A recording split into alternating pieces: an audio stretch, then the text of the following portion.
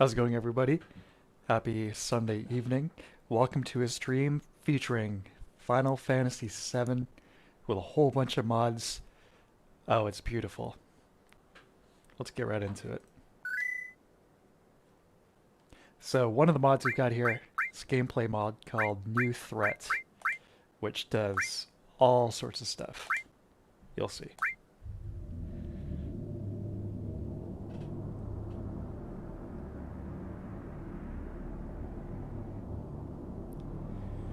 So a large part of the mods that are running are by somebody named Satsuki, and they are 4K upscales of the game's backgrounds, the battle textures, the models, the cutscenes too, as you can see here, and it'll be more apparent in a sec.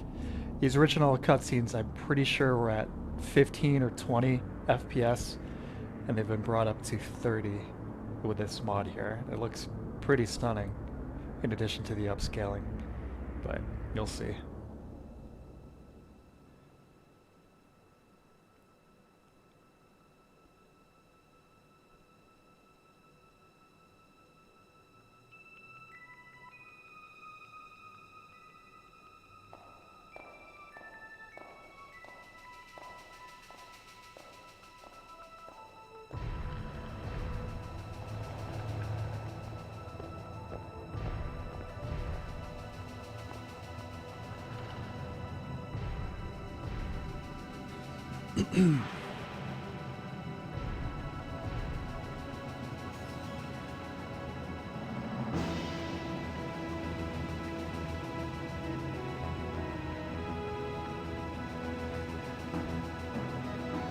Now, if you're like me and you've played this game 100 times, seeing all this in this resolution and this frame rate is pretty bewildering. Especially in comparison to Square-Enix's official offerings.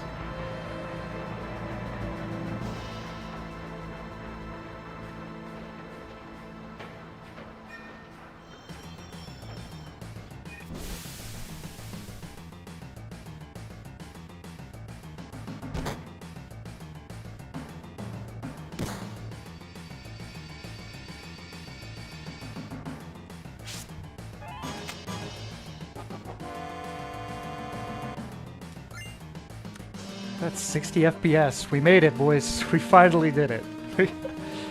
It took until 2022, but you can now play the original Final Fantasy VII 60 FPS. Beautiful thing.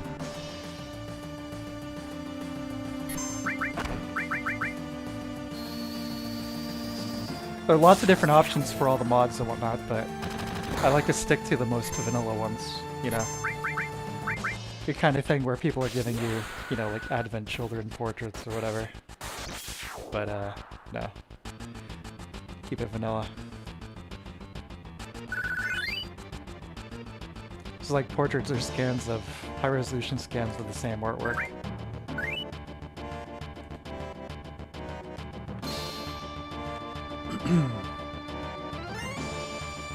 This is nuts. I mean, this is all fan-made. You would think Square, being such a huge company, could maybe offer something a little like this, but we've even got real-time shadows coming out of the character models there.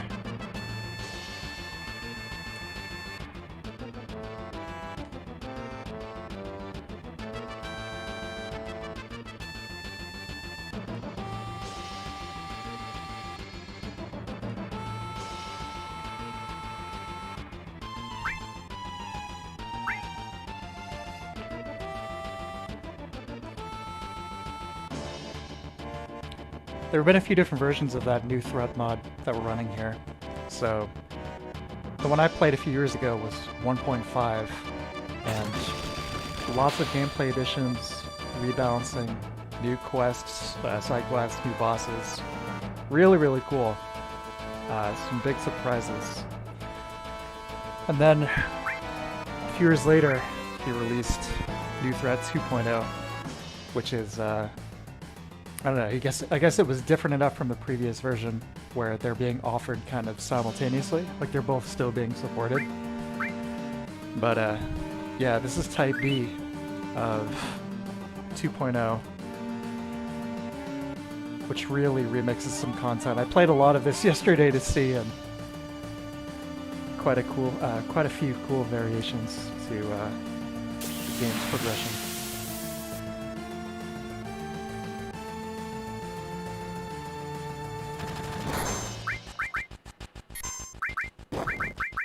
But it's all very tasteful, you know? It's like a game like this, you know,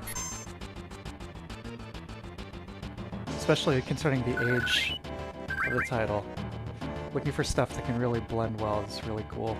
And obviously a game like this was never, ever designed to have any kind of mod support.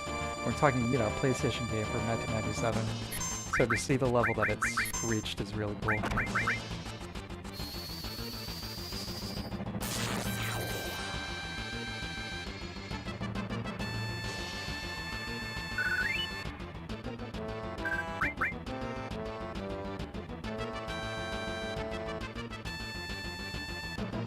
So another difference with Satsuke's upscaling of the artwork there.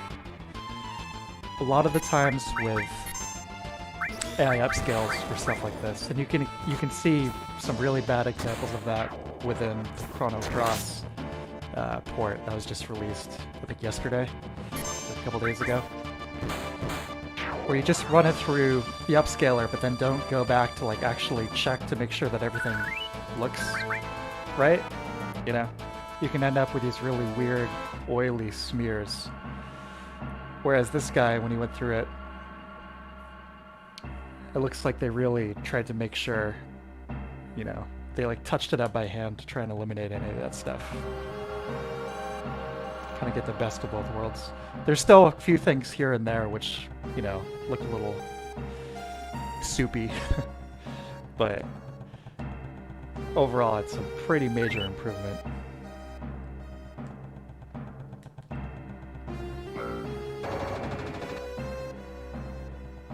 You know, if you play this unmodded on a modern system, you know, it's rendering it at your desktop resolution.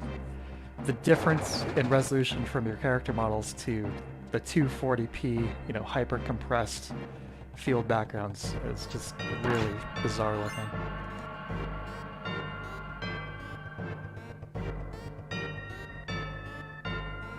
But this looks good. I mean, this looks really beautiful. Look at this.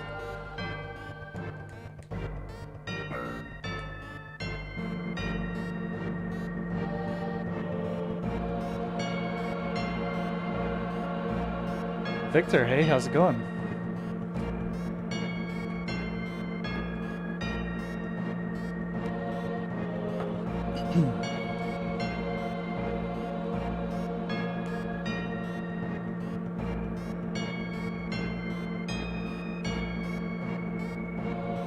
Obviously, the field models in the original were the weird kind of like chibi style.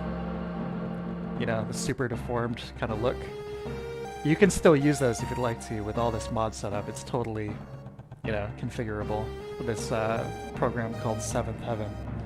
But I think these have reached a point now where they blend pretty well, you know? Plus with the cutscene upscales, he actually went through and replaced, you know, sometimes you got those cutscenes that were, they use the chibi model of Cloud or whatever, like when he jumps on the train a little bit after this. He even went back and replaced those. Pretty incredible. So we'll see that in a little bit here.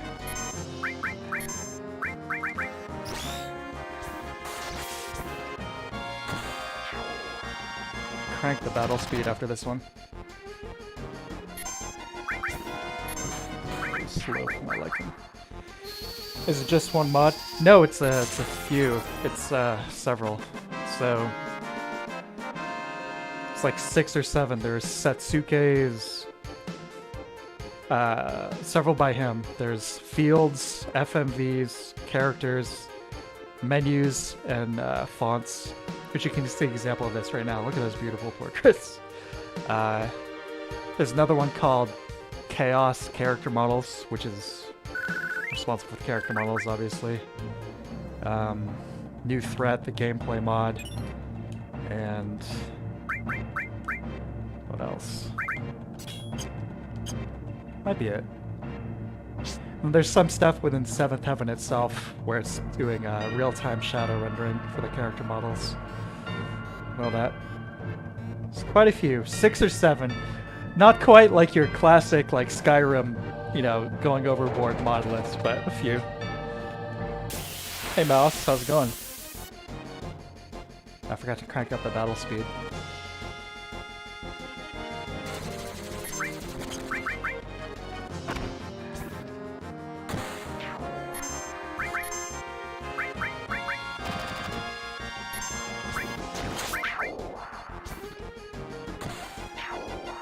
This looks super clean.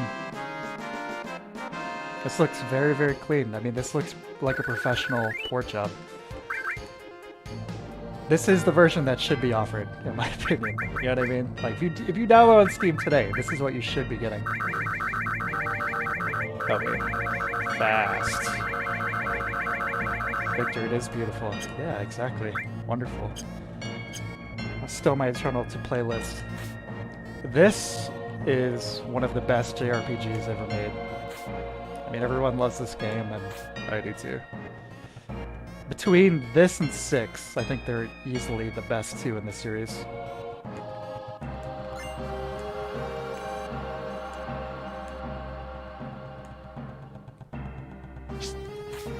Yeah, it's really easy to install all of it too, Victor. Really, all you gotta do is install, you know, the game on Steam, and then download FF7 7th Heaven, and you're golden.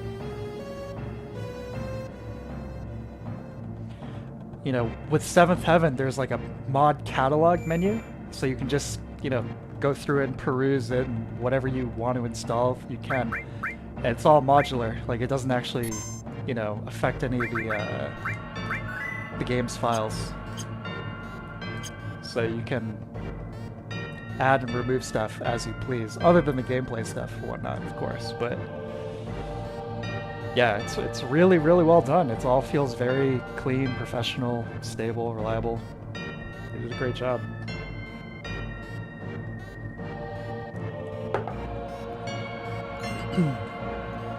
Store. That's a Barrett.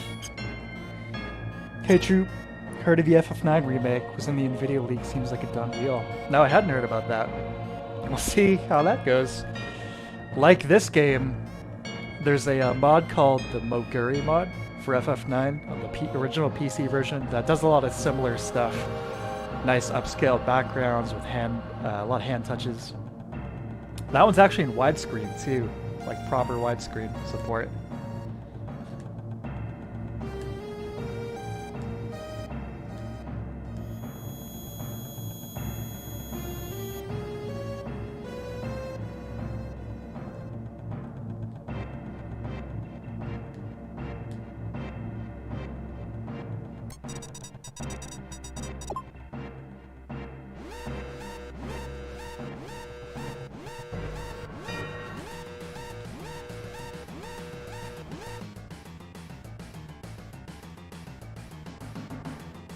So in 1.5 for New Threat, the Robo-Scorpion boss was kind of like a recurring threat, which is pretty sweet. Like it kept coming back throughout the game, increasingly all, you know, busted up.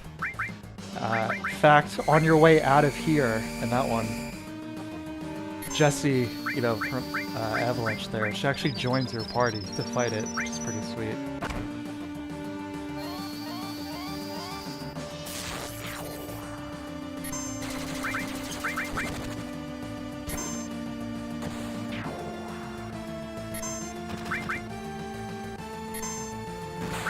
So much higher than Lego style. Yeah, it is. I am, you know, fond of the original just for nostalgic reasons. But I mean, one of the weird aspects about the original game was that you had all this inconsistency with like the character presentations. Like from the field to the battle, they looked completely different. You know, two very different styles. And then on top of that, tons of the cutscenes featured, you know, a variant of one or the other. It's like really strange, you know what I mean? Like you have to wonder why it was even like that in the first place. Like at some point in the development, They decided, hey, maybe we should have high quality models in these cutscenes. But this mod, like I mentioned earlier, actually somehow replaces all of the Lego style guys in those cutscenes with the modern ones. Pretty insane, you know?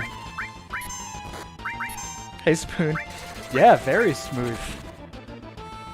Incredible.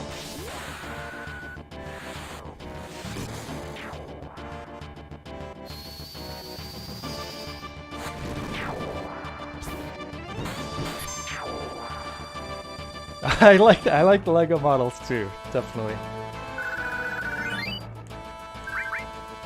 They'll always have a special place in my heart.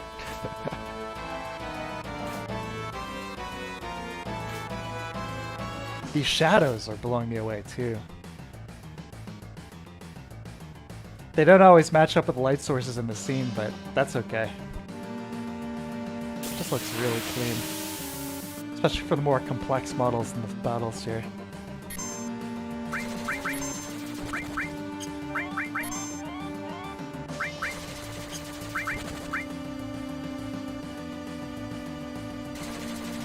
Paper art friendly. Yeah, I think as some swag they had for the remake, they released little statuettes of the Lego models. Oops, they just download 7. Yeah, you just download the program, go through the mod catalog. It's just like one of the tabs inside the program. Download the ones you want. You know, they've got previews, you know, descriptions and all that stuff, of course.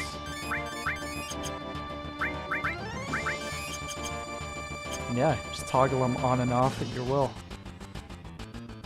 It's all very smooth. Very, very user-friendly.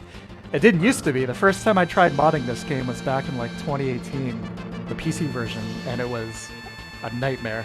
It's gotten a lot simpler since then. Oh, there he is.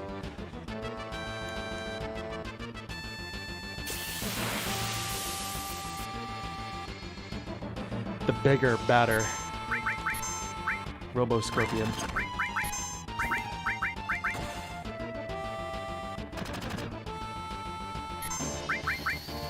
You know, if you crank the battle speed, this game is this game, tongue-tied. This is pretty fast-paced.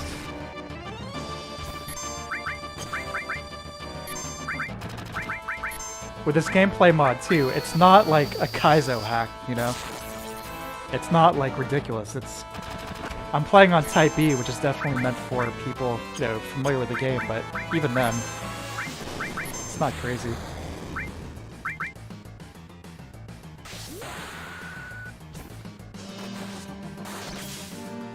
Yeah, true. I definitely feel you. You know, I'm a purist in most cases as well, but all of this stuff is so faithful to the original game that, you know, it's very easy argument to make as this being a kind of definitive way to play it.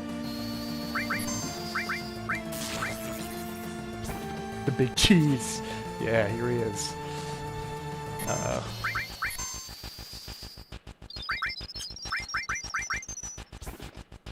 Yeah, New Threat is killer. It is a fantastic way to play the game. I think both versions are worth playing, 1.5 and what I've seen of 2.0 so far. They're both worth playing. They both mix up the game in different ways, so, you know, why not?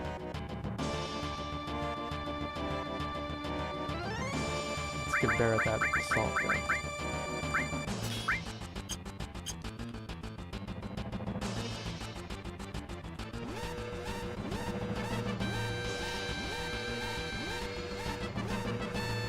Oh, Cloud. There is a 60 FPS cutscene version as well, this FMV replacement, but apparently it's a little crash happy, so we're rolling with 30 for now, which is still a major improvement. You know, both in terms just the upscaling and the frame rate.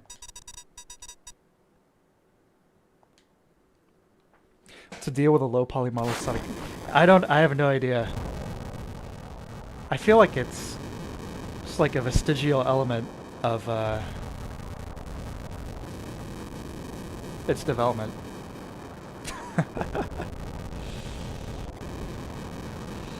You know? It could be something to do with, what's his face? Sakaguchi. So, he had to be convinced by Final Fantasy VI to include, like, the full-size character sprites on the overworld. Like, for some reason, he wanted to stick to the old style, but they convinced him. Could be something like that. He's just fond of that style.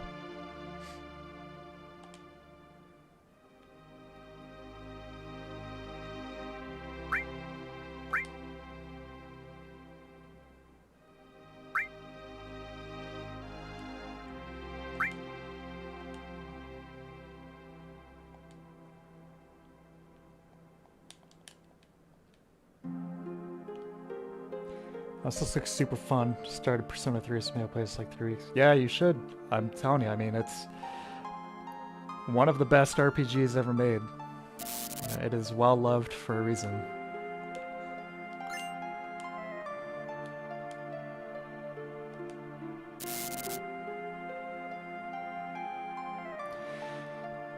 Can you guess that this game has some social allegory? Maybe some contemporary topics?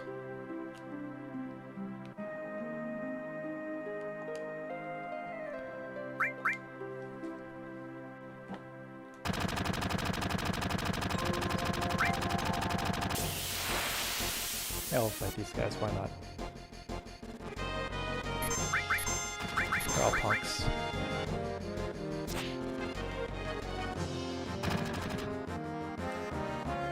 I played this yesterday up until about halfway through the Shinra building.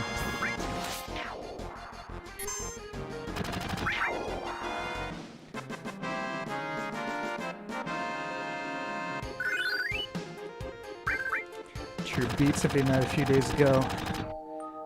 Good time, cases the objective best. Metroidvania though, style cares hard sometimes. I think Symphony Night is a fantastic game, but I think it's hard to deny that the inverted castle is a little less polished.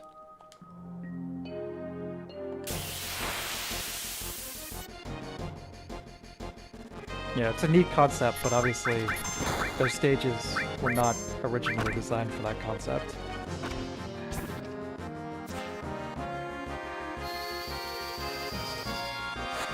That's how social comedy goes already.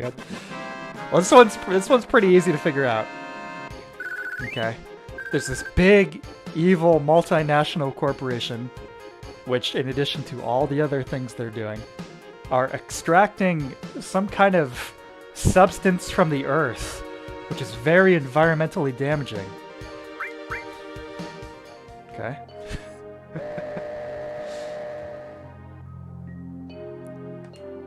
I ain't jumping on the train, Cloud! Yeah, see what I mean? Check out that new character model.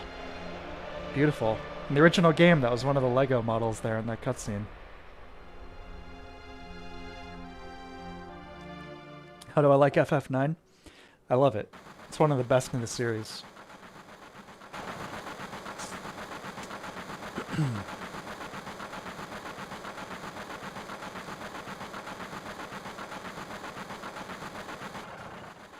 What's great about this too, Mouse, you watching this, it's not really spoiling anything. I mean, it is and it isn't, but if you play the original game, all these events here are going to be a little different, so it'll feel pretty fresh too.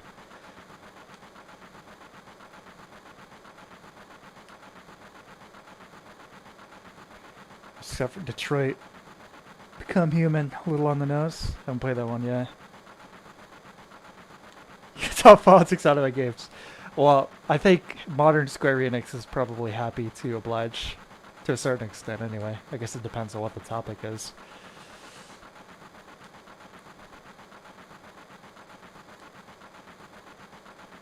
One of the examples in this, the remake that really rubbed me the wrong way.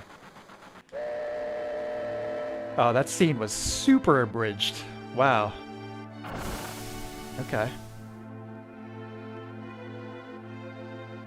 Yeah, that was like half the length.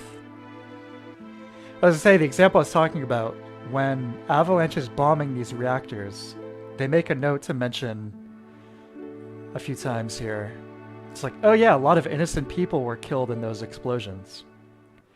Which is like, obviously, it's kind of a morally gray situation. It's like Shinra and what they're doing is really bad, but is the human casualty worth it? You know, is the collateral damage worth it? You know, and Barrett reflects on this later in the game, and it's actually pretty interesting. You know, it's like, oh, this is actually pretty interesting for a Final Fantasy game to be talking about. But in the remake, don't worry, we couldn't have any kind of gray morality going on with our main characters, so the reactor doesn't blow up at all. And later, when there is like a big casualty event, it is entirely Shinra's fault, not our main characters, not our heroes.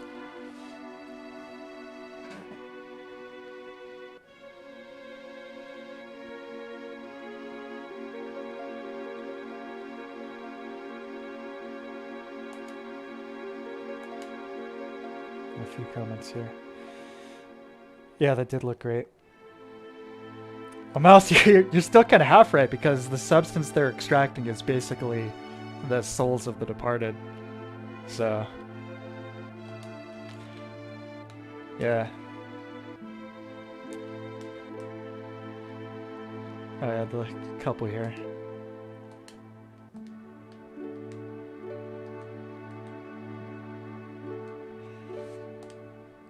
Yeah, that cutscene,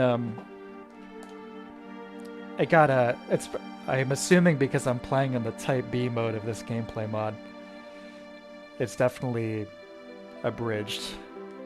There's another section where you go further down into the passenger section of the train and just kind of watch the city going by, get some backstory on the city itself from Jesse originally.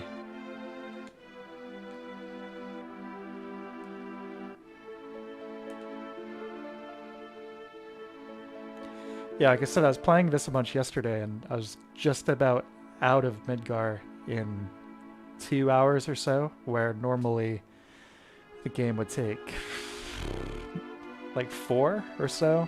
So there are definitely, in this particular mode I'm playing here, New Threat Type B. New Threat 2.0 Type B, it's definitely abridging some content. But if you've played this game a bunch, not necessarily a bad thing. Of course, I could start over if you guys want. I'm willing to do that. If you want me to start over, so you can get the full experience. You go Type A. You can do that. Collateral just cares about the job. Hey Morris, how's it going? How are you?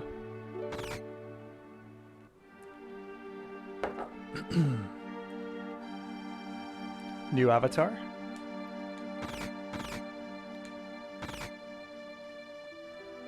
Don't care. See,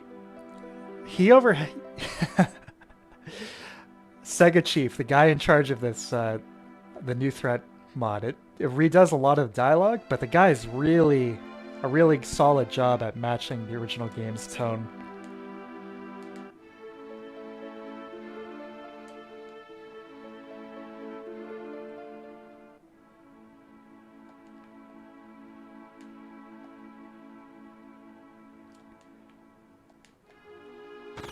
Going to the Texas bar. Doing good. That's good. I'm doing pretty good. I'm happy to say, everyone, that the insanely large work project I've been working on for the last like 2-3 weeks is finally finished. It's over. So, good times ahead for all. Hey, Sabotage, how's it going?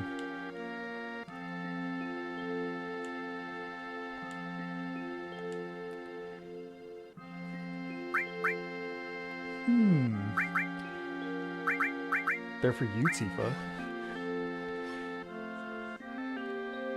I should have told Eris to go away earlier. Call her the slum drunk. Now, this looks insane. This looks so much better in here. These textures are wild. You've never seen the whole game, but some of the pre-rendered backgrounds for this are great. I love it. It has tons of character, tons of soul, and I agree. Remake, and parts caught the atmosphere, but other parts, not so much. Ken the Engineer, hey man, welcome. How you doing? I'm not interested in your stories, Wedge.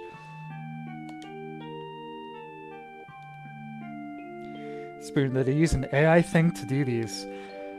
Yeah, he started with an AI upscaler, I'm not sure which one, but then he went back through and hand touched up everything, you know, to...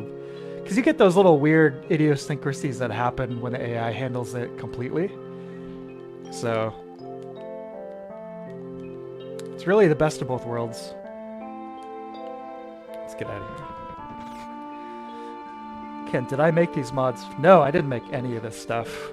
So, all of the visual mods go to Satsuki, and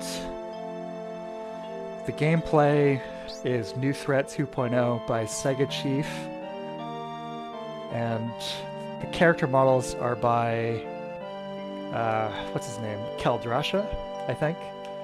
But if you look up Seventh Heaven mods for this game, you'll find all that stuff.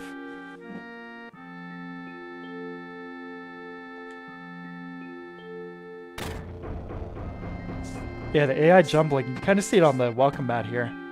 It looks like it says Tyler, maybe? I think the 60 FPS mod was a team effort, at least 3 people. I'm not sure. But they nailed it.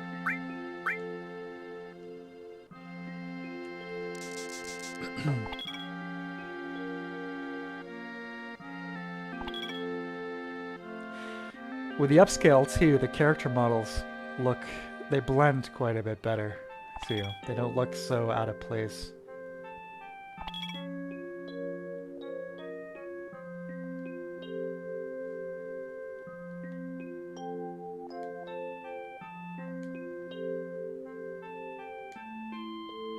See if I can turn that text speed down a little bit. It's going very fast.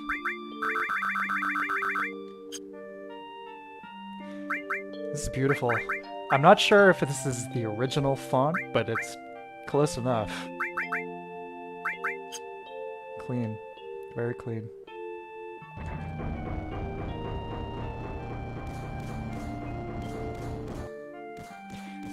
Yeah, reporter on the TV here. I think this is one of the few examples of an upscale looking a little weird.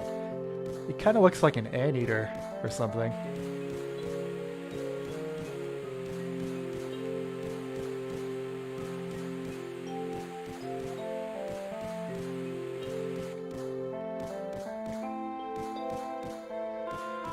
A lot of people got hurt or worse. Yeah. That gray morality aspect of what Avalanche is doing in the original version of the game here is definitely, I think, more interesting than how it was handled in the remake.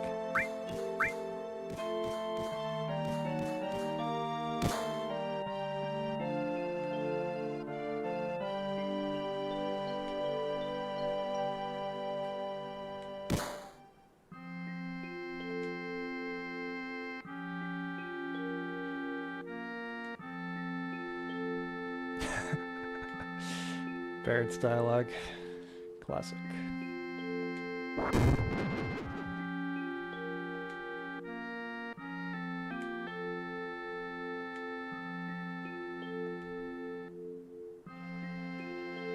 There are music mods, of course, too, but kept it classic with the original PS1 soundtrack here. Which, for the most part, I think is one of the better soundtracks in the series. The instrumentation at points can sound a bit MIDI-ish, but it's okay.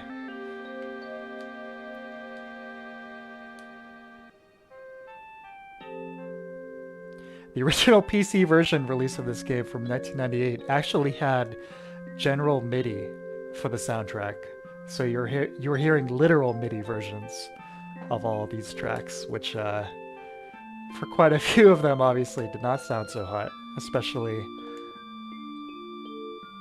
One Winged Angel.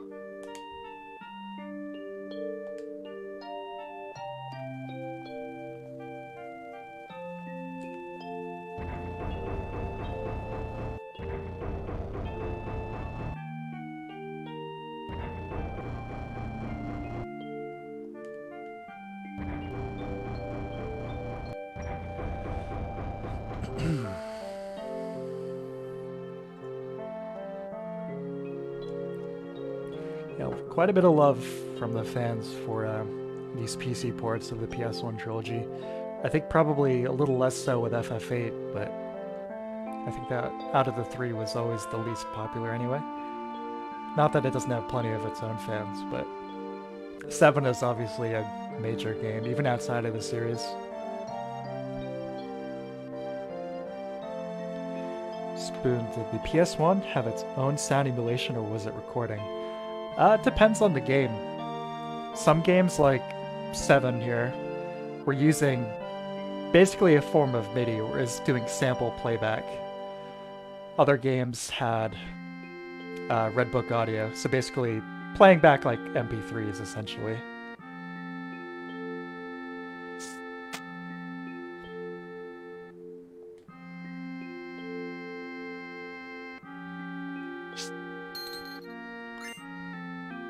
Stash, okay. Look at those feet. Oh, here's some. That reminds me. Speaking of feet, here's a mod that I did not install. The Footsteps mod. That one's a little silly, but one of the mods available for this, you can actually have footsteps, audible footsteps every time you move around, and quite a bit of effort has gone into it apparently because it actually changes based on what you're stepping on. You know, carpet, wood, whatever. But I didn't feel like I needed to install that one, so sorry.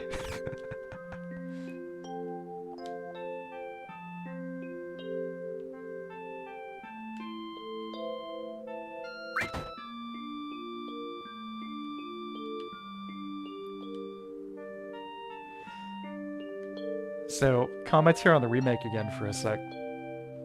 When you first come back to Sector 7, I think the atmosphere was perfect.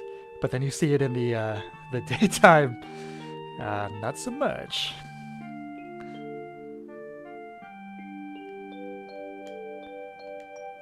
This looks fantastic, that background. So here's another fun example of Sega Chief throwing a bone to the replayers out there. Do we want to sit through this scene? Do we not? Let's not.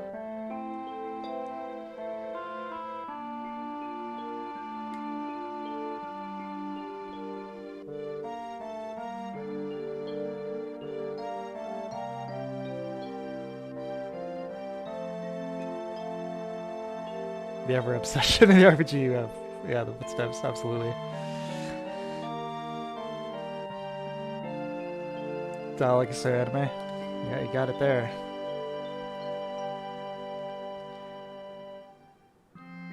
This was still within acceptable parameters, though, in that regard. It's not until we got to the PS2 era where it started really going overboard, in my opinion.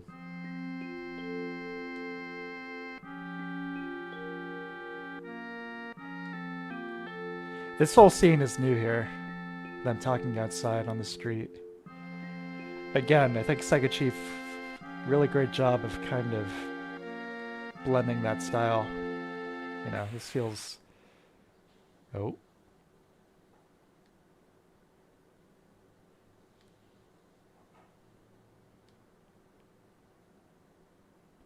What's going on here?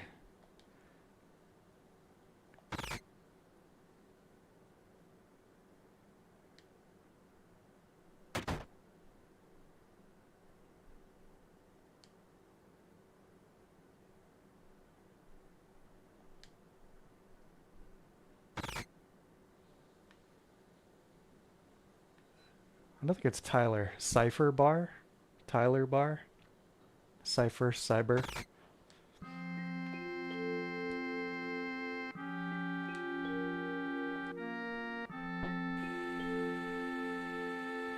FF10 is cheese overload. Yeah. Big time. I like some of its themes, but some of the dialogue is pretty out there.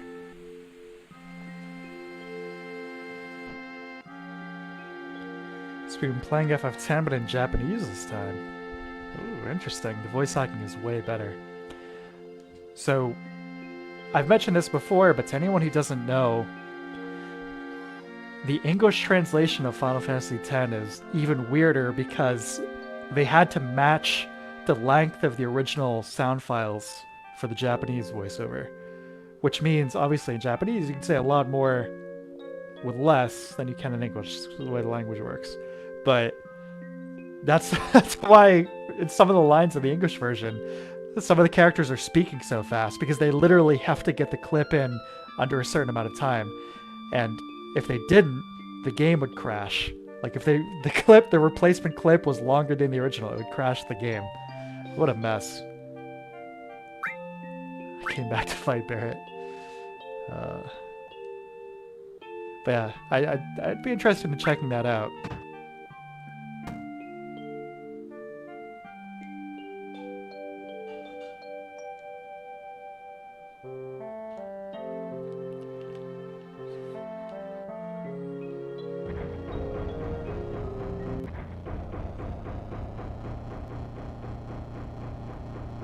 Now here's something new.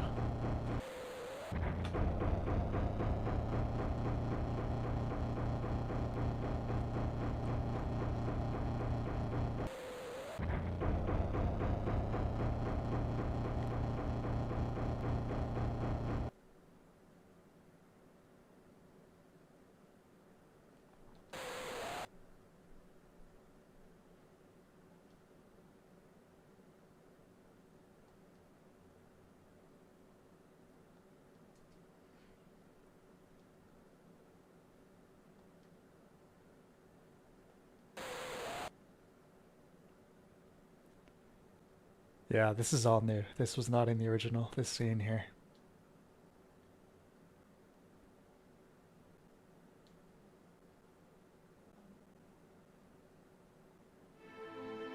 Cool.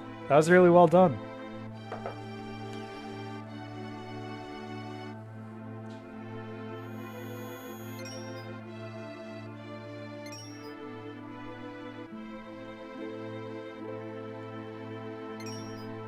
On Steam, some nice people in the community made a patch to play the game in Japanese, but with an English interface. If I play that game again, that's how I'll do it. Nice. Food and troop, double whammy. So here, for some reason, you're playing this game and this mod and you don't know how to use materia. You can get a tutorial here, but because we certainly do, we'll skip that.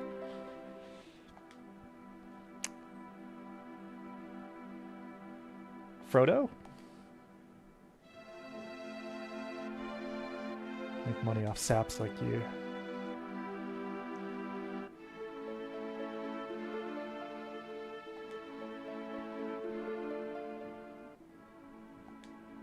Materials made out of people. I think I have to refresh my memory on the lore of Final Fantasy VII, but I think materia might actually be made out of people's souls.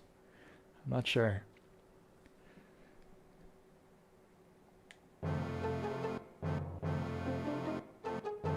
Look at these backgrounds. Beautiful.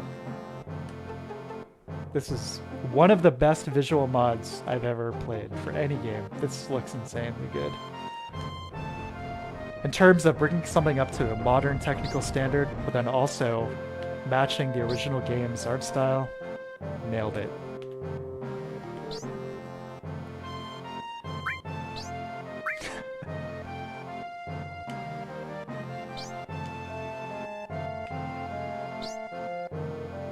Sector 5.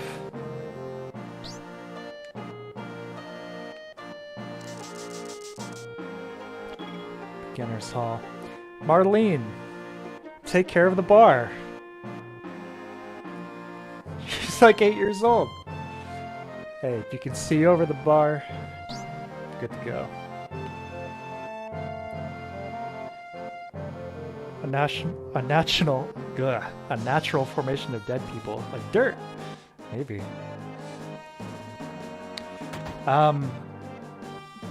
You definitely couldn't play this on a PS1. Maybe the Switch version? I'm not sure. Or like PS4 homebrew or something, but... Well, let me clarify, actually. The graphic aspect, no, you couldn't use these graphic mods on PS1. But, New Threat, the gameplay mod, you can actually install this with the PS1 version of the game and play it on original hardware, which is super cool. I think for me it would be hard to go back after seeing these visuals, though, personally, but... Yeah, if you want just the gameplay stuff, play it on real hardware.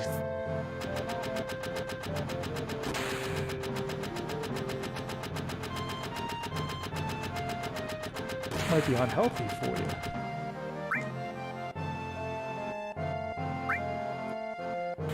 Resist blunt damage. Take a couple grenades.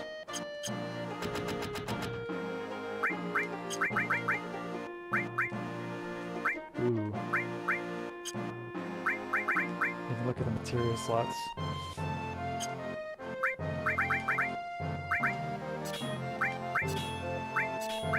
You too can use that. Alright, to Sector 5. Here we go.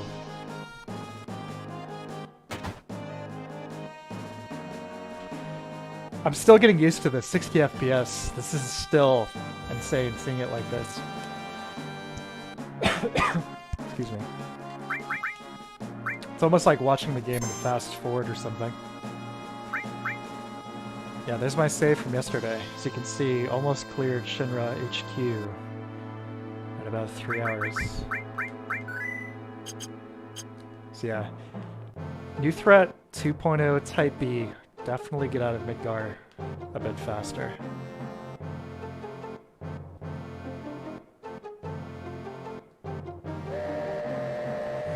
Which reminds me, what was it with Japanese devs and basically blue menus in games back then? Sippy and I did it too, so many JRPGs did. I don't know. I mean, I think JRPG, the OG, of course, Dragon Quest. And that was black and white menus, but then Final Fantasy I had the blue. And it was like that by default pretty much all the way up until 8. I think 8 was the first time where they did something else by default with kind of like the gray concrete backgrounds there. As far as Symphony of the Night goes, maybe just a reference.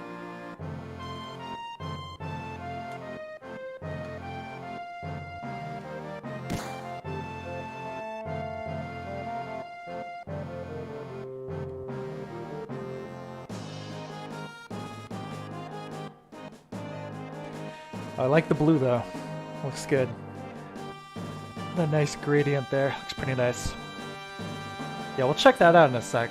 Let me show you guys something really cool with this game. I mean, this has been in there since the original, but you can actually really customize those colors to an insane extent.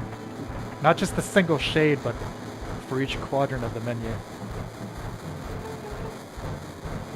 Morse, never played this one or any other Final Fantasy game. It's supposed to be the best one, right? It's either this or 6, I would say. Both personally and I think the general popular consensus would be that it's this, 6, you know. A lot of people love 9. A lot of people love 10. A lot of people love 4. But I think 6 and 7 are probably the top dogs. Definitely for me personally, 6 and 7. They're neck and neck.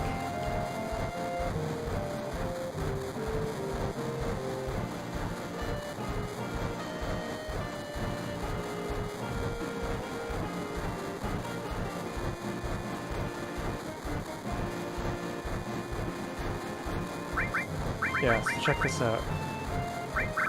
There's a window color. Yeah, look at this.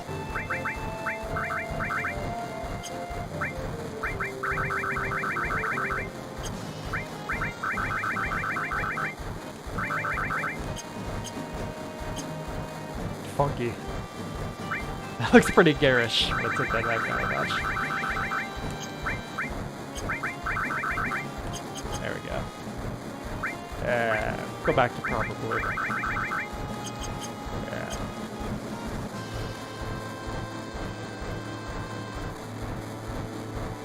Yeah, it was like that all the way back in the PS1 release too. Obviously, a completely unnecessary feature, but really nice. Yeah, it's like the 80s. The synthwave version.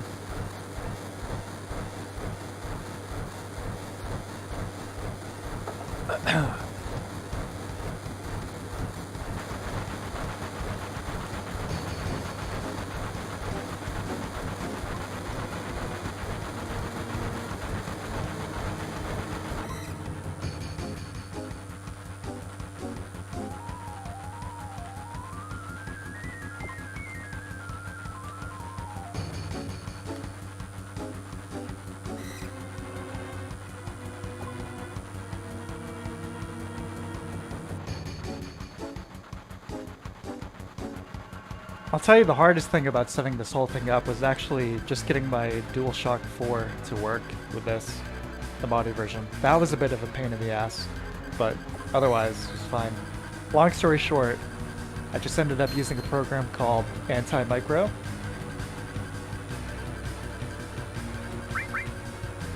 And remapped the keyboard controls to my PS4 controller. This guy.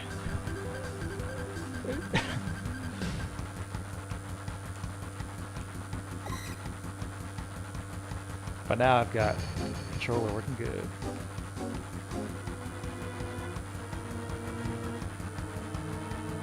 After I never finished any FF game, most FF7 would always give up. Well, like I said, this is definitely... This and 6 are my personal favorites. But this modded version here... It's probably the way to go.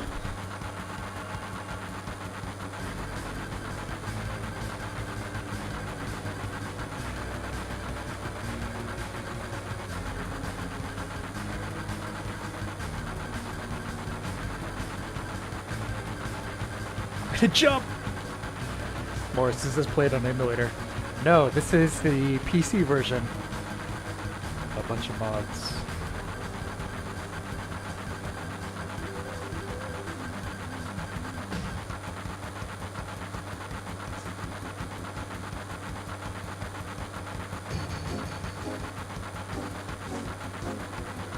Incognito mode.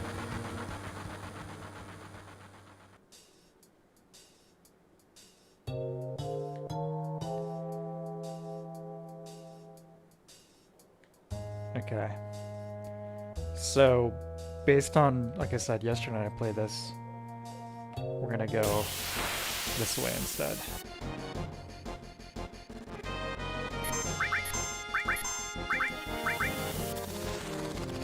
PC port from 1990 something. Sort of. So, technically, it's the Steam version, which is an updated version of the original 90s PC port. But the mod app called Seventh Heaven, I think, actually downgrades the executable back to the 1998 version because more of the mods are compatible with it.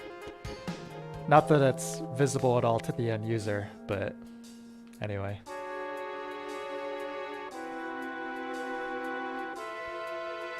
But yeah, long story short, if you just grab this on Steam and then grab the Seventh Heaven installer, you've got pretty much everything you need.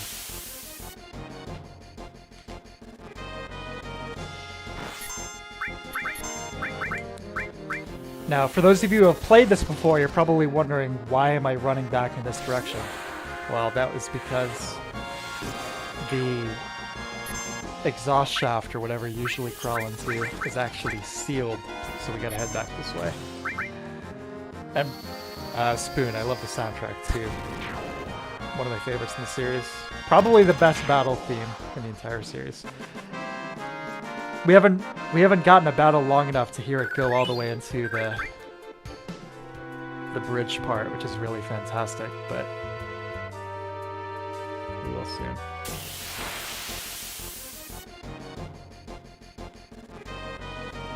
Just run good news. Get out of this tunnel section. There might be another exit here. I'm not sure, but we gotta... I know for sure we can get out this way, so... do that.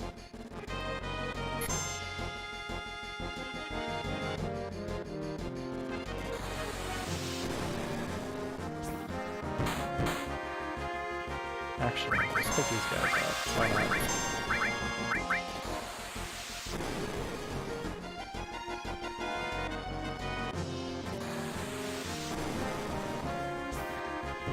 This game has some really beautiful enemy character models too. And it's interesting because you can see a pretty wide range of dynamics and complexity to them too, you know?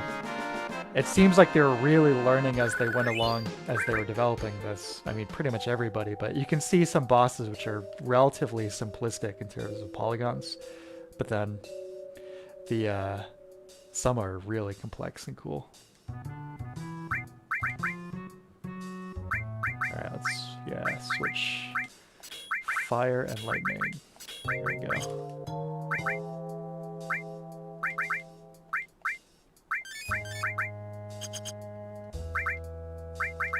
Probably should have purchased a tent. Morris recognized the music from other places. Oh yeah. If you've played any RPG Maker game in the last 20 years, you've probably heard a few of these tracks. And of course, many other places too, but yeah. Victor, you can just run away? Yeah, it's a JRPG staple. Not from boss fights, and not from every fight, but yeah, you can run away from most fights. Of course, the trade-off is you're not getting that sweet XP.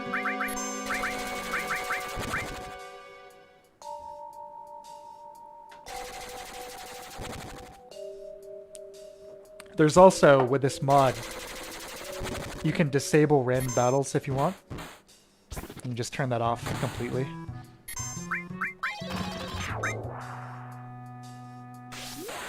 But, you know, it's the trade-off, like I said. Not getting the XP, not leveling up, you know, may come back to bite you in the ass, but I think it's a pretty cool feature.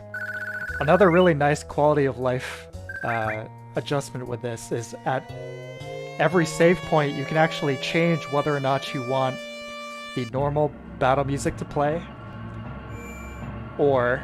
Here, I'll show you in a sec. Let me save the game here.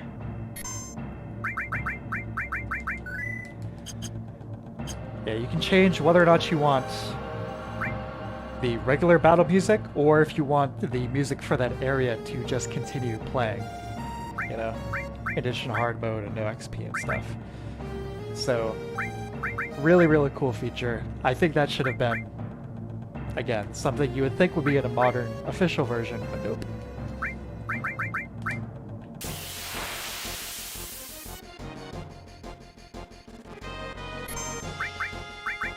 Leave it up to you guys. Leave it on the normal battle music for battles, or field music. So the music in the world. What should I leave it on?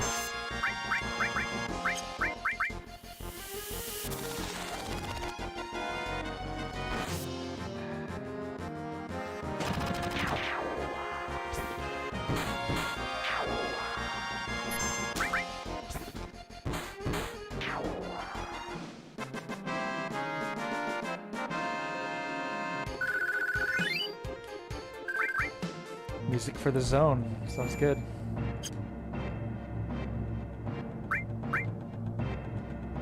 Yeah, I like that a lot. It keeps a feeling of consistency. The battle music in this game is legendary, but it is pretty, that is a really cool feature. Battle. I'll switch it back a little later. How about that?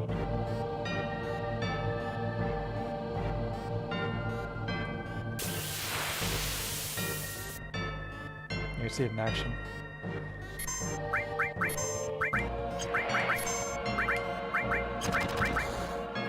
Let's guys are basic. I don't need to be using any magic for these fools.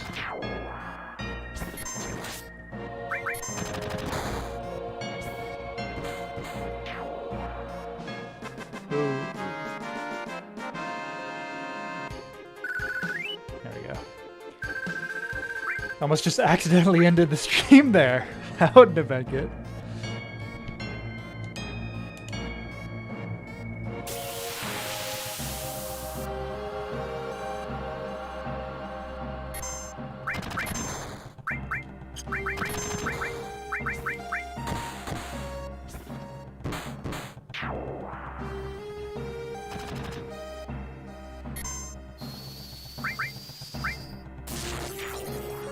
Yeah, the OG Fallouts, I think, continue the field music, right?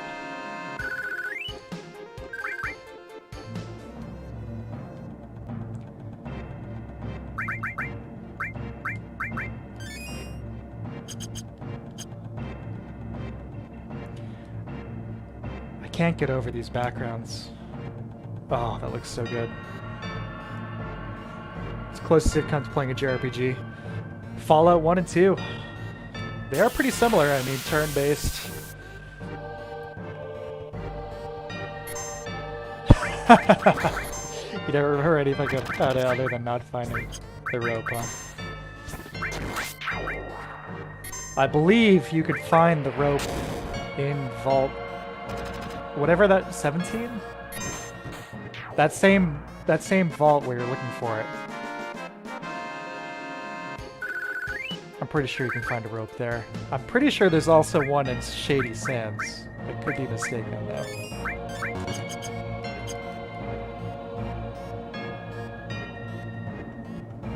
Slowly, when the field music plays during a battle, it's like one of those tense story moments. Yeah, isn't this great? Yeah, yep, Shady Sands on the rope. Oh yeah.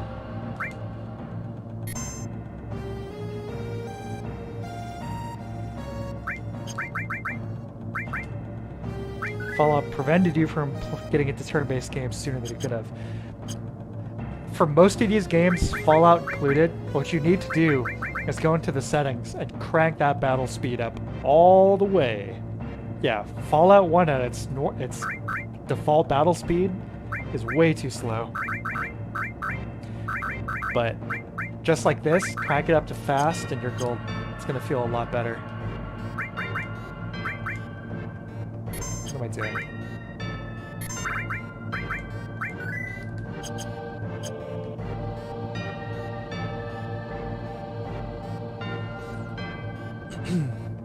Look at that background. Beautiful. I'm sorry, I'm having one of those Nintendo hire this man moments.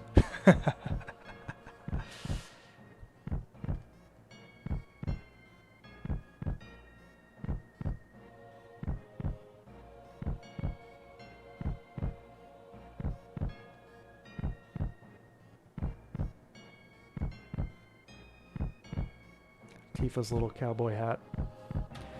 Cowgirl hat.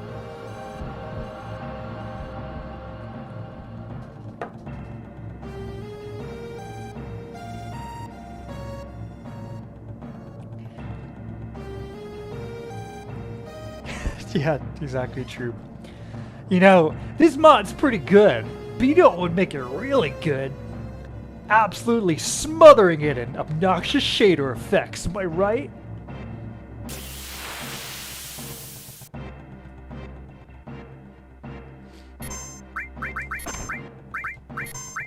I haven't used that voice here in a while.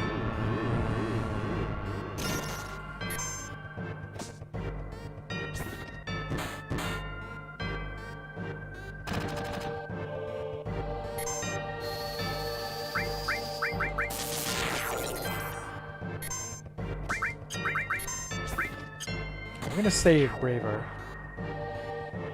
I'll try that. Yeah, definitely do it. There was... I guess those older games, when you can crank the speed, it can obviously make a world of difference. Yeah, between feeling ancient and archaic and modern and engaging.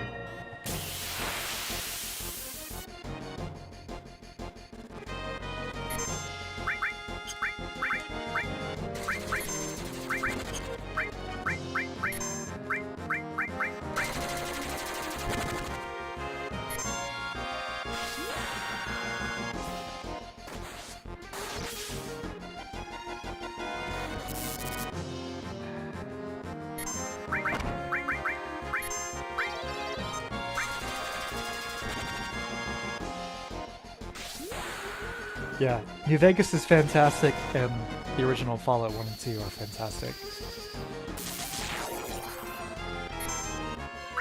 Oh my god. Cloud! Oh god.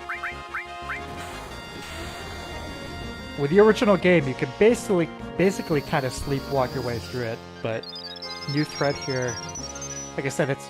Oh, that was the wrong target. It's not overboard, but it's definitely a little more challenging, which I appreciate.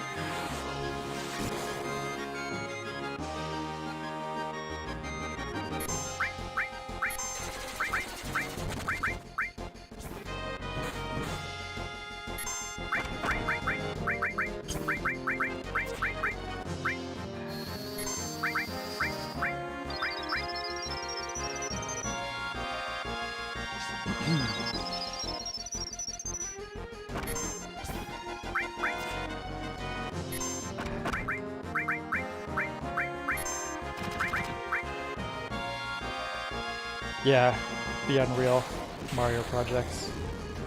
The more shader effects, the better.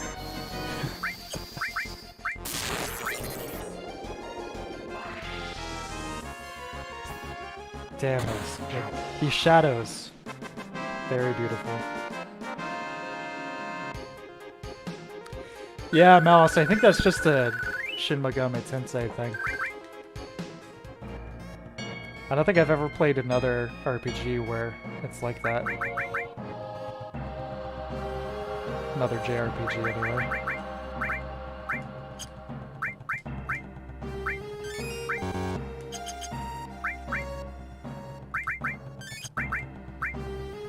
I really should have purchased more ethers.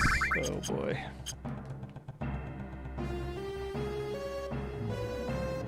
Smithers, get me the ether.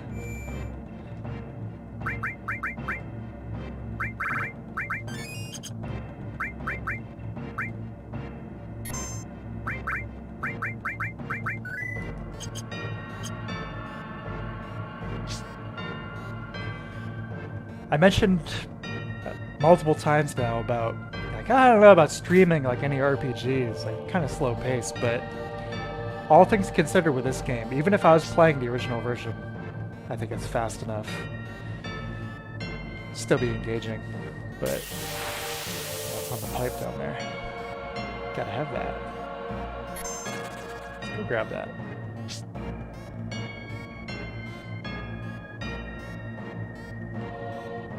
Knights of the Old Republic, I gotta play that. It's been on my list for a very long time.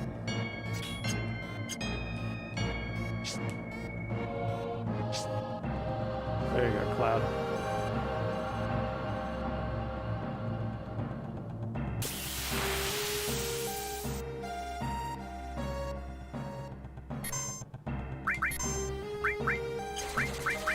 These character models are so good. I mean, these are... The enemies are all the originals. Cloud is the one from the last fight in the game, the scripted fight in the original. I think Barrett and Tifa are both the original too. I don't think they've been touched up at all, these battle fights. Obviously the field models, yeah, but I think the battle ones are the OGs. I just love the style though. It's like strong art design, low polygon count, but strong art direction. Really, really beautiful.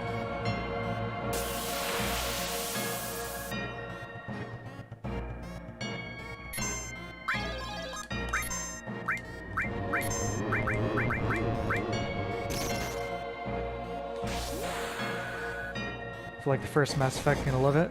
Man, it sounds good. I'm definitely a big fan of the first Mass Effect for sure.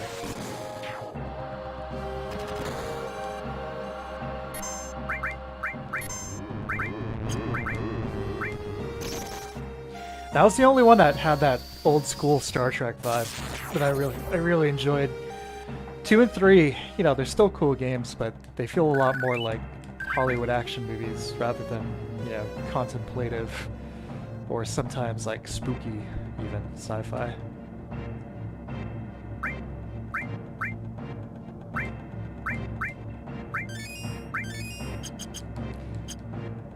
Not a fan of Mass Effect Morse. Definitely has its flaws, but I enjoyed it. Spoon, Mass Effect just copied Babylon 5. Well, shit, I gotta play Babylon. I gotta watch Babylon 5.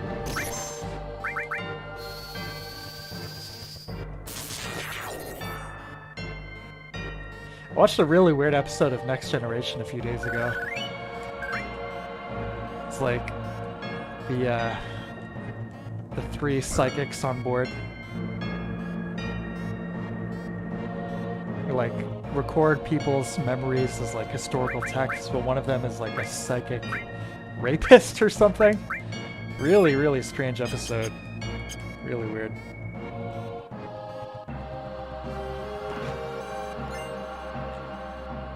Here's an ether.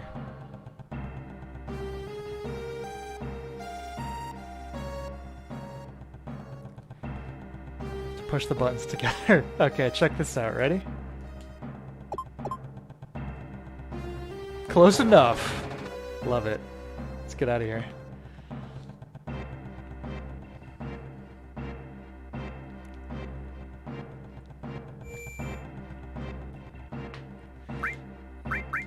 Ether.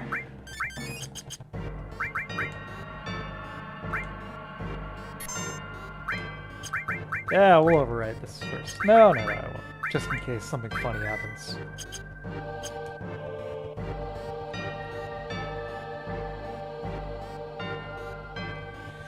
That's the old Prophet's Nest game, really good writing. Give me the game to be a bit rough though. Right on. Would you recommend I play as what are the options? There's like Jedi, Smuggler, something else, right? Should just go Jedi? Shit! What the hell's going on?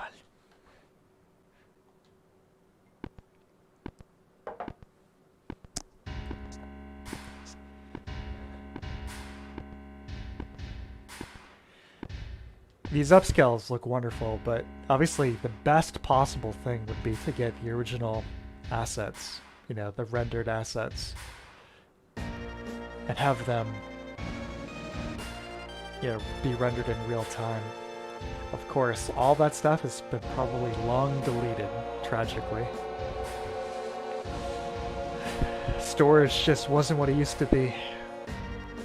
Oh wait, no, storage is not like it is today, it's trying to say. Sorry, it's been a long week.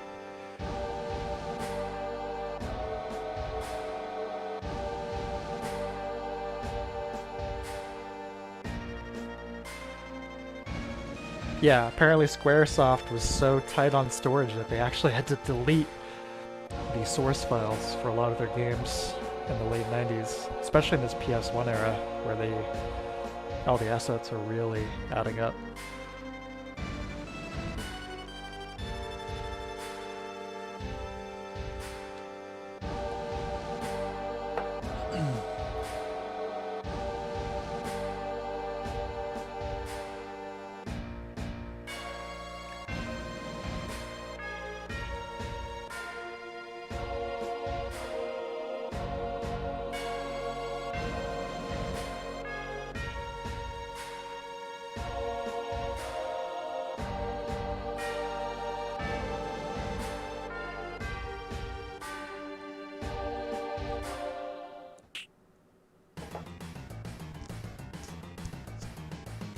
Yeah, I'm definitely down for some S of the Old Republic. That might be really sweet. I agree. Yeah, the setting is really cool. You just like go to Dagobah, run around.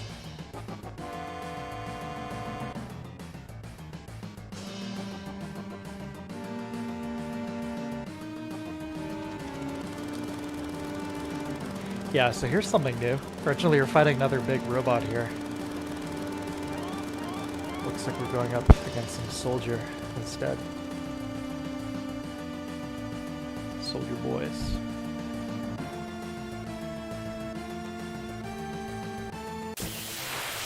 Yeah, the boss music. First time you hear it in the game. Great track.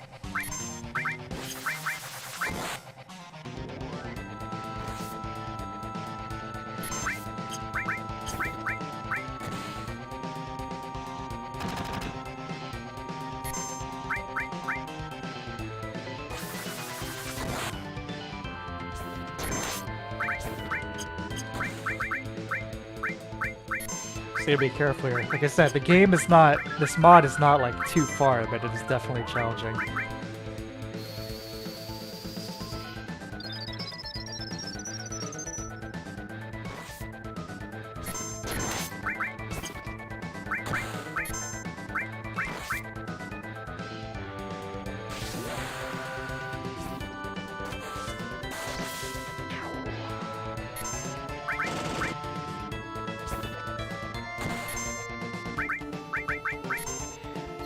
The dynamic camera angles that they started incorporating from this game forward, a really fantastic idea, and a really great use of the new 3D perspective.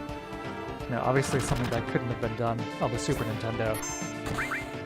That's like what I'm talking about. It's like such an era of exciting technology and innovation, like the burgeoning 3D era, you know? It's like, hey, we're in 3D. What can we do with that? You know?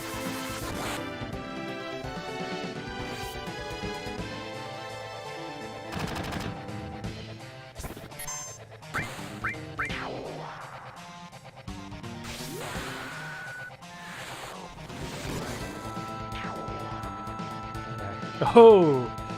Backups. Oh shit.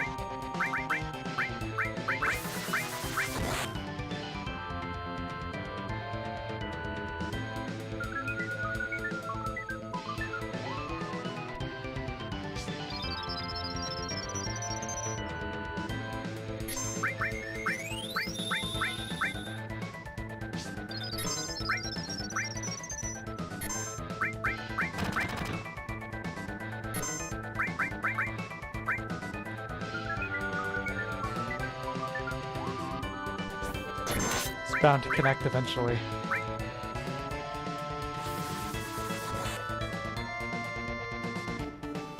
This is a great track. One of the better boss themes in the series. So good.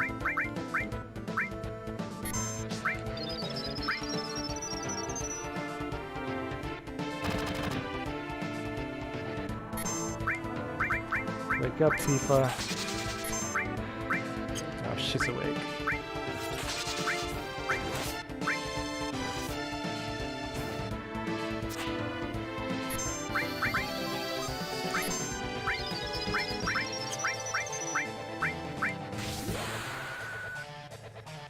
Morris, that would be Final Fantasy X.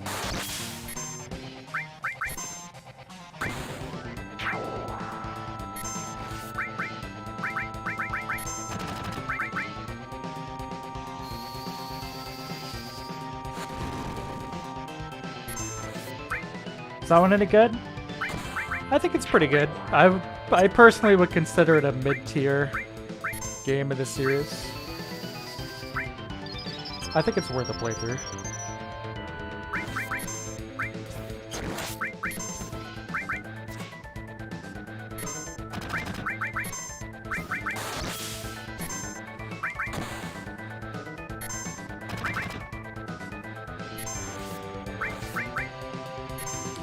Yeah, I really gotta hand it to Sega Chief here with this gameplay mod, New Threat. He did an insanely good job with his difficulty balancing. This feels perfect. Like I said, you can kind of, a lot of this game, the original version, as long as you're not super underleveled, you can just kind of mash your way through fights, not pay too much attention, but so far this has been really, really perfect. Really well done.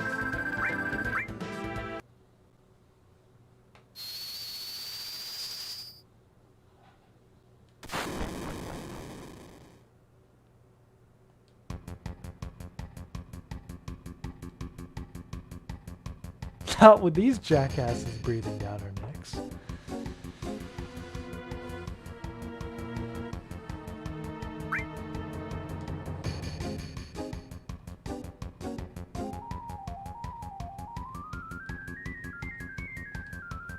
This game is classic. Oh, love it.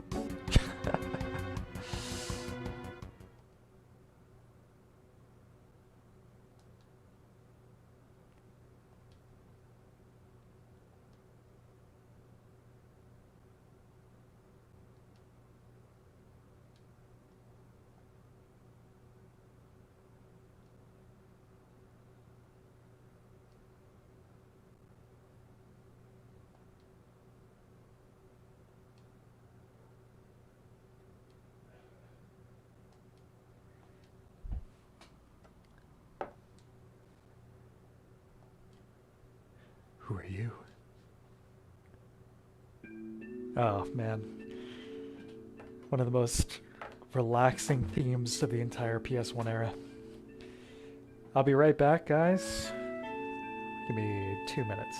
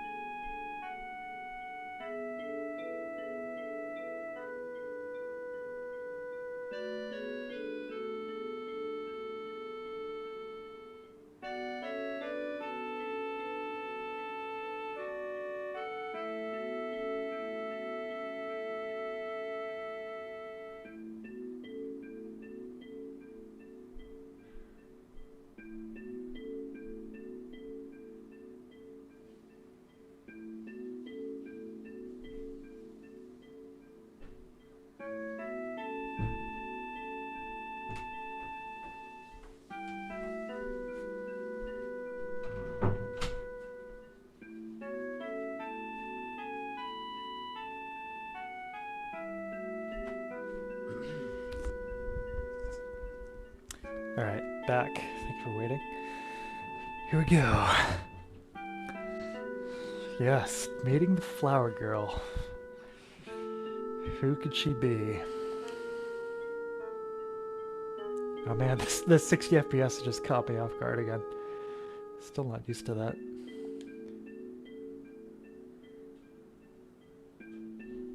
I remember back in the day first playing this. I mean, I was 7 or 8 years old. Absolutely loving this game, but I remember playing it quite a bit the first night, and then the next day, this is right about where I picked it up in the afternoon here. It was like super beautiful day. And everything considered, just like sitting, I think I skipped school. I think I I was sick, so I had to stay out from school. But playing this, light coming in through the windows, it's a really specific memory of mine, the imagery of everything together like that.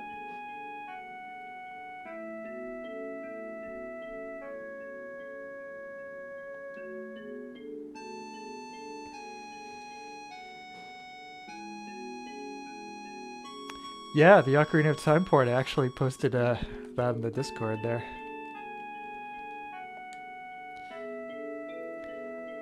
Yeah, not only 60 FPS, but it looks like he was using like a full free camera, I think with the mouse. It's like MMO style.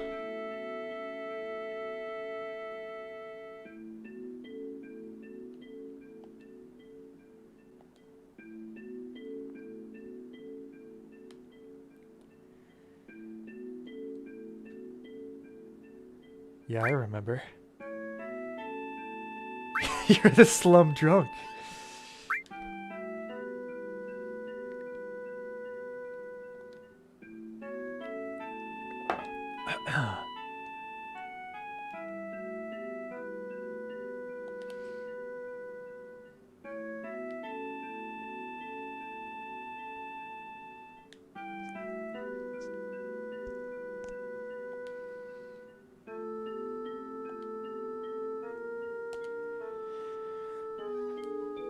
With FF7 here, I do enjoy the entire game, but there is something about the sections that take place in Midgar here, this big, you know, dystopian city, that feel really special.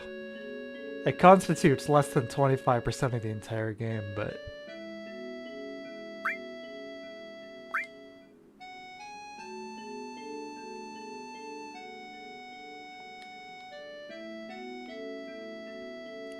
really nice.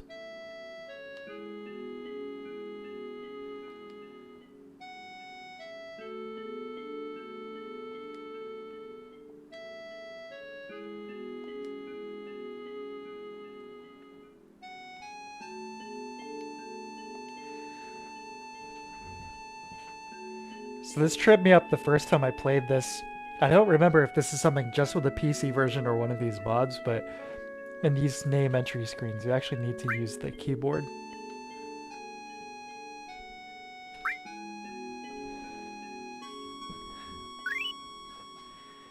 So yeah, another one of the aspects, new thread, each character has their own special traits, almost like FF6. There's a system later on where you can also develop the characters in specific, unique ways, kind of like 3 different upgrade paths per character. It's really cool.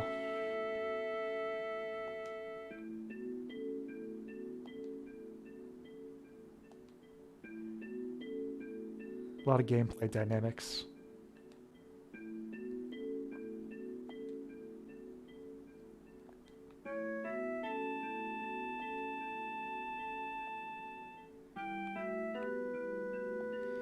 Yeah, I can't wait to see what becomes of that Ocarina of Time PC port.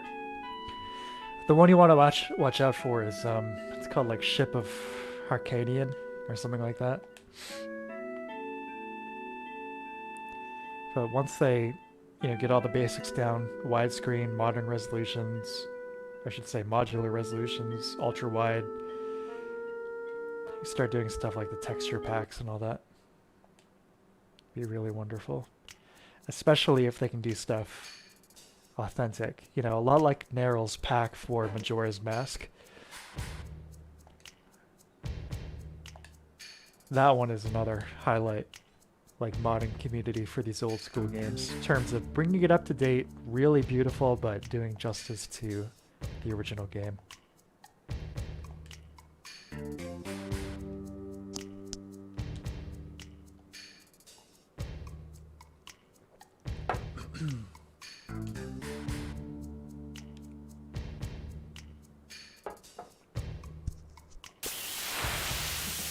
Okay, now Rude almost killed me yesterday when I was playing this.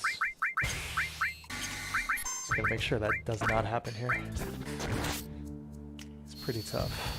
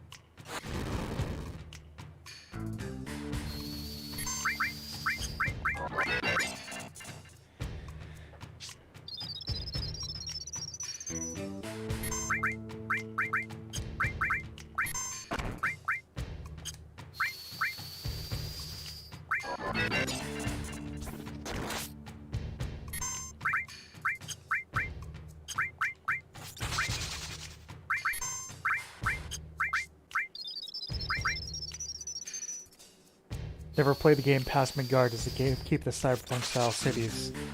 Sometimes, yes and no. It becomes a lot more dynamic. You get a pretty wide range of environments. There are a few cities like this, but none are as huge or as traditionally cyberpunk as Midgar.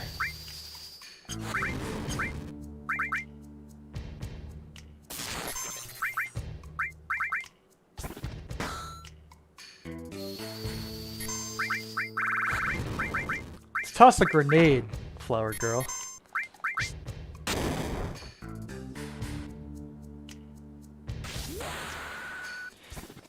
Widescreen resolution to play. I don't mind playing older games in 4x3. You know, I'm plenty used to it. I don't mind it, but you know, if the game can be played in 16:9 and take advantage of a modern display without it being stretched or breaking anything, then you know,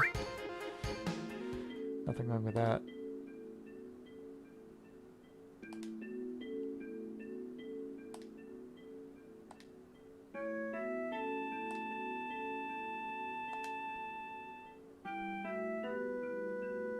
Yeah, only in the cases where it fits and it doesn't break anything, you know.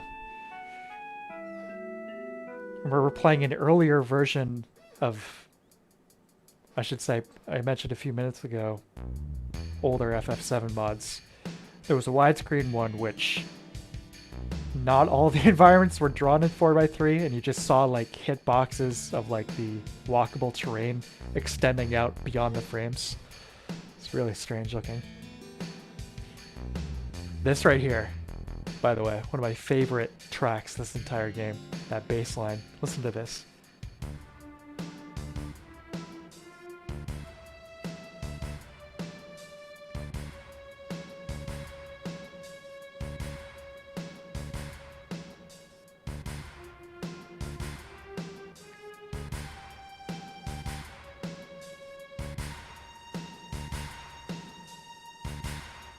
Wait for it.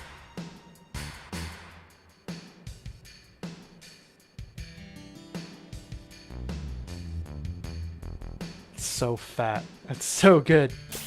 Not used to hearing big, chunky synth bass lines like that in any Final Fantasy game.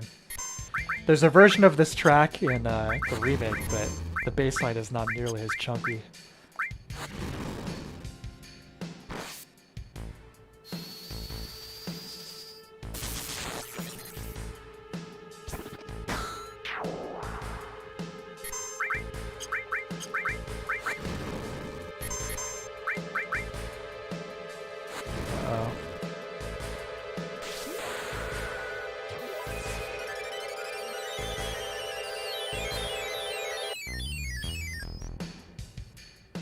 Yeah, I might want to hop this one out of this.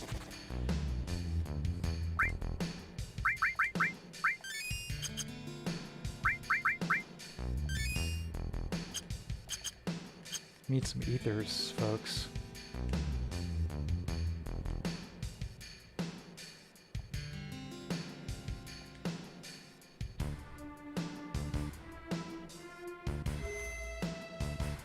Intense. No. One thing I want to mention for those of you who haven't played this before, I know so far it seems like the game has been kind of like 50-50 between story and gameplay, but as you progress, it does get increasingly open-ended and dynamic. Tons and tons of gameplay in this, especially towards the end when it completely opens up and there's just oodles and oodles of side quests and all this wonderful optional content that you can spend a ton of time on. It's really cool stuff. It's really good.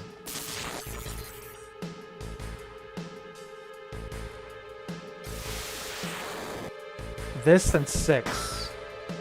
And maybe Final Fantasy 1. Although honestly that's a lot simpler.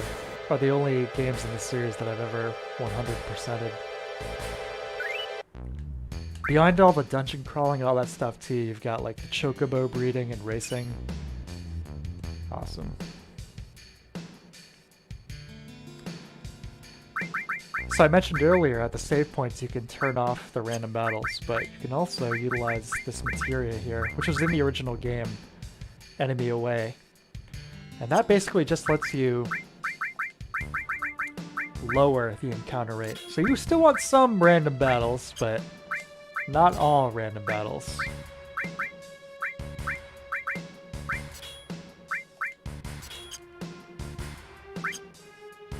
It's really good.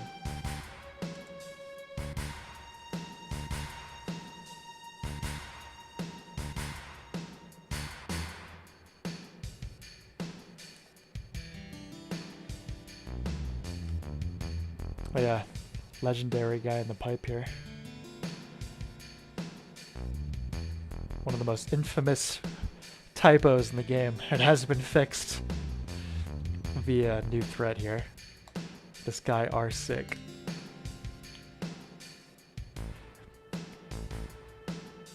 This game was, you know, after 4, 6, and Chrono Trigger having the great Ted Woolsey translations, he did not translate FF7 here. And by all accounts, it was a pretty rushed English translation, so you get quite a few pretty weird, I mean, sometimes cool and memorable idiosyncrasies, but also typos and grammar problems and whatnot. But Psycho Chief cleaned that all up here. New threat.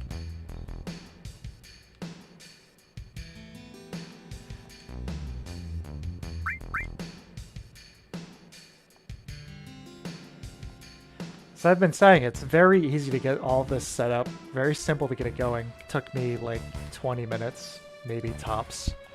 But in the next few days, I was originally planning on finishing it before the stream tonight, but in the next few days I'm going to put out a little video just kind of showcasing all of these different things we're seeing here tonight in the stream and how to set it up, you know, in like a slick little 3 to 5 minute video. So that'll be out in the next few days.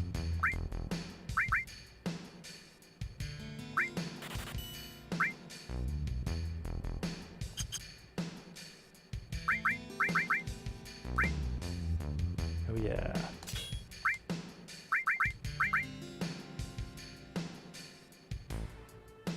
Sure.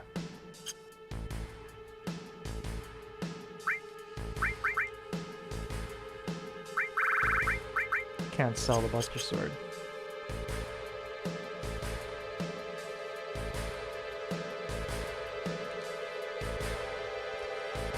But there's so much character, you know, so even if we were playing the original version of these pre-rendered backgrounds, this guy and his son operating their shop out of a bus. I mean, this whole section is a shantytown. Midgar is one of the coolest locations in this entire series, for sure.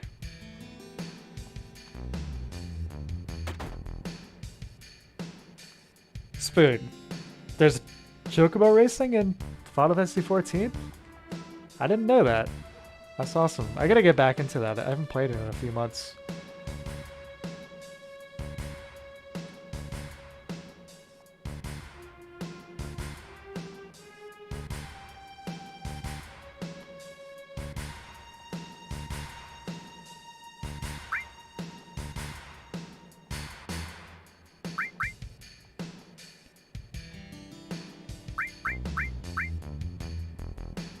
$5,000 gil. Should we take this kid's life savings?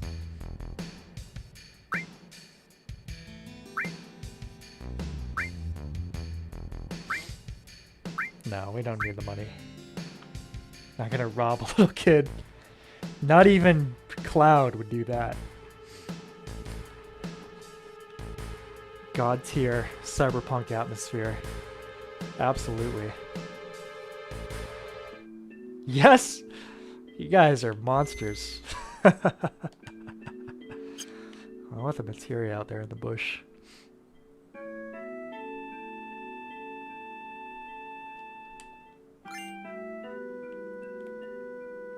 Oh yeah, if you're wondering, you can toggle little indicator to track yourself plus any kind of exits, courtesy of those little red flashing triangles. Which is helpful at a few points in the game where it gets a little kind of vague in terms of what you can actually walk on. Doesn't have too many moments like that, but there are a few.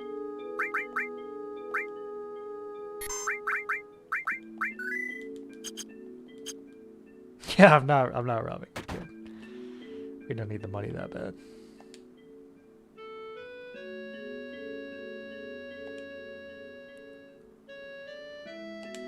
The places where Ares hangs out are the only places in the city with any kind of natural organic life.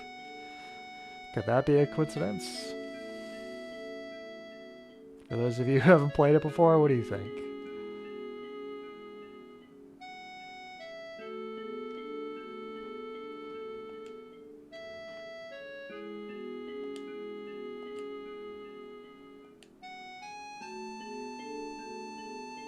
Yeah, that's right.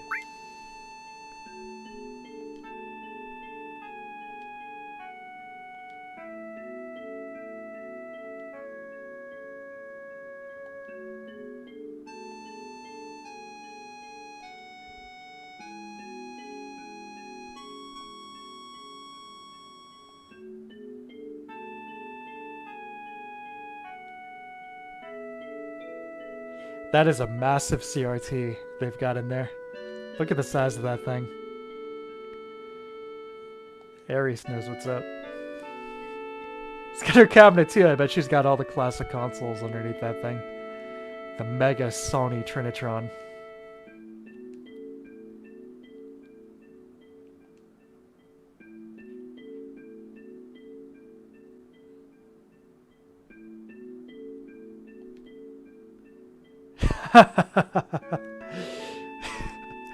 You know what we gotta say here.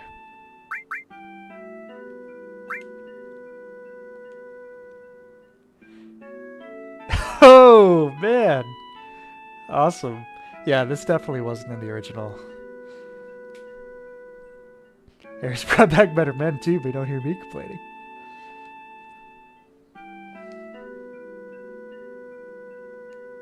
That's fantastic.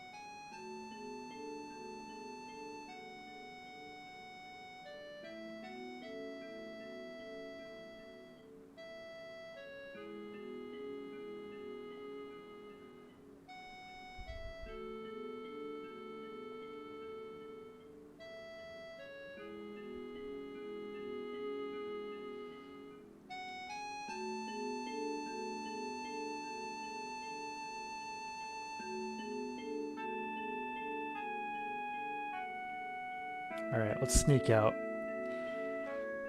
Ares can stay here.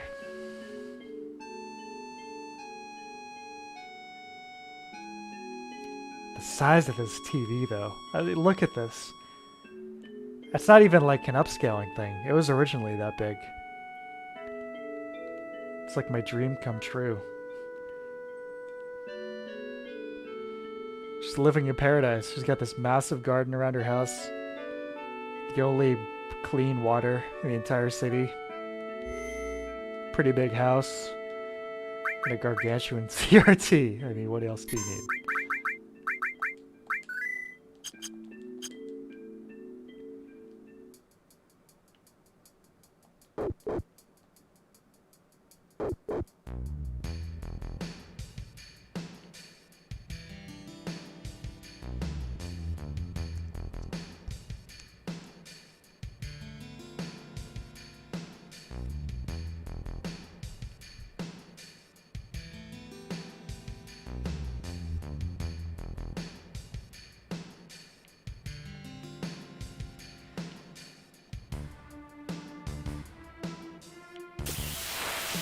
Oh yeah, we've still got it on the field music setting here.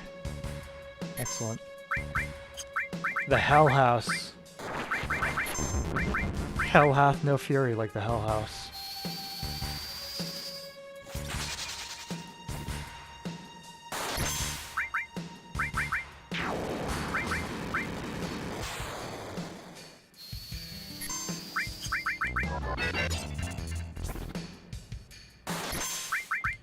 Anyone remember what this thing is weak to?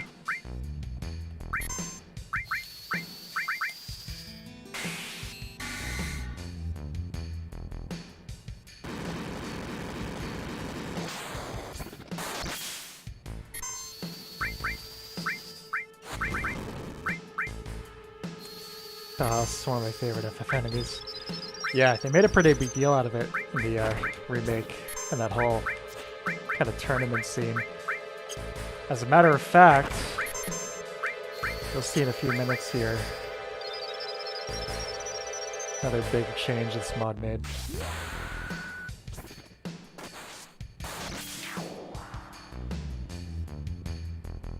Yeah, definitely a very cool design.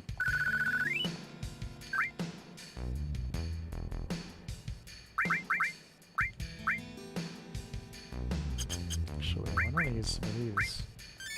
Get so many.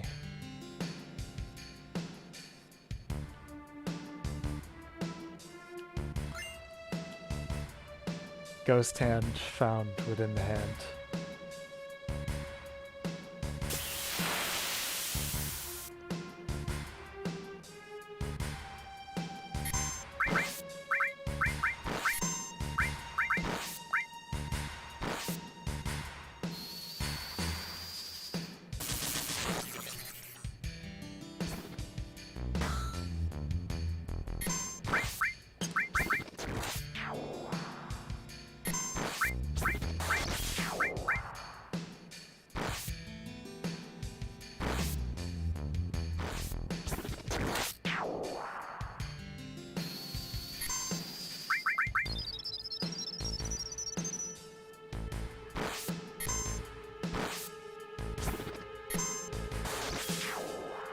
Crit Counter-Strike.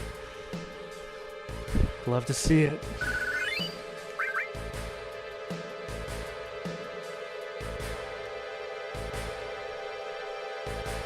How did you guys feel about the remake, those of you who played it, of this game?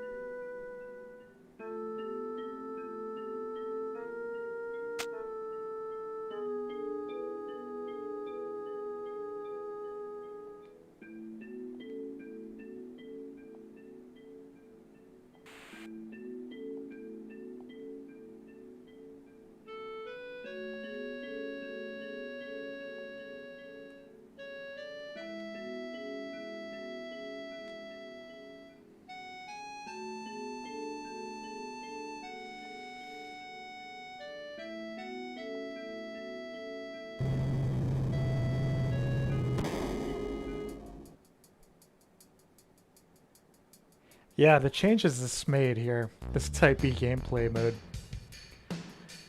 it's all pretty on point. It's kind of like a shortly abridged version of the original sequence, you know?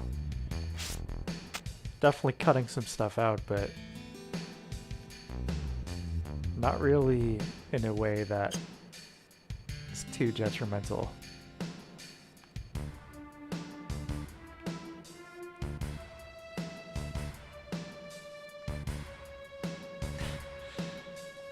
This guy's playing a little game of charades back there. He doesn't want to talk at all. Goofy anime dialogue works better when the game's not a voice acting. Yeah, I had really quite a few issues with the presentation of the remake. Man, pretty big disappointment for me, honestly. Between the like MMO tier side quests that were all added, it's like really stretching the gameplay out to a breaking point. You know, showing up in Sector 7, Tifa's like, oh, if you're gonna be a mercenary, you really need to prove yourself. You gotta build some rep. It's like Tifa. I was soldier first class. I was like one of those badass military guys, like possible. It's like you sign up for like a private military, and they're like, well, "What's your qualifications?" I was a Marine sergeant. They're like, "Okay, well, I think we're gonna have to put in about 50 hours of target practice before we're gonna trust you with a weapon." It's just absurd. It's like obviously he's qualified, but no, you need to go exterminate some rats. You need to go kill some rats in a basement. The game is just loaded with that stuff.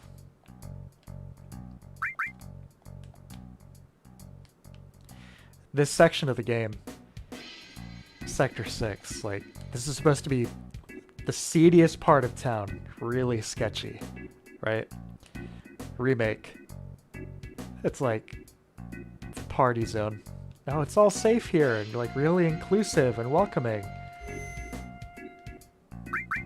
It's like, it's completely at odds with what it originally was.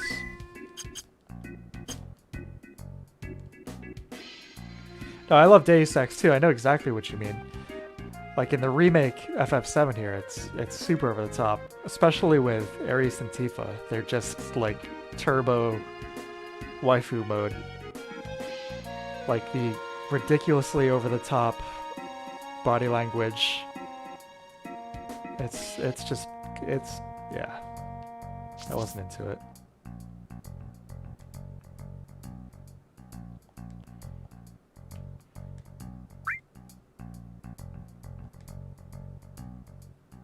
Let's have today's special.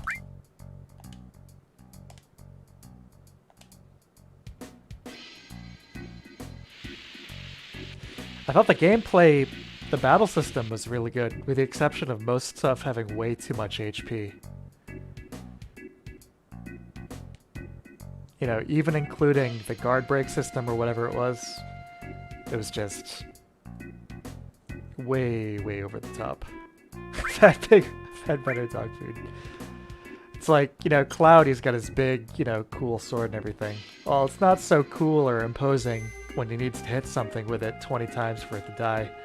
When he's like fighting like a diseased rat that's like about to die on its own 50 times before it's killed. Kind of takes away from any kind of impact he might have in terms of being a dangerous character. Boris, what's the story of this game exactly? Well, the starting plot is we're in Midgar, and there's this evil company, Shinra, and they've got their reactors sucking the lifeblood out of the planet. Basically, Mako is the resource. It's sucking out of the planet, and we're a part of a terrorist organization called Avalanche, which is trying to destroy these reactors and take down Avalanche.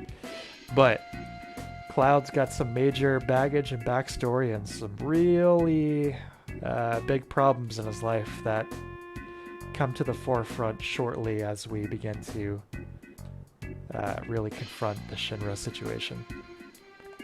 So it becomes a really big kind of global and personal conflict.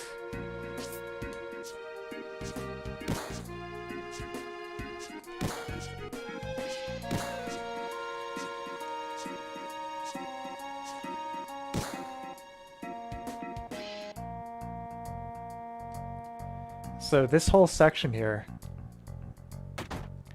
involves quite a bit of a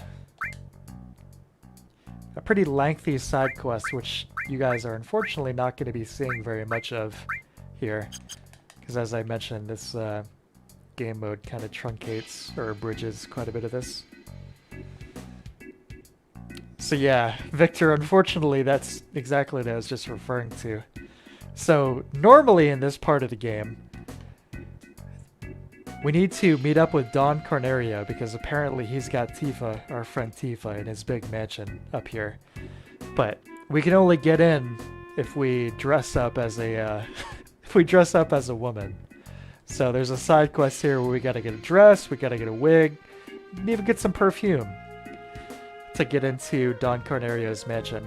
And depending on what kind of dress you get, what kind of wig you get, and all that stuff, some different things can go down inside of Don Cornelio's mansion. But with this particular gameplay mod we're rocking here, that is not going to be happening, unfortunately. Something else is.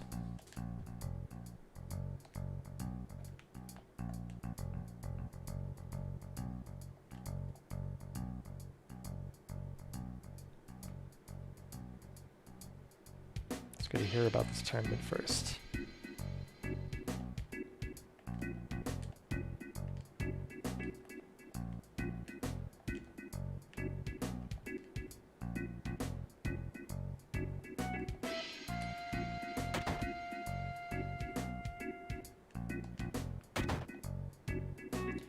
We're just gonna find the right person to talk to.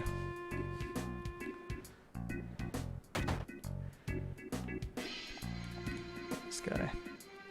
Most of these games have individual plots. Yes, they do. Other than the direct sequels, they are not connected at all.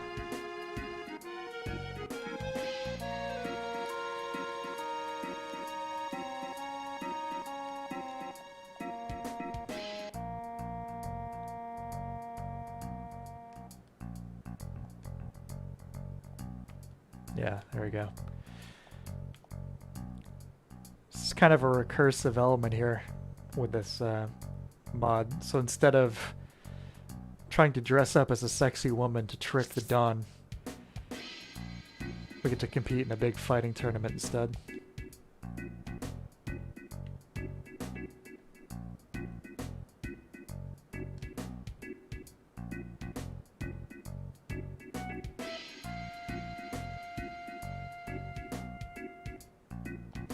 Same about the remake. It's like example after example of the most like stretched content situations.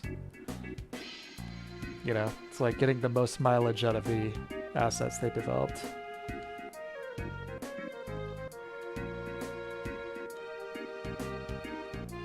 Alright, here we go. Yeah, I think 16 does look alright, I agree. And definitely a lot better than 15.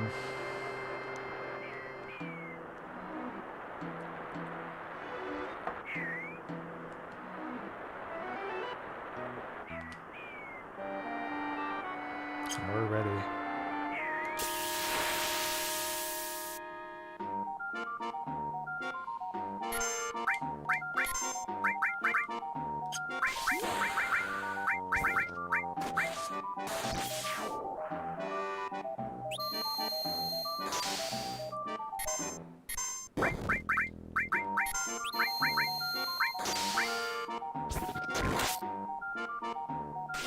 Probably should have saved that, but it's all good.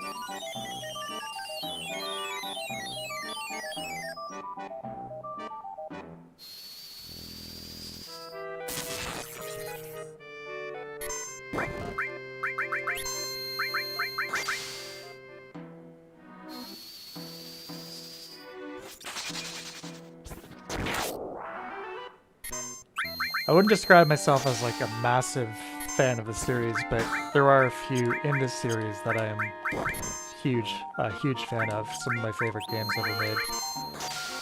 So this one, 6, 4, first one.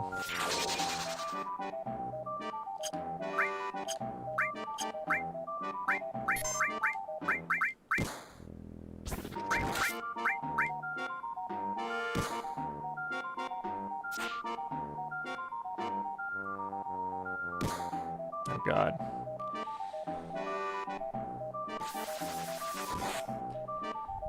This is gonna be close here. Oh boy.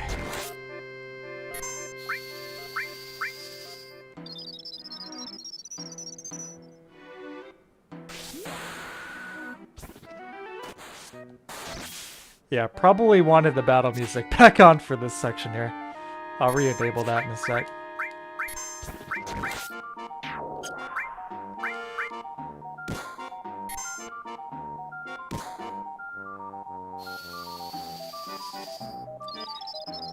Yeah, 15 was a cringe fest. Undoubtedly.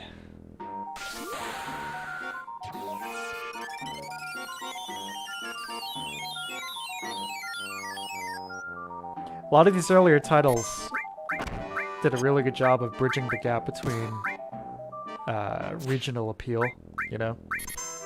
Whereas I feel like 15 is hyper Japanese targeted with like a very, very small potential sales audience in the United States. Not that they should be designing these games with sales audiences in mind, but it's just so far removed from, I think, what most people would be interested in.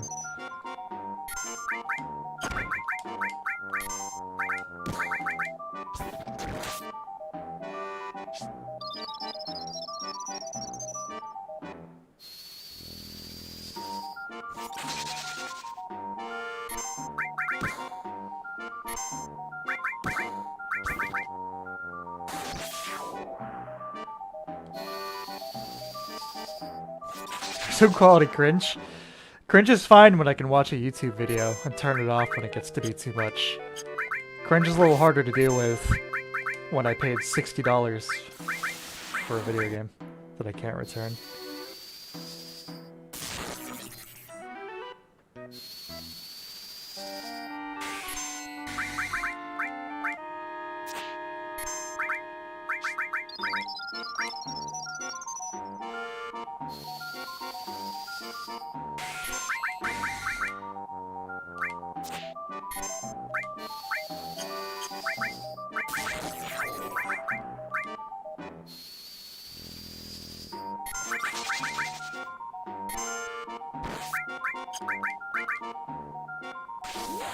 So if you're wondering why one of these character models here is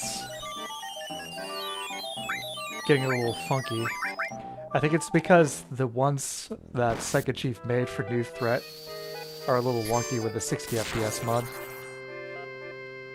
Uh-oh, another Hell House.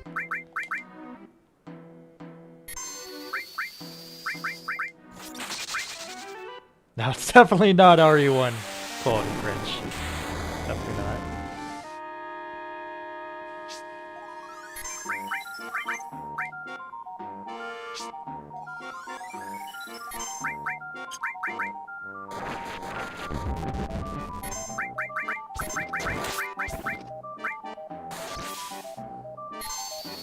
The house is in the house.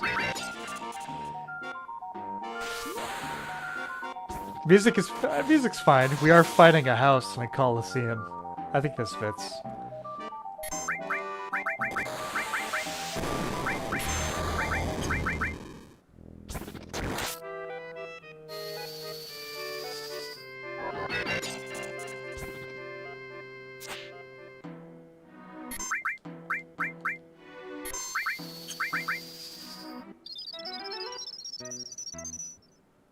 I think we only needed to beat 3 rounds in this, so I think we're probably good, but let's see how far we can make it. I cleared all of them yesterday, so I'd like to do that again if possible.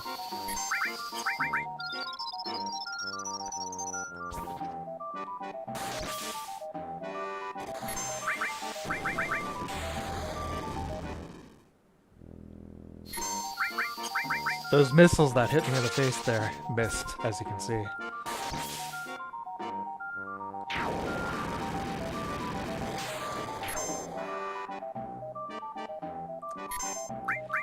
This guy might be the last, I'm not sure.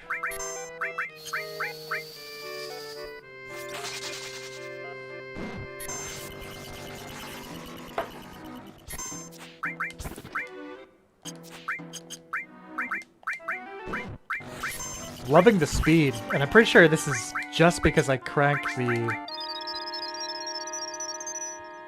in-game speed, not necessarily anything to do with the mod.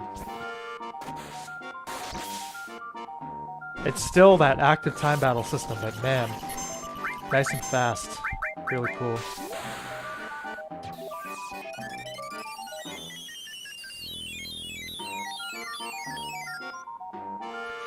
Now, is this another form of the house? It looks like he's got the rooftop on his back there.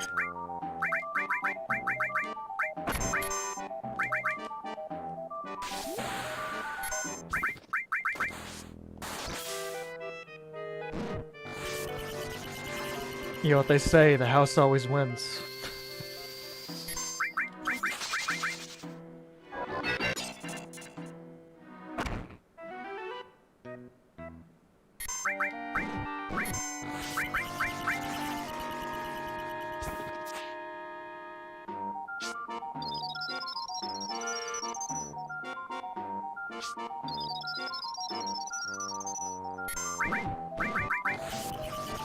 That should be enough for a limit break for both, I think.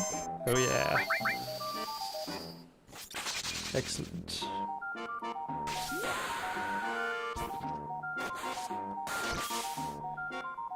Goofcore music.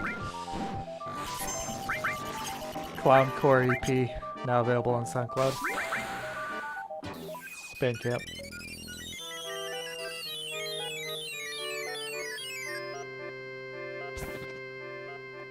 Oh, I had a feeling I was gonna miss.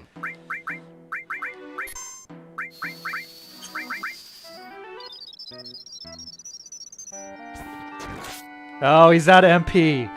Now you're doomed, Hell House.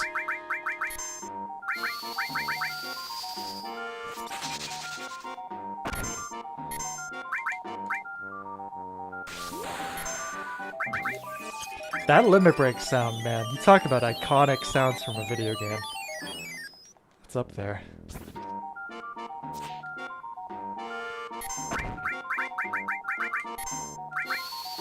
Alright, just hit him with a sword, Cloud. There we go. Ah, we did it!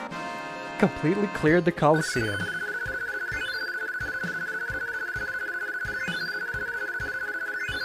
Yeah, give me those.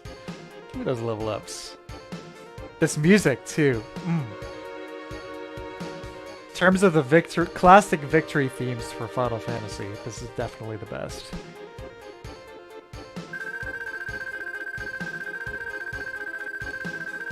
TS Bomb. Now, what do you think TS stands for? Now, I don't know. I'd be curious to know what do you guys think it stands for.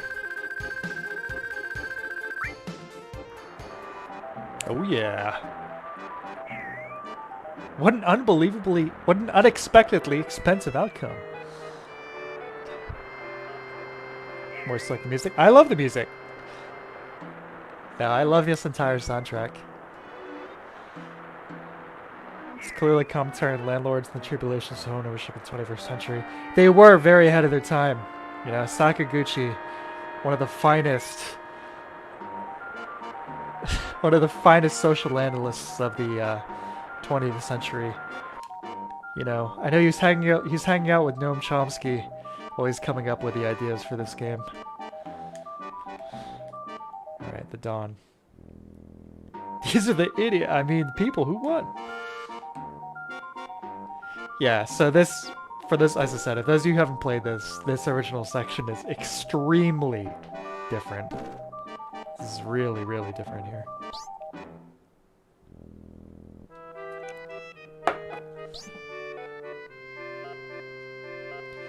Let's see, folks.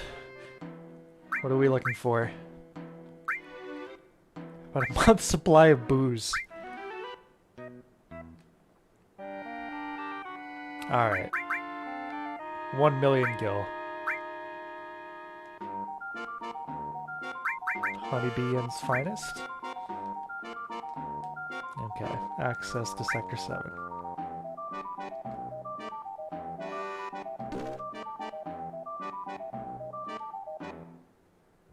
Follow me to my boudoir. Here's one more thing about the remake. Okay. You're frequently getting in situations where you guys need to find your way around, you know, a waist-high piece of rubble or a rotting chain-link fence. Which are things, you know, any reasonable person could surpass.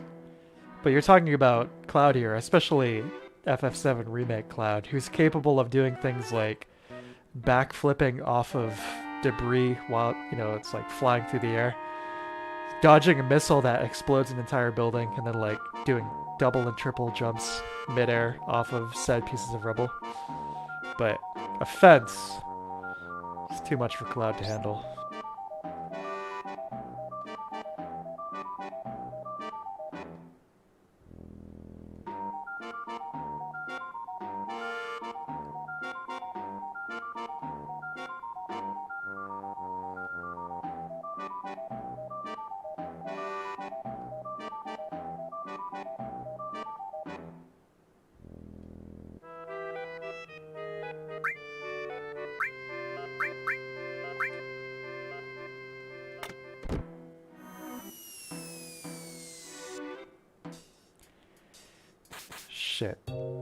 It's actually another really tough boss fight we're about to go into here.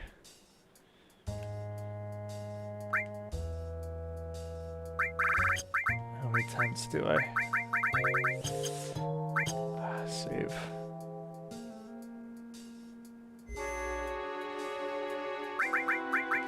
This is gonna be a tricky one.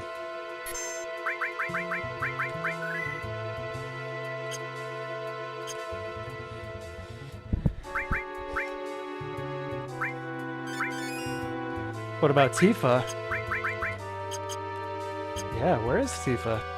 Where is she?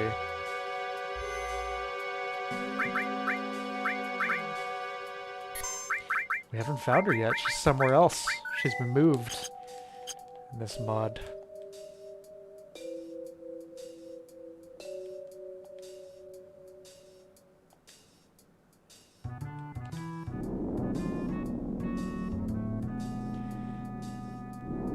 Yeah, this is a hard fight. Here we go. And he said no MP. Not looking good.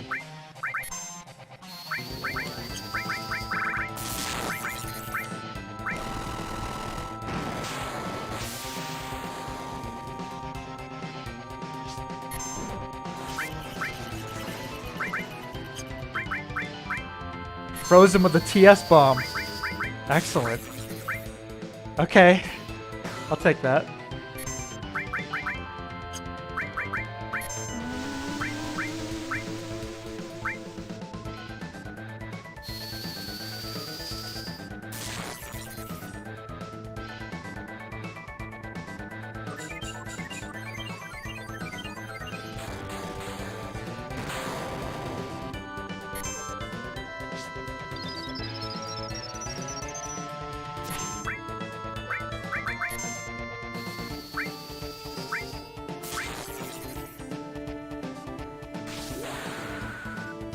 Probably should have saved this, but we'll be alright.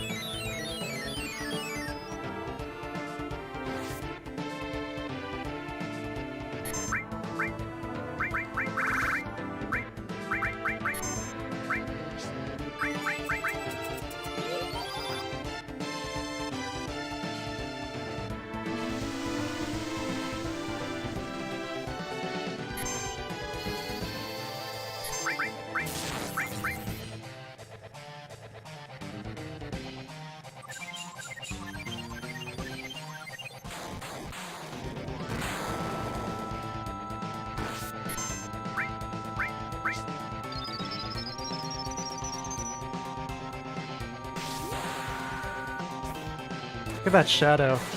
That's a really nice touch. I'm really glad they included that. It's a huge upgrade from what they usually look like. Oh.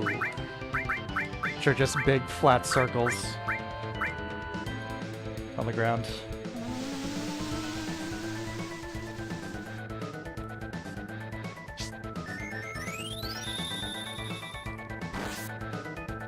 Oh, Jesus.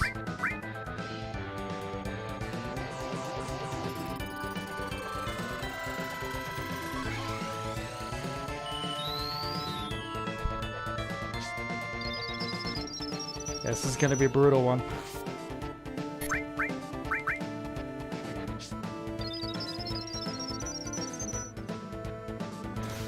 So even with the PS1 games, by 9, the game was getting so slow. 7 here. Great pacing in the combat.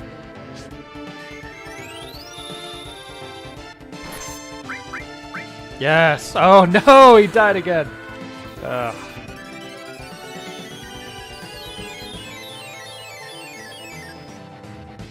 Ugh. We're on the ropes.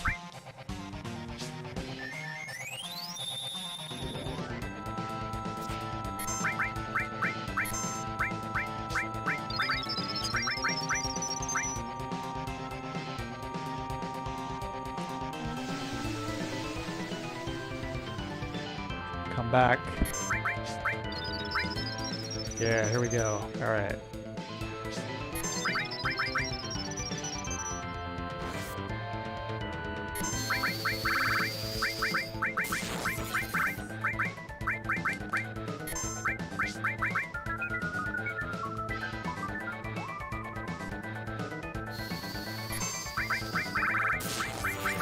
Yeah! Alright.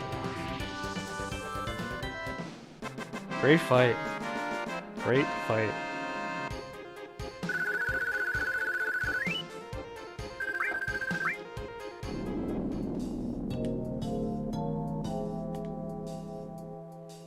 Sorry to drag into this. So what Barrett said a little earlier before Cloud fell off that platform. Nice little touch.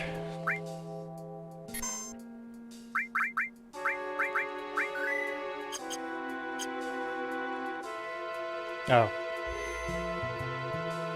I'll change this back to regular battle music for now. Right.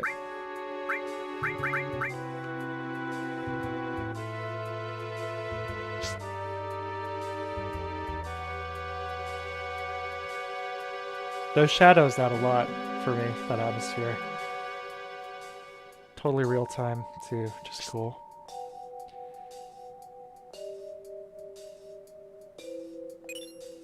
Steel.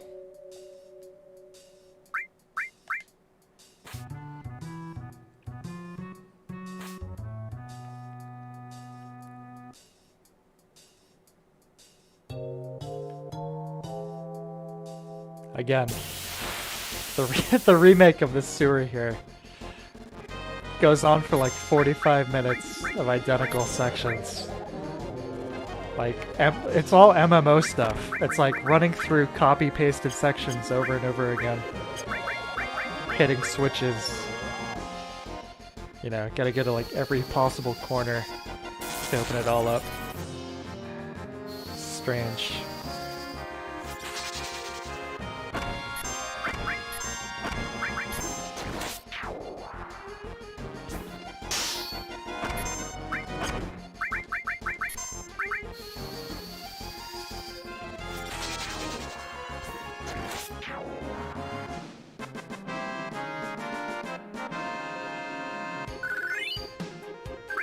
Ether. Nice. The thing, it's like, the graphics may not be super flashy, you know, hyper detailed 3D environments like they are in the remake, but they're all still iconic, notable. But I think this is much, much, much better paced. This moves along so quickly.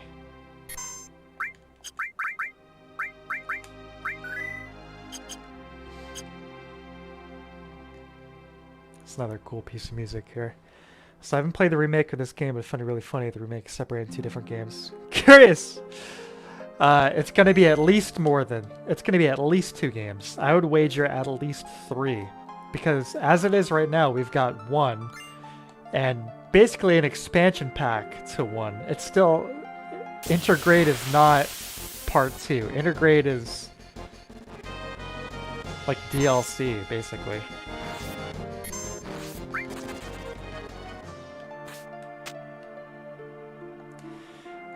It's going to be at least 3 parts, and it's going to be at least 10 years before the entire thing is finished. Yeah. You thought it was part 2? No.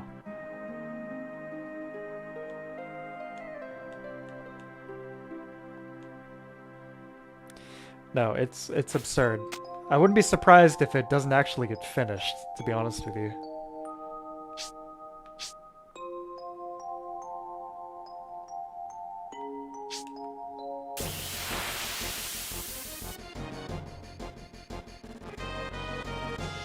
It's a little crab, guys.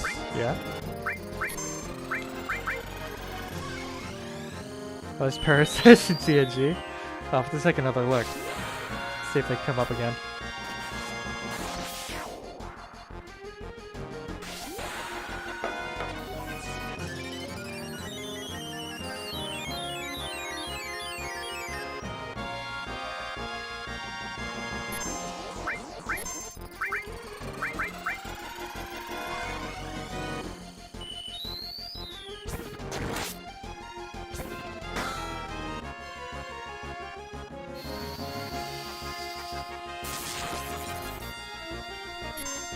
Hi Nigel, how's it going?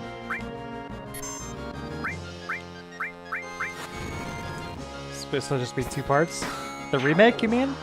I think it will be at least 3. At least.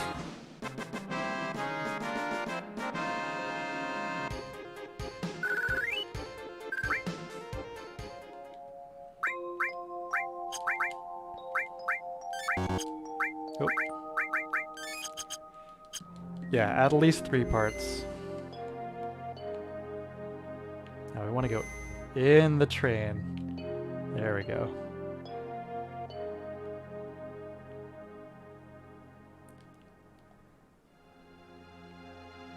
Maybe not. Above the train?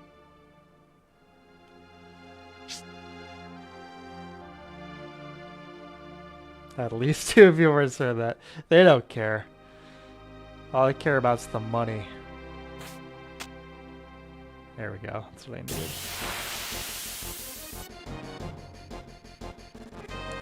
I don't have time for these ghosts.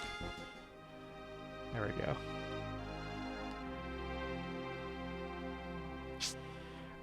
The pipeline at Square-Enix is just not nearly optimized or efficient enough to be able to put it out in a single game, if not 2 games, if not 3 games.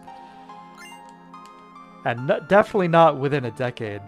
They just can't do it.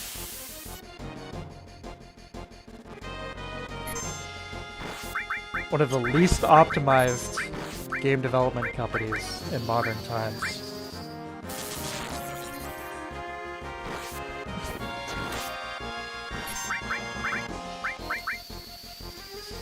Nigel, what did I think of the remake? Sorry if this is a frequently asked question. You know, it's funny you say that because nobody's asked yet. I've given my piece on it like 5 times now. About different portions. Overall, I was really disappointed by the remake. It had some moments, but I thought it missed the mark quite a few ways. I thought all the story changes were for the worse. I thought all of the insane like side quest padding was totally unnecessary and just detracted from it. I thought the characterization was way off. I thought the atmosphere was way off frequently. I wasn't crazy about it.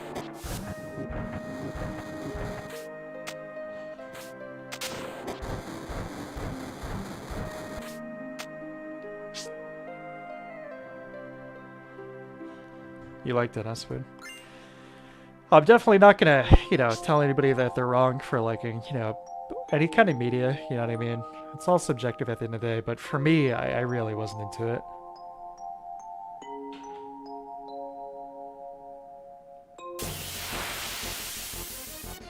I think it's time to equip the enemy away. I think the same. Yep.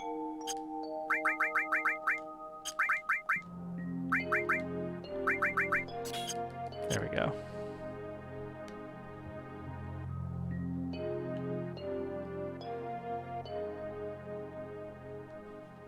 Yeah, we gotta push this train out of the way.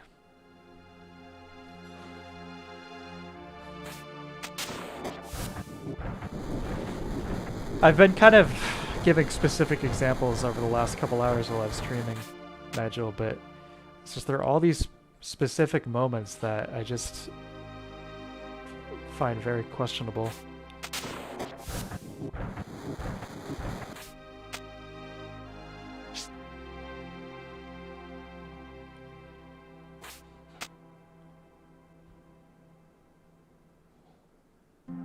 There we go. All right.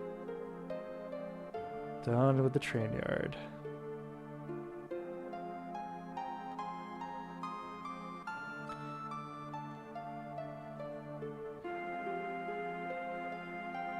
It's a really beautiful upscale here. Look at these bricks. Look at these bricks.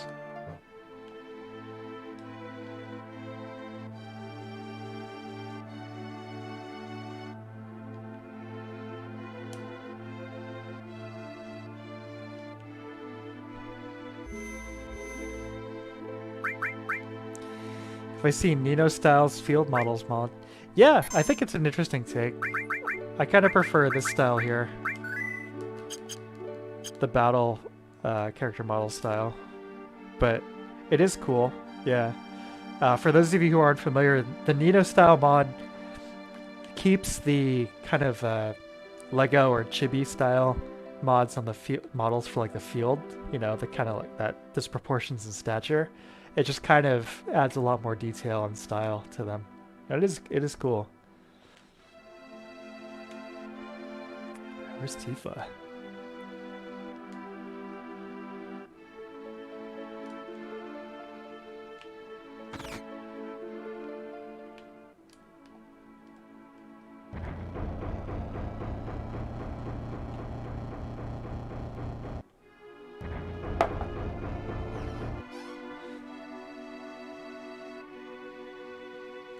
I think the battle models feel too small for the location sprites.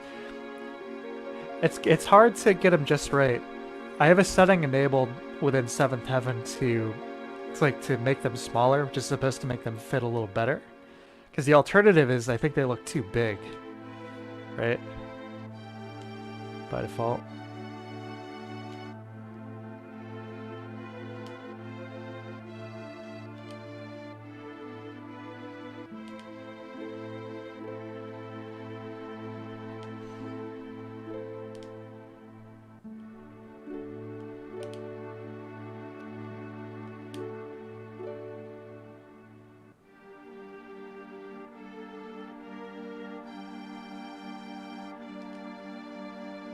Yeah, obviously this is another major change from the original game here.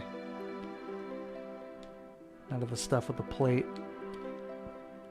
I do wonder if this was, I mean obviously this is a remixed game mode here, so it's all supposed to be different, but what's normally happening at this point of the game is pretty iconic. I don't know if that was worth changing. But for any of you who may be watching, like I said, like someone like maybe Mouse, if you play this for the first time, you get all these mods installed, play the vanilla game first. Do not use the new threat mod, either version of it. Yeah, Nigel, it's new threat. Yeah, it's new threat 2.0 type B.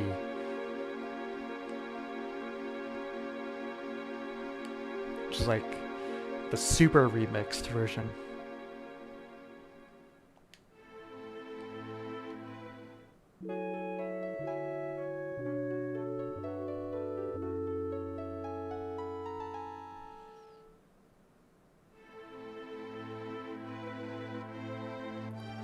For the cardio scene? No, the plate coming down.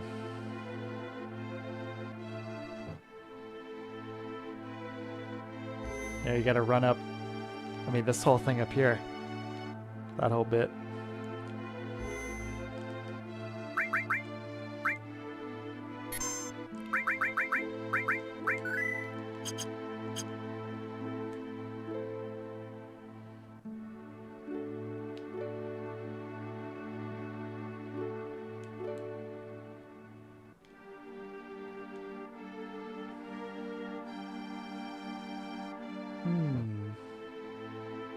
Where are we going again?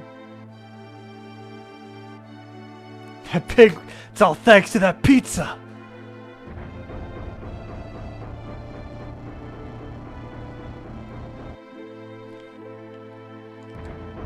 How can you just sit there and think about pizza?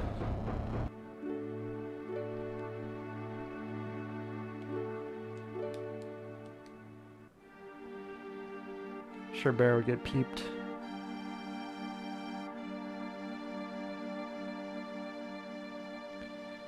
Well, he did for like 2 minutes, right? Barrett like dies for like 30 seconds, but then he's like immediately resurrected.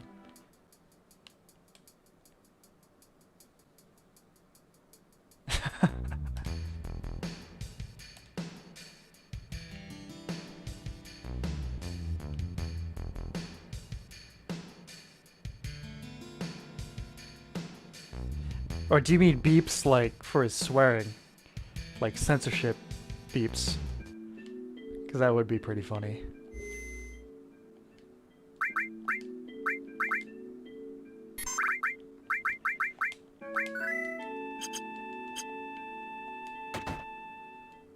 Yeah, okay. That makes sense.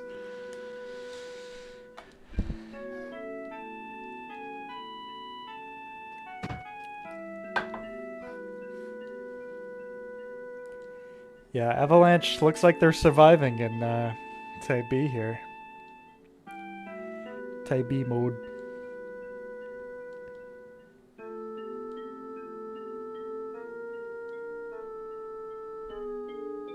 I think we'll try and make it all the way to escaping Midgar for tonight before I call it. So we got a ways to go.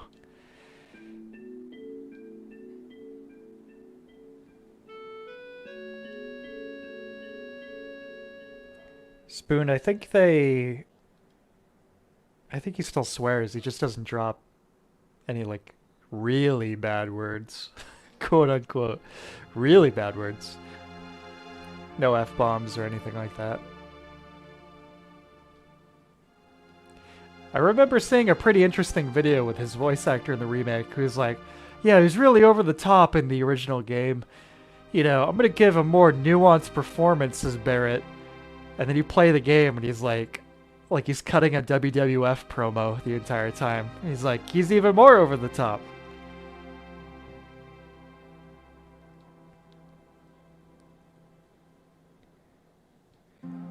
There's your pointed down hands look weird. Yeah, there are a few things here and there which look a little weird. I think like Cloud's default stance looks a little strange with this character model. Like how far out his hands are. Why are you standing like that, Cloud? You know, he doesn't have like the big Popeye hands going into his thighs. So it does look a little strange. We're gonna have shit crawling up our asses.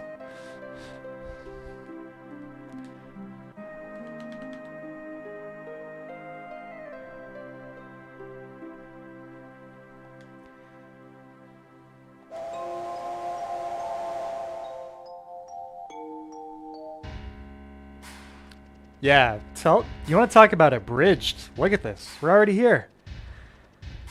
That's a shame. I do miss all the fun stuff you do in Sector 6 trying to get up here. Or the battery, like the cables, all that climbing up stuff.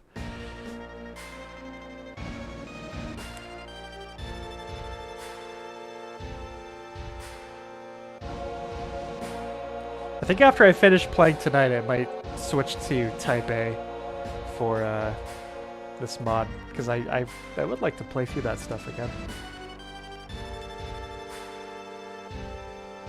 I understand the idea of abridging the content for people who've played it 100 times, but I think this may have gone a little too far in a few spots.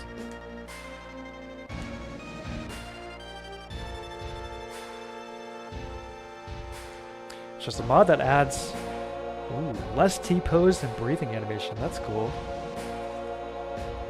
Yeah, I'll have to get that for next time.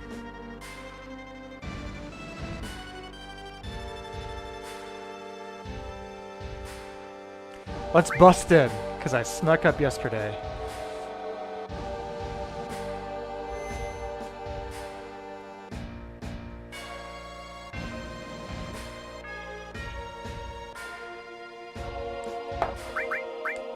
I love the Shinra theme. It's so cool. Another one that didn't sound nearly as sweet in the remake, in my opinion.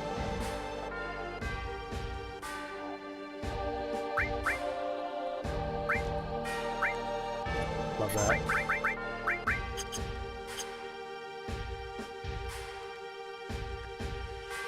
Also, in Tales of Bizarria, this main character stance looks generic A pose right out of the 3D software. That's great.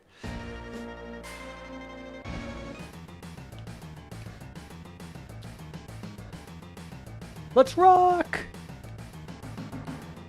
Anybody who doesn't want their face bashed in better get out of the way. Let's kick some Shinra ass.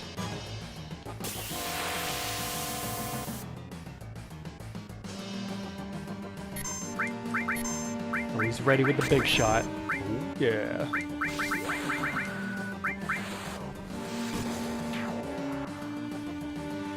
Nigel, where's Tifa? Oh, she's being held captive somewhere above. Basically, I think they just swapped the places of Tifa and Ares.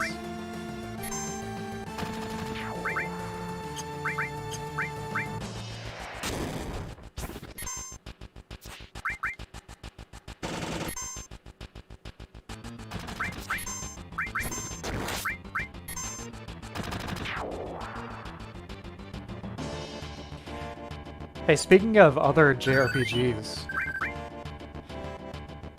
would you guys... I want to play one of the Nier games. Should I play Replicant or Automata first?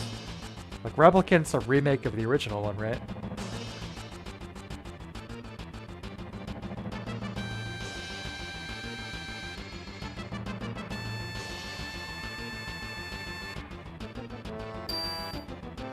Been wanting to play both very badly for a while. I'm not sure which to play first, though.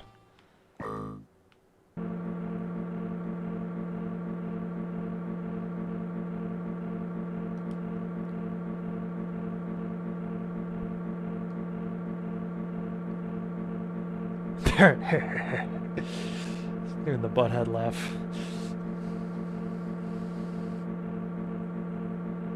Replicant. Okay. Game already has a remake. Yeah, I guess so. It came out last year, I think. I don't know if it's not really a full-fledged remake, really. It's more of like a remaster, like a port with like a bunch of changes from what I've seen.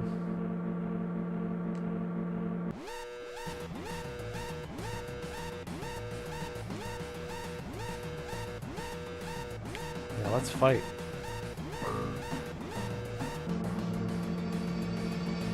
Going all the way up to floor 69. Very nice.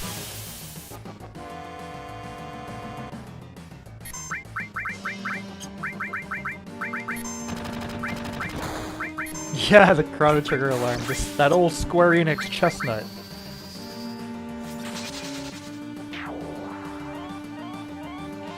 Oh, Nigel, you know me too well.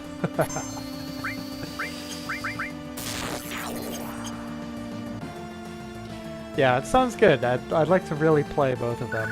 I'm sure I will. But I'll start with Replicant. It was on sale recently, and I almost pulled the trigger, but I was still very, very heavy in Elden Ring. So I figured, no, I won't. But I should have thought better and realized I am gonna play it eventually. So why not buy it? But I'm sure it'll go on sale again.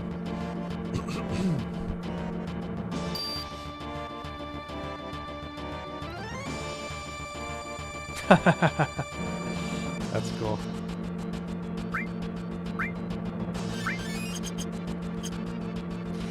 Yeah, there's two versions. I'm familiar.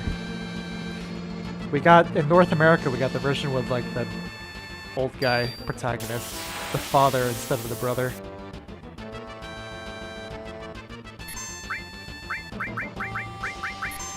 One of those games I haven't played, but just via research I know a little bit about.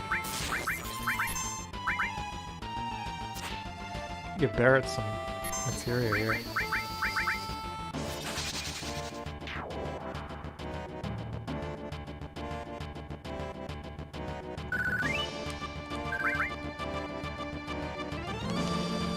Did you play the original 360 version?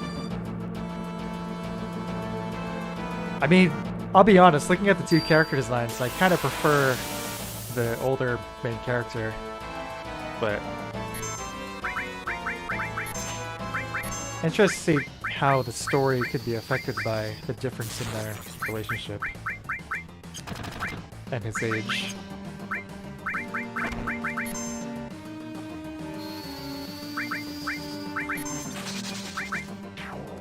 Digital version from the Xbox store too. By the way, how's it going, Alan?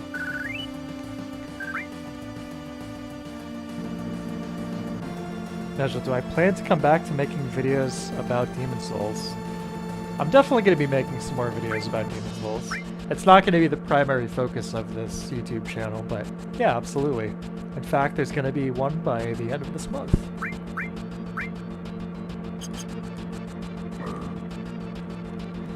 It's one of my all-time favorite games, so it's definitely kind of hard to avoid bringing it up.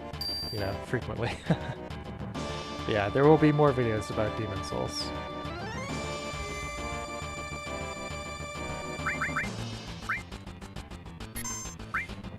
The tricky thing is with Souls content is that so much of it has already been explored and discussed ad nauseum.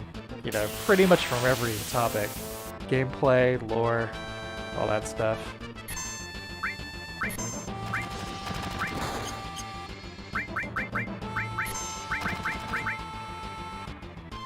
Consensus is that old man is best. Yeah, maybe I'll just get the 360 version. Who knows?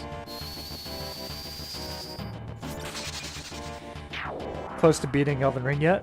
Yeah, I actually beat it a couple weeks ago. I'm like halfway through my second playthrough.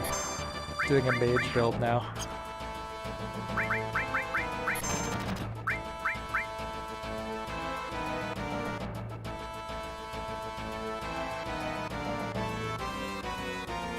That was weird.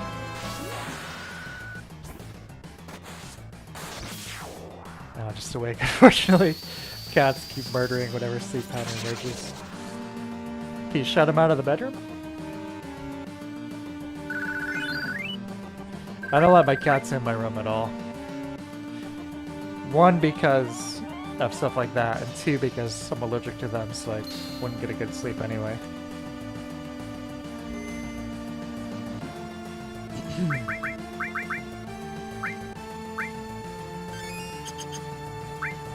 Oh shit, no, I don't want to do that.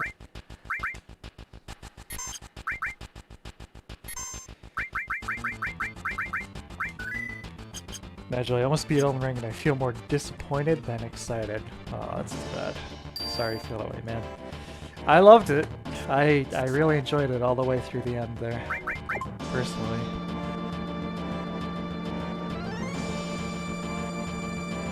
The last boss in Elden Ring is really beautiful.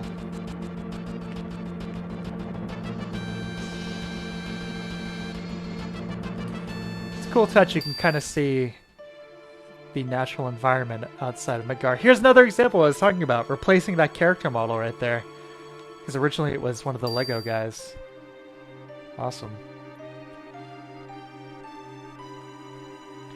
I will say my biggest criticisms of Elden Ring would be, number one, as somebody who's played all of these games to death up until Elden Ring, it does feel like there is quite a bit of repeated ideas and content in the game.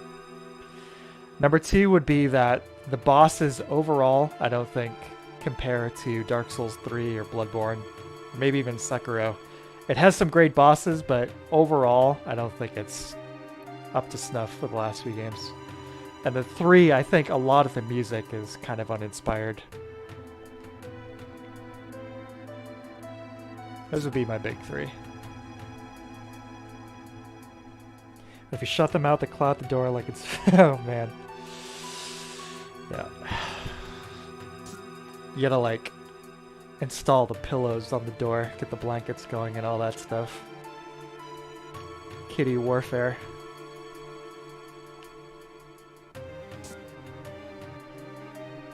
The stealth section. Here we go.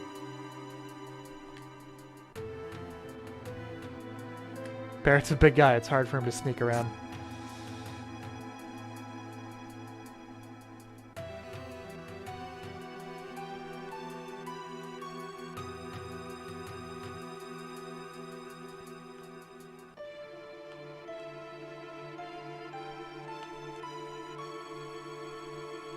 See, that Metal Gear Marathon played off. Excuse me, paid off.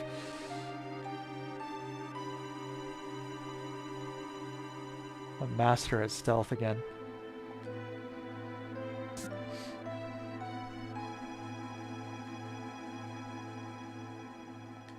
Oh. There you go, Eris. You're good. Okay, we're gonna rock. Let's see. Troop. I think there were only two unique bosses between Limgrave, Liurnia, and Caelid, those being Renola, Nordin. Godric. Really? Godric's in the Nevergoal? Neverjail? Excuse me. I didn't see that. Straight up Godric the Grafted? He's in the Neverjail? I mean, in those areas, you've got the Tree Sentinel, you've got Margit, you've got... Let me think. Oh, there's more. Traversal, Laughable, Breath of the Wild. I don't mind not being able to, or I should say, not having to climb over all this stuff. Although, it's funny looking at the map because it is a really, really big world. There's plenty of content in the game, but at least 25% of the visible land area on that map is not traversable. There's like these borders between almost each landmass that are displayed on the map but are pretty much completely non-traversable by you, the player.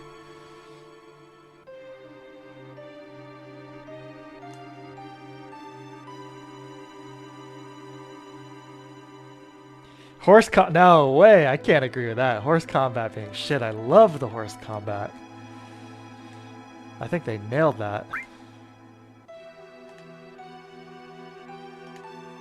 No, I know you fight Margit again later as Margot, but just in terms of, we're talking between Limgrave, Liurnia, and Caelid. There are definitely some repeat bosses, but I didn't really find that to be too much of an issue, other than the tree spirit, the big like poopy snake tree thing.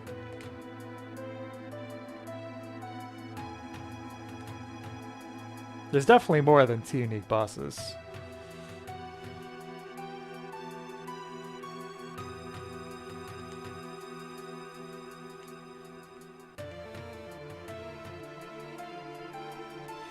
Light attack, heavy attack to one side or the other. Well, there's that, but there's also the sense of speed in the whole thing. Whereas like your normal combat, you know, you're forced to come to a halt with your attacks. All of those, whereas you can maintain your momentum on horseback in addition to using all the items and stuff.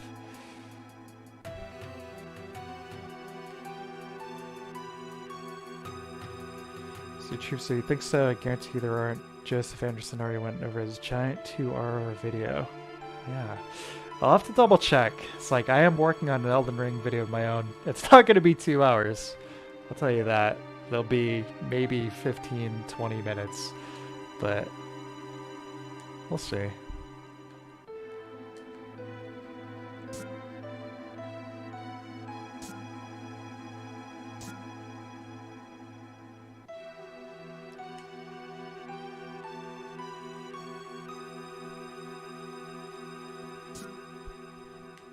Yeah, by the end of the month, we'll see where I'm hoping to get out an Elden Ring video. As I mentioned, I was hoping to get out earlier a video for this today, which will probably be out tomorrow. And 1 or 2 other things.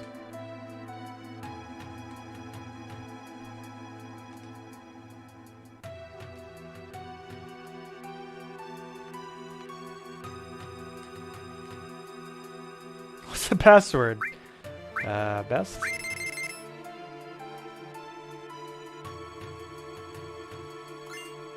Thanks.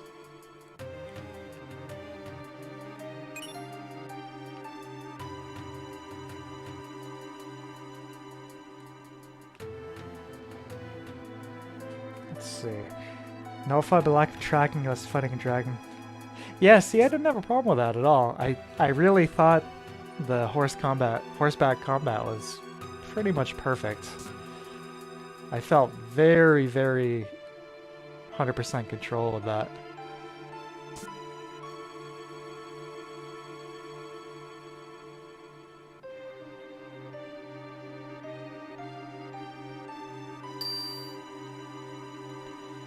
Nigel, I saw so many possibilities for making great bosses, like combining 2 tribes across midnights into one. Yeah. Yeah, I definitely would agree bosses are kind of a weak point overall for Elden Ring. Especially after, you know, Sekiro. Which had some repeats of its own, but I mean, Dark Souls 3 is the creme de la creme from bosses.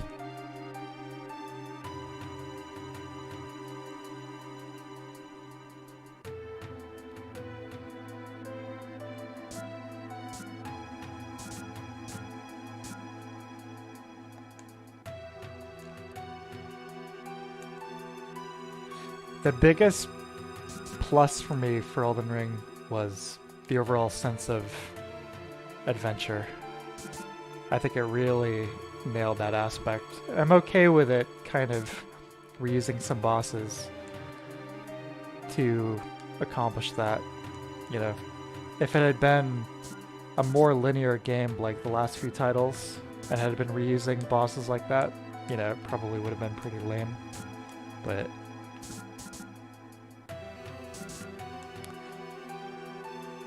the adventure sense I really enjoyed.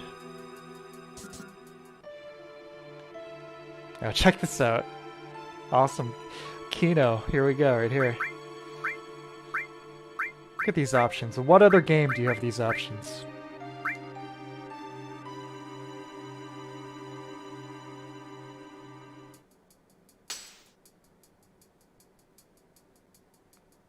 Beautiful. There's that awesome track again with that sweet bass line.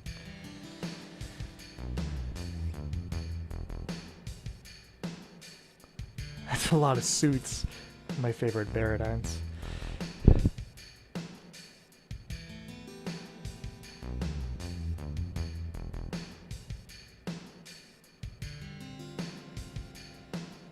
You know what was probably, without spoiling anything, I mean, like I said, there were a few moments where it was like, yeah, I've seen this in all of your games so far, guys. Like, I'm not really getting the same effect because I've already seen this before.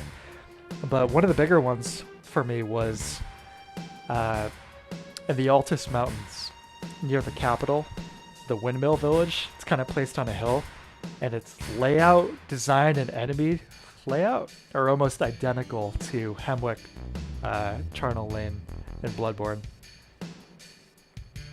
It's like you have like the creepy old ladies like dancing and singing, the big like windmills, like the weird like rotting rags hanging off of them. It was really on the line between, is this like a reference or an homage, or is this just kind of a lack of an idea? GoldenEye, Duke 3D, two classic games featuring crawling around events.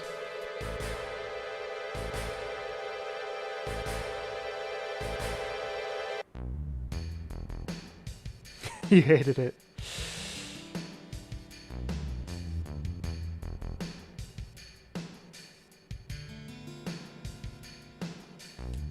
I said when I mean like adventure in Elden Ring, it's like these like little moments. It's like riding up over a hill as sunrise starts to crest. These like huge shadows being cast across with their classic like gigantic buildings. Beautiful skyboxes. Just finding all these like secret little like nooks and crannies. That was the best part to me. It's like that element of adventure, like I said. It's kind of hard to put a finger on without really working on my noodle to specify, but like I said, I am working on a review, and I'm hoping to have that out by the end of the month, so hopefully I'm able to fully elaborate my thoughts in that video.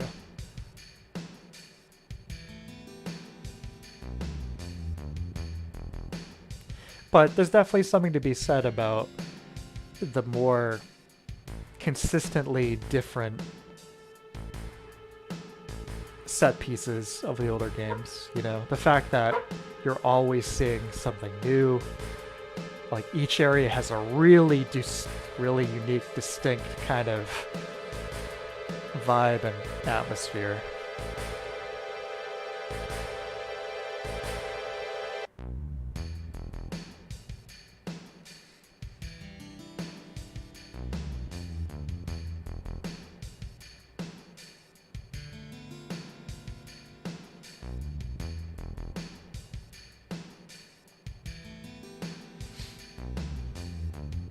Like you mentioned Discord, I'm about halfway through a Soul Level 1 playthrough of Demon Souls, and playing that kind of simultaneously with Elden Ring, it's like very interesting experience. I will be streaming a Soul Level 1 playthrough of Demon Souls, by the way, on here at some point. I just wanted to do it at least once, so I knew what to do, have the practice and whatnot.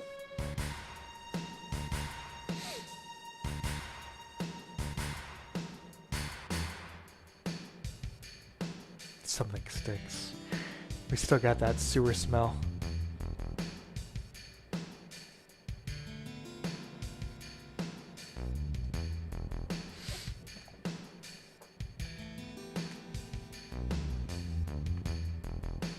Crawl backwards.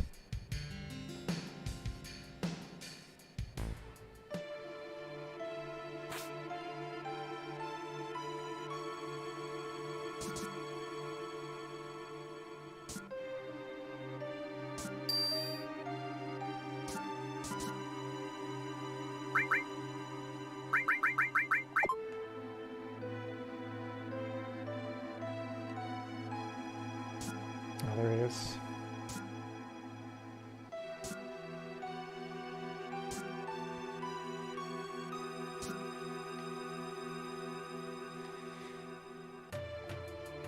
I like the mines of Elden Ring. Probably just because of the ambient music I thought was so wonderful. It's one of my favorite pieces of music in the game.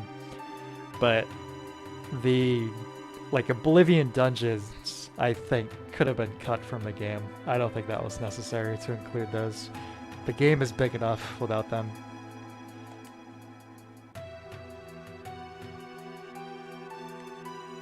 I definitely started skipping those towards the end game. They weren't necessary.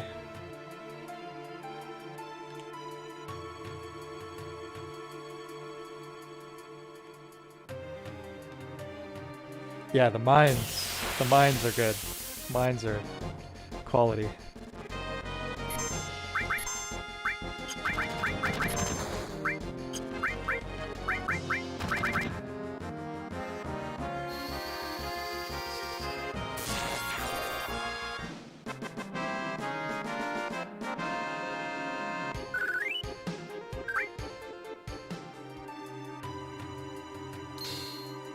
Hey, it's Ares' mom.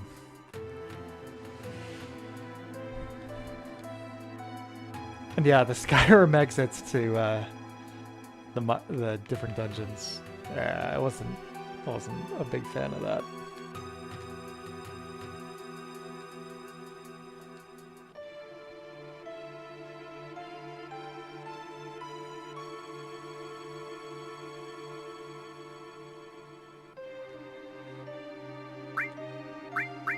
I really should have picked up some items. Oh boy. Like putting myself into hard mode here.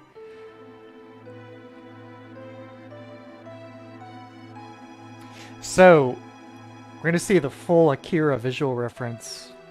Well, I don't know if we're not gonna see it in this stream, but later on there's a major one. But this little holding tank here with Genova, having watched Akira recently with you guys on Discord, some of these visual references a lot more apparent than they had been to me previously. Yeah, this tank here on the right, really cool moment.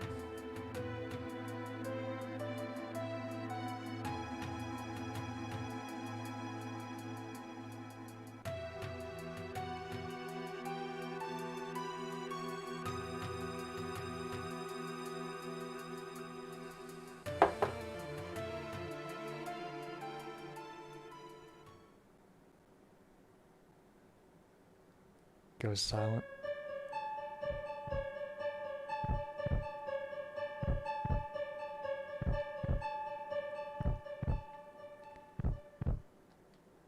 This music right here. It's so good.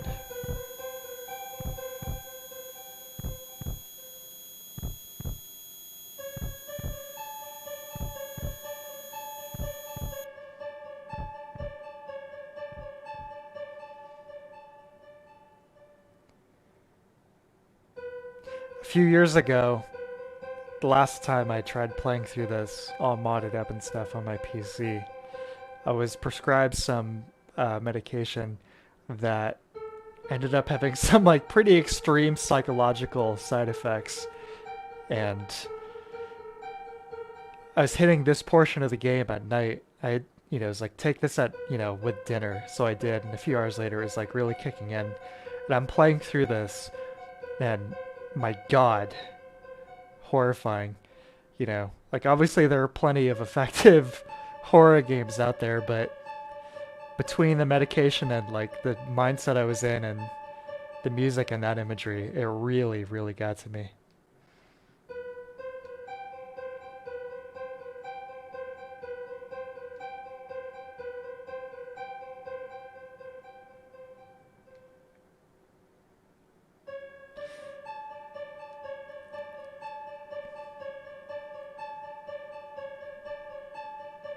Yeah, the whole thing with Genova is definitely the most interesting part of this whole storyline, in my opinion. It also reflects a lot of what Squaresoft was doing in this time period. All this consistent element of these extraterrestrial, you know, elements, incomprehensible to mankind, almost like Lovecraftian.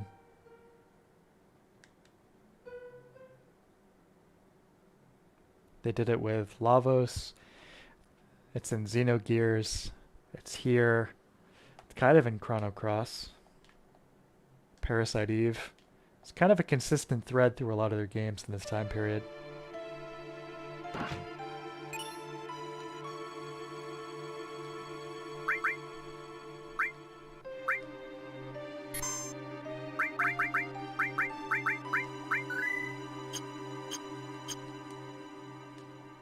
Is that a materia over there? What is that?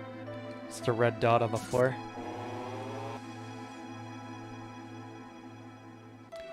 Yeah, and I'll definitely say, as far as adventure stuff, I do think there are way too many sites of grace out in the wild.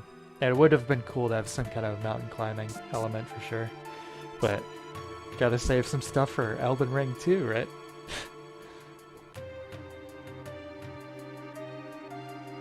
Favorite part of game terms delivery, blood slick floors and the theme. It is really cool. Yeah, definitely.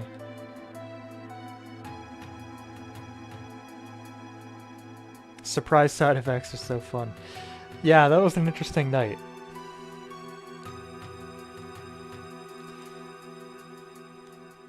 It's like from one manic extreme to another. Euphoria after dinner to pretty extreme paranoia and almost visualizations later in the evening.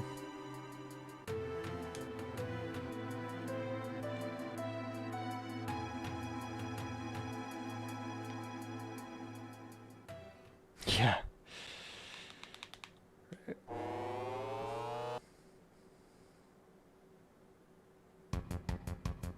Hey, there's Tifa.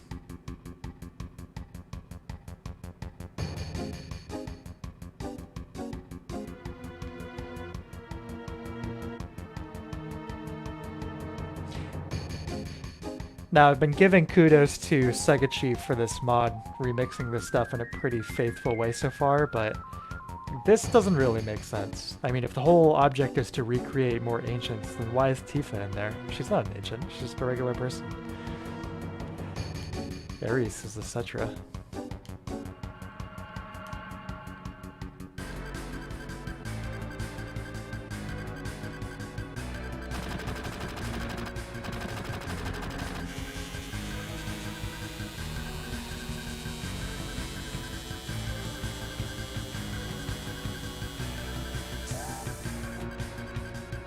She's over 25. I think she's 20 in this game.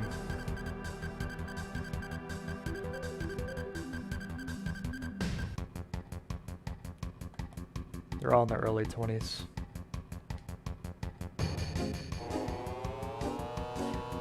Probably one of the oldest casts outside of FF6.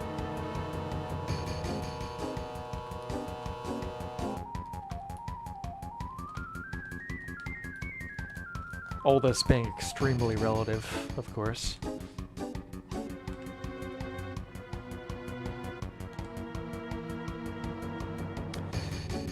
Barrett, you can take her. Yeah, sure.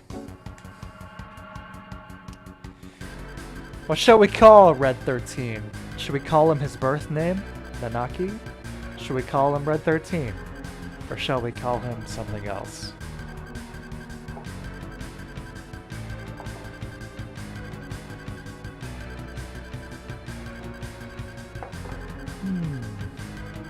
Dutch. Sounds good to me.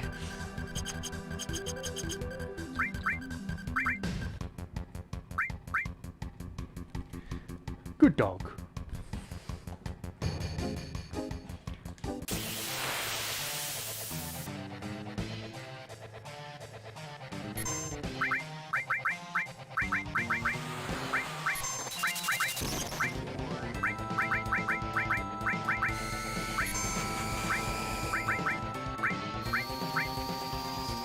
Nice. Starts with...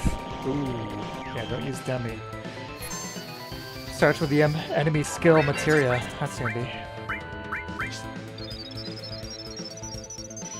Another great boss fight. Let's rock.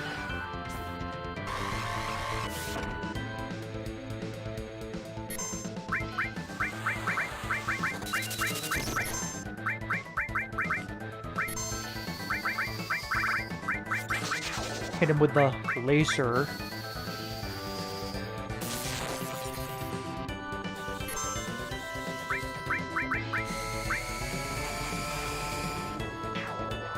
Nice.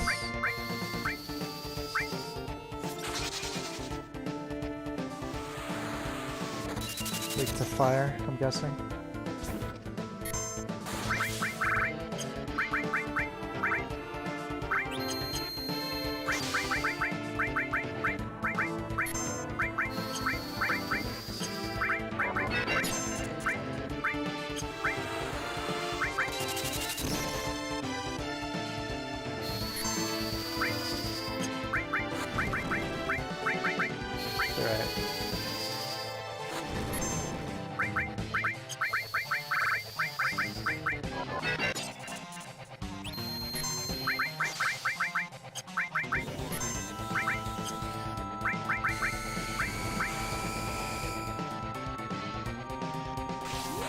This is balanced extremely well, gameplay-wise. I mentioned that earlier, but he did a phenomenal job with the gameplay.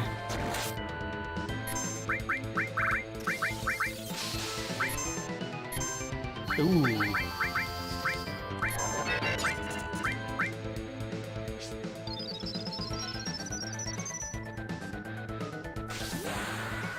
This character model for Red 13, beautiful.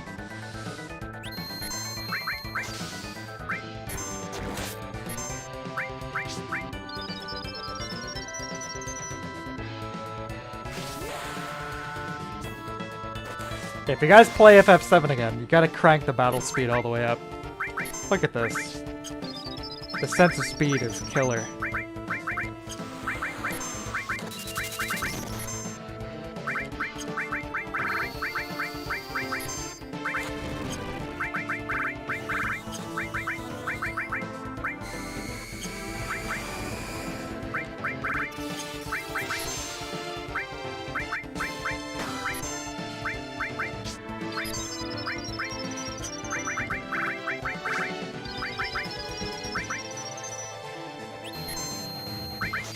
Berserkering on Cloud.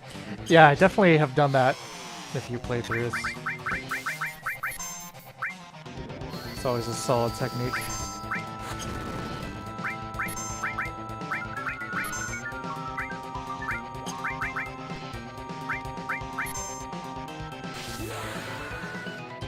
Yeah, the combat at 9 is much slower than 7.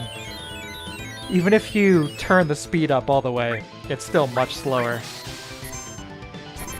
If only because the animations are so much longer for everything than they are in this game. Like, entering a battle, you get like 20 seconds of camera flybys. Same thing with exiting the battle. But everything you do takes just much longer.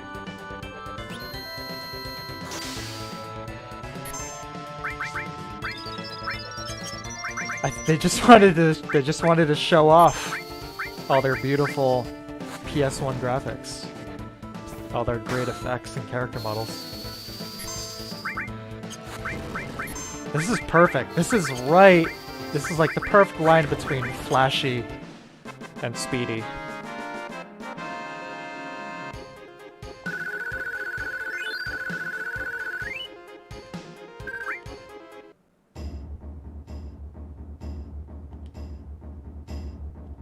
Very fine, I've noticed. Oh, you're not the only one.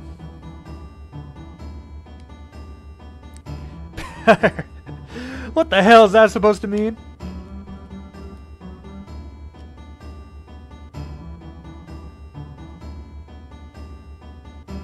Gorgeous game indeed.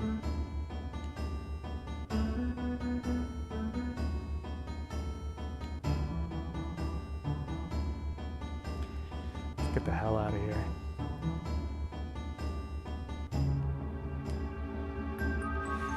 I think I'm gonna stick with this party. Sorry, Barrett and Tifa.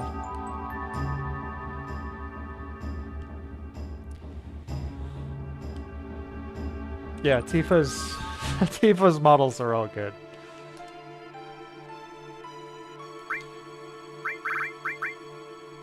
This is gonna be tough.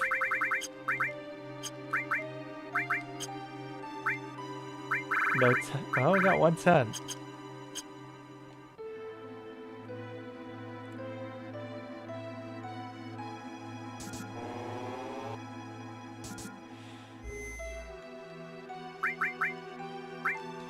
I'm pretty sure this is the same exact point here, so I'm going to save that right there.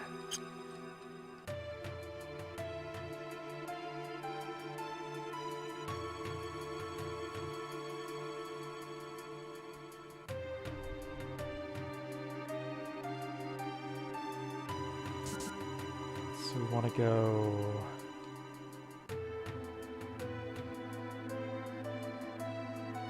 Where are we going? Elevators?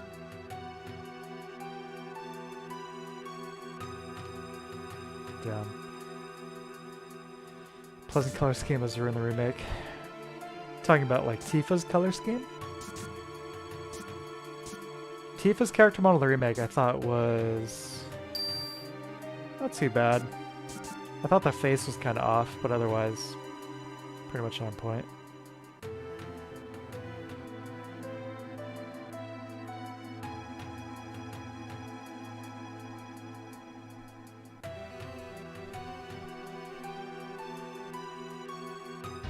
Turks, so cool.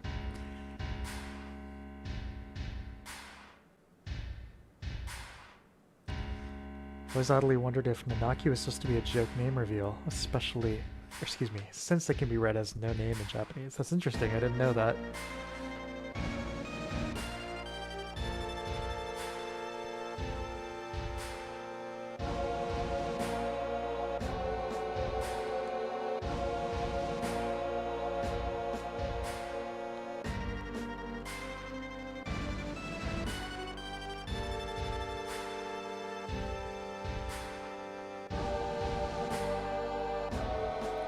Did you really? I thought I was the only one who thinks her face is weird. No, I agree. I don't think it really looks like her. I mean, obviously she's a fictional character, so there's no actual her, but between the way she looks in this game and the artwork and all that stuff, I don't think it was really consistent.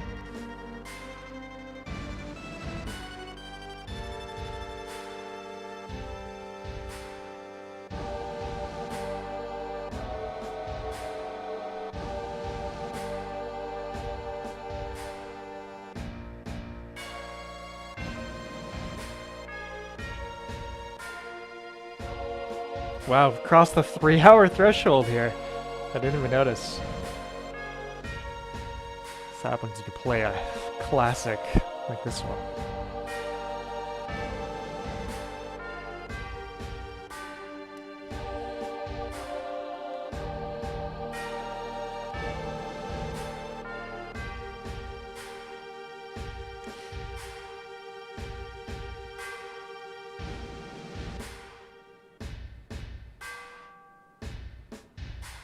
Talk to my secretary. I'll be smoking my cigar behind the desk here.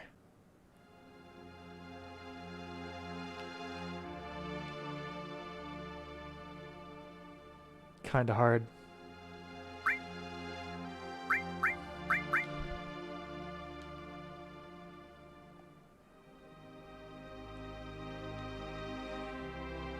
I wonder how Doggy is doing. Doggy? Grandpa. Dog's got family too, I guess.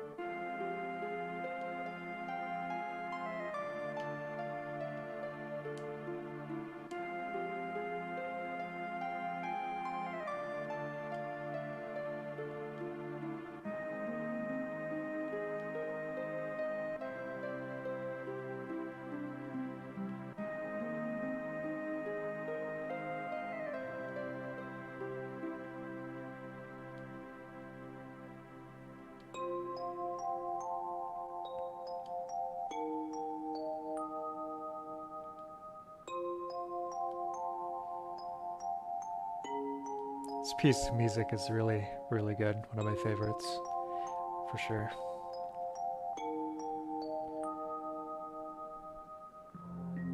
One of the better sampled tracks, just in terms of its instrumentation. You've got themes like Tifa's, which is really good, but kind of harsh, kind of MIDI sounding instrumentation with the samples. It's really good. Although it is very similar to a Kraftwerk track. Metropolis from their album The Man Machine. This intro chord progression of this track, if you guys look that up, it is pretty similar.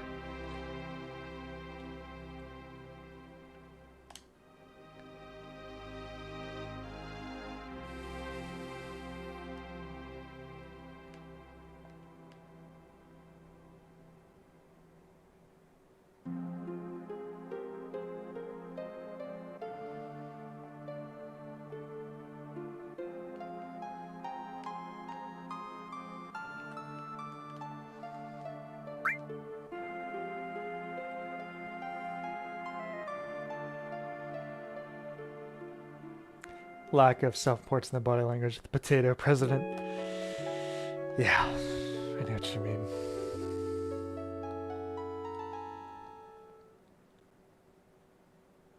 The eyes are actually closed on the character models there. I don't know if it was originally like that.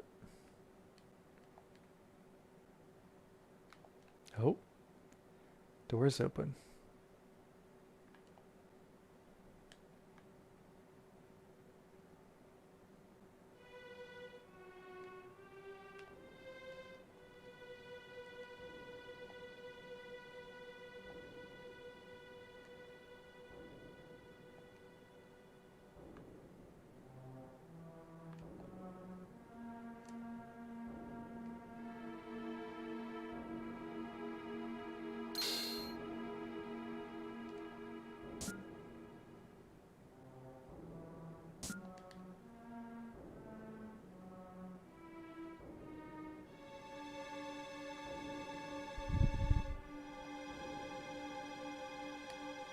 Ladies.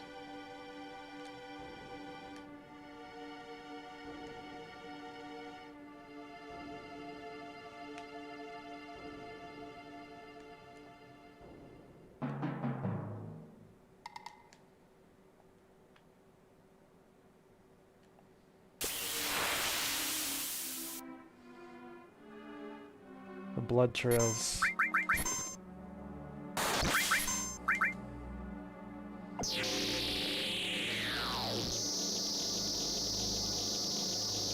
Whoa.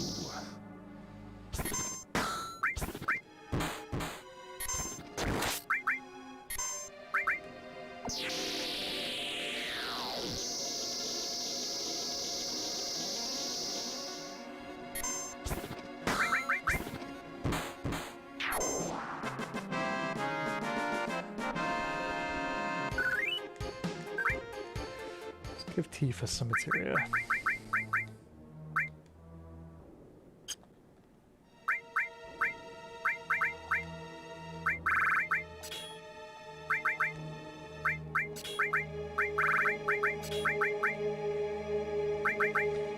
Sounds like the Metal Gear Solid vocal synth right there.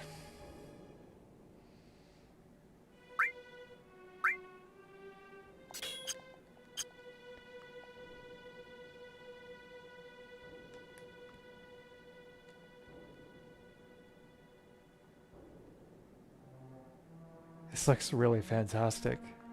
I mean, this all has, but this really looks good here.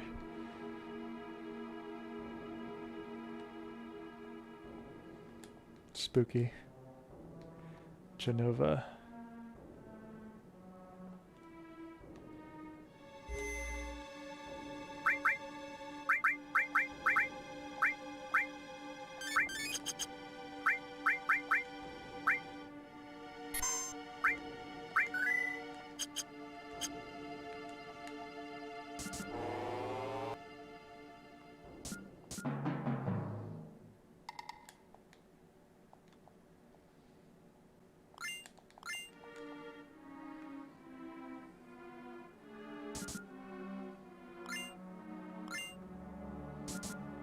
These huge slashes on the wall over here.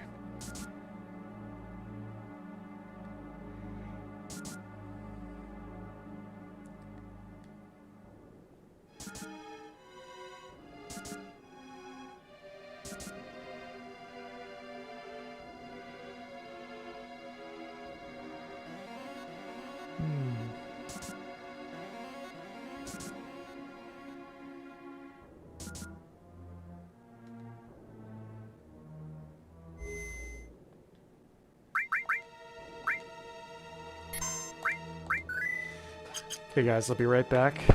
Just gotta take my last break of the evening here. Be back in just a minute.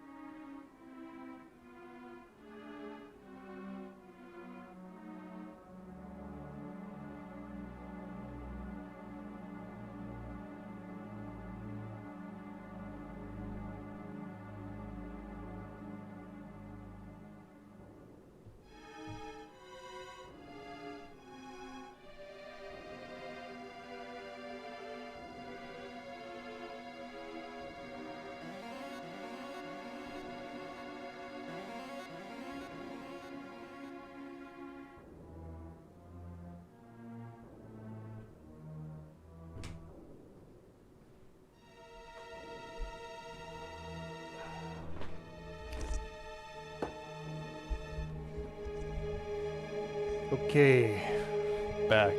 Thanks for waiting. Oh, no worries, man. Don't forget to limber up whenever too. Thank you. Easy to do when playing an RPG like this, fortunately. Get introduced to aggressive yoga elements and keep video games by saying you meditate and destroy us. Yeah, I could do that. Every time I come back to this, I forget about the 60 FPS. Always a trip. Oh.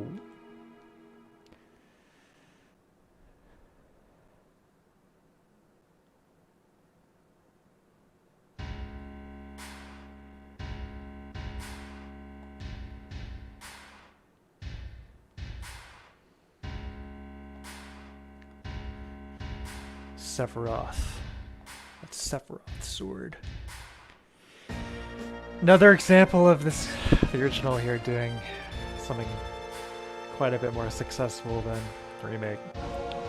Sephiroth, before you ever see him getting built up to be this turbo badass, via action and description, really builds up some significance. Whereas the remake, you see him within 30 minutes within a flashback where he just straight up tells you how important he is.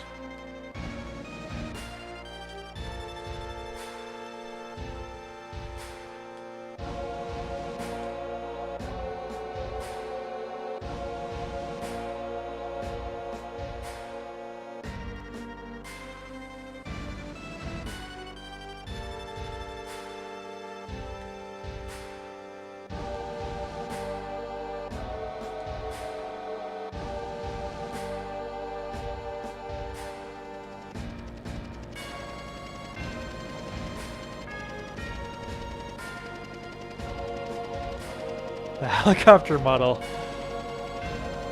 Oh boy.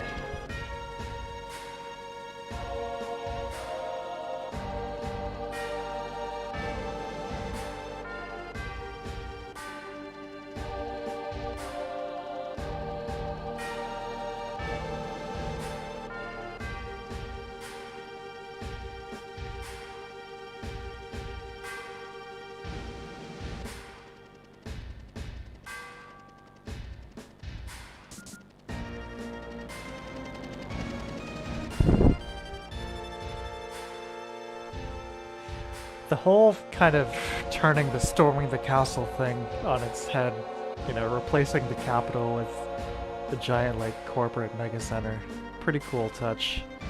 You know, transitioning this kind of existing, you know, fantasy frameworks that the series had been using into this new cyberpunk type setting. It's cool. It's good stuff.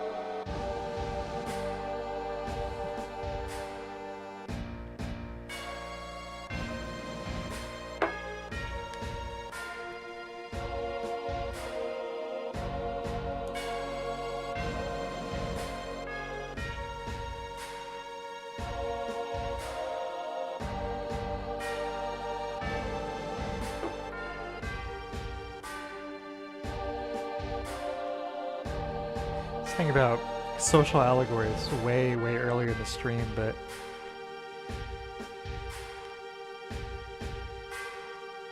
it's a fitting approach. This concept of basically from feudalism in the earlier games to neo-feudalism within FF7 here. Unfortunately, kind of reflecting the real world currently, but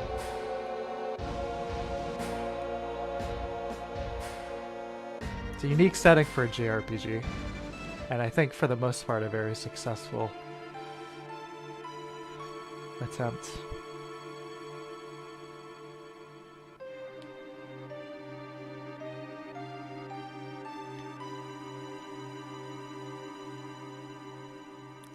So even the save state's got its own real-time shadow. Beautiful.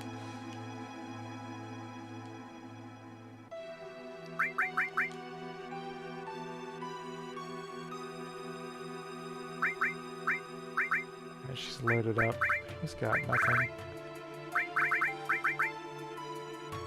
Lightning, cover. Maybe skill.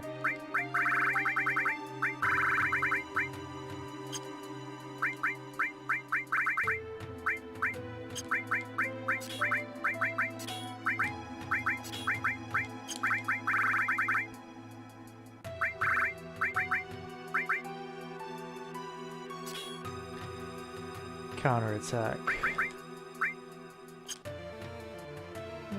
You can have counterattack.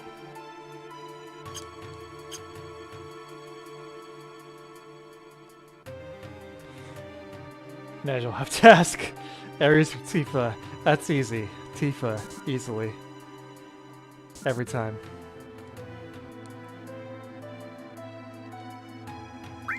Oh, great. So you look forward to playing FF Part 2 of 2030? I'll play it all maybe when it's all completely done. Okay? If they manage to finish it, I'll play the entire thing. Until then, I'm not interested.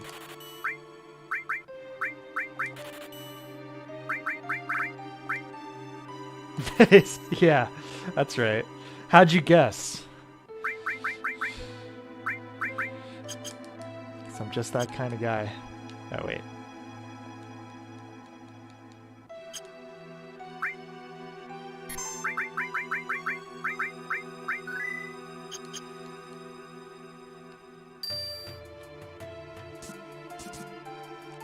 I mean, they seem like they're both great ladies. There's really no wrong answer, like you said.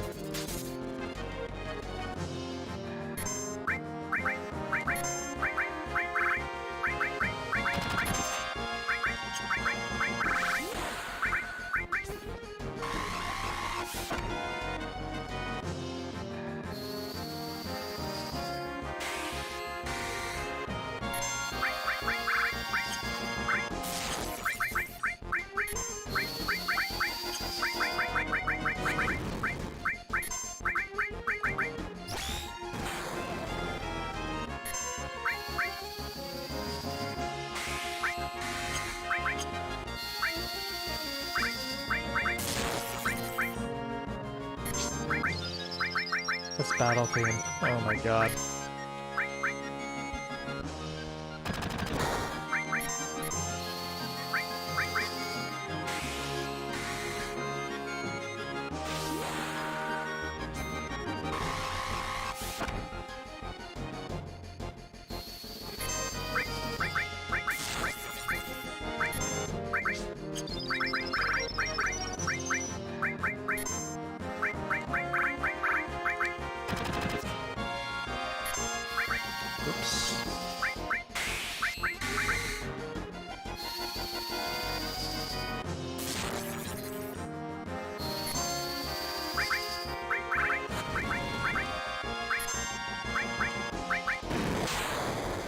Everybody excited for anything Nomura since he got carte blanche without editorial control elsewhere. Yeah, I agree. 100%. The guy should not have been given nearly as much control as he has gotten for this series. Big mistake. This Kingdom Hearts plot's got out of control. I only played the first two. I enjoyed the first one, but everything after the second game was just insanity.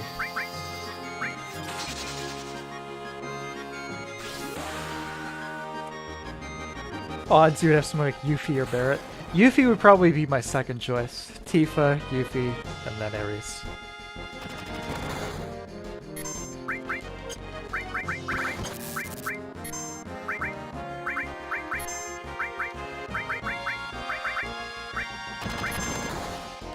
Uh-oh.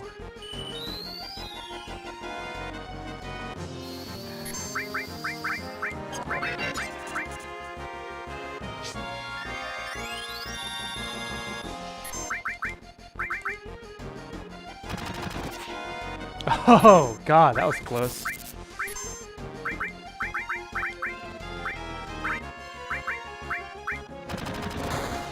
Oh god.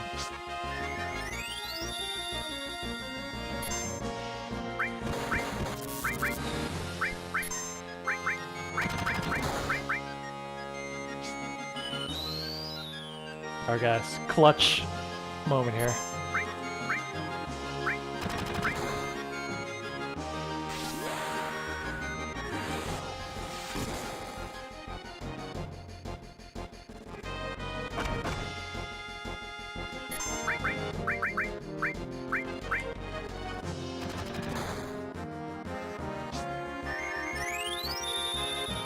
Come on, Red.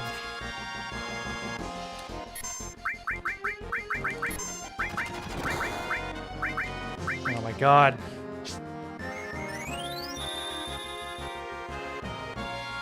not looking good.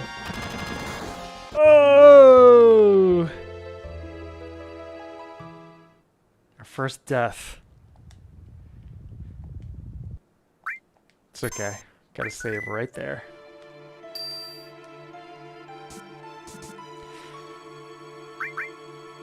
Let me tweak. There we go.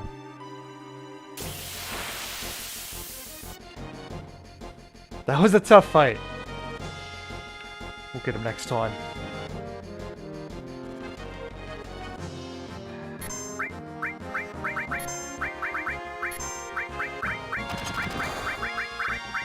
Good damage. To what degree has difficulty been altered? It's a bit harder. The specific mode that I'm playing on is a bit harder. I'd say probably like between 25 to 50% harder, but not crazy. Yeah, pretty reasonable.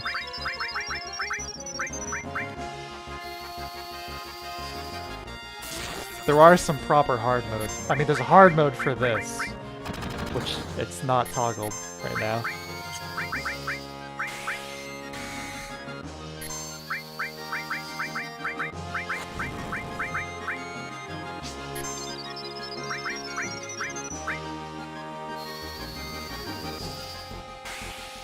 Yeah, the last time I played this was 1.5, and I didn't finish the game, but not because I couldn't. It's just I got to North Crater and got distracted. Played something else.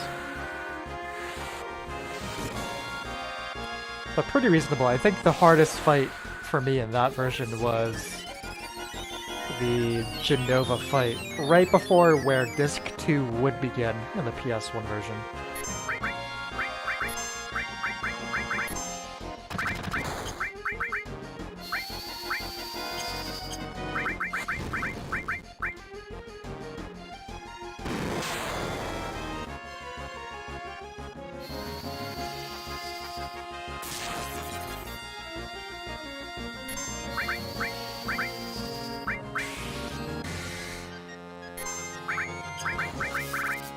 Laser. Oh, shit.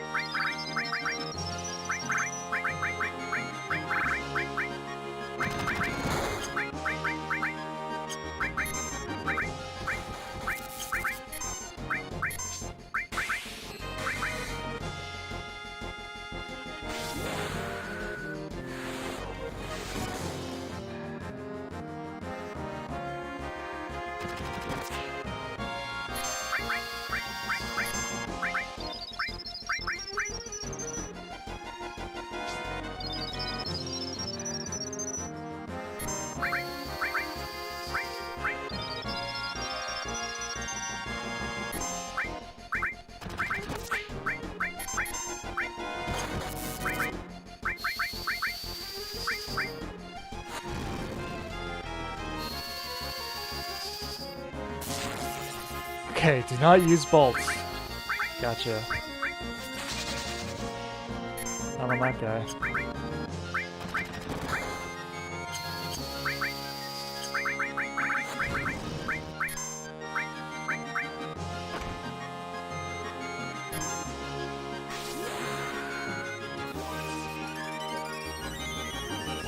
Is barrier actually missing, or is an error message where it's now refreshing duration?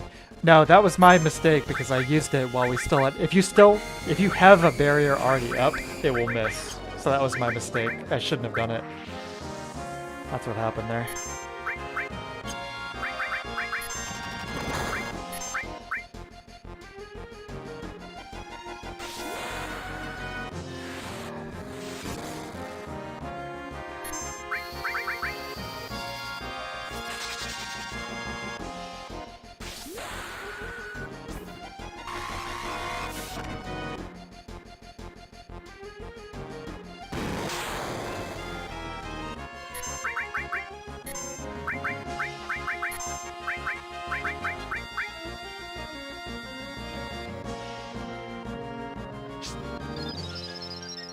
Bad when the game becomes a cure fest. Yeah, I don't think this is really like that though. Like this is, like I said, it's pretty good. Like this is a challenging fight, but not on the ropes.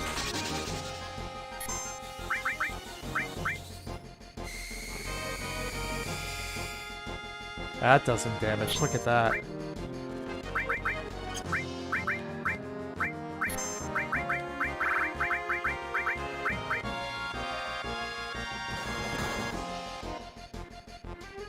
Poisoned and put to sleep.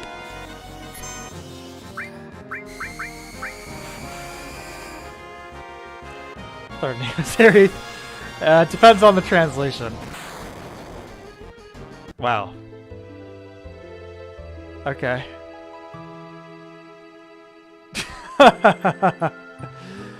Pwned. Well, we'll give this one more shot.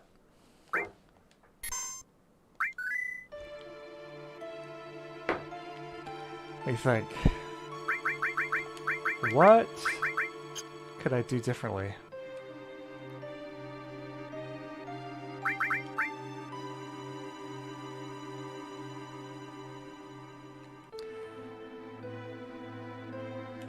Just have magic barrier up, perhaps?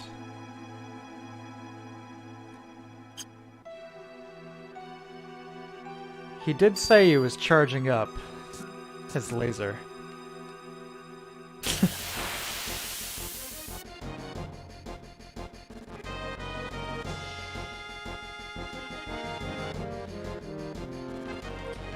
Now, Nigel, maybe you know this.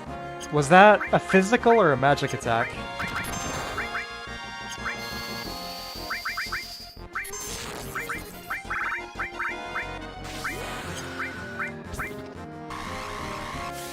I feel like missiles would be considered physical, but who knows?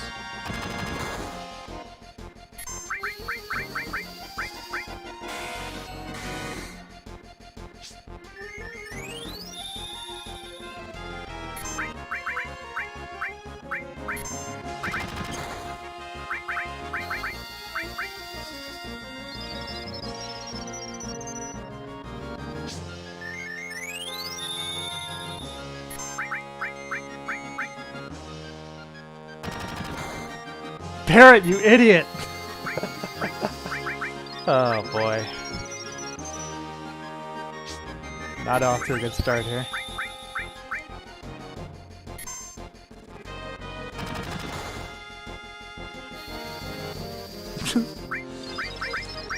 Oh, man.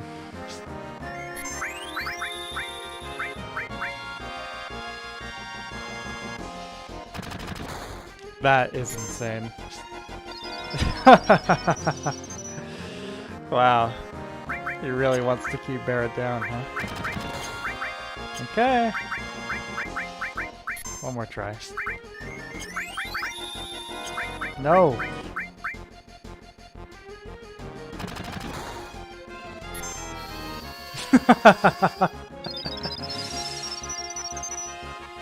Just restart. Is there a button combo? Reset. No. Just kill me.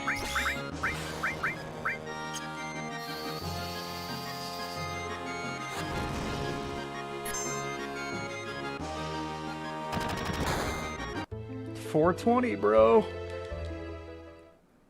Yeah, this is a big difficulty spike. This is a little extreme.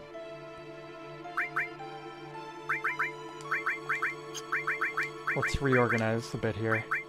Barrett should not have enemy skill because he's the only one that has long-ranged attacks.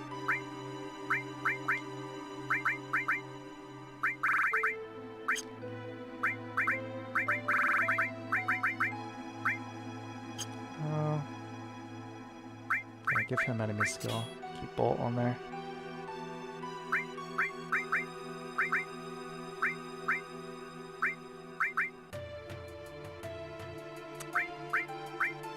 Instead of... Who has Cure All? Instead of Cure All, let's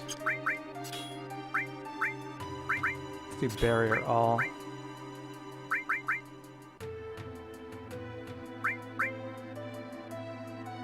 Sure, he can have Revive. Why not?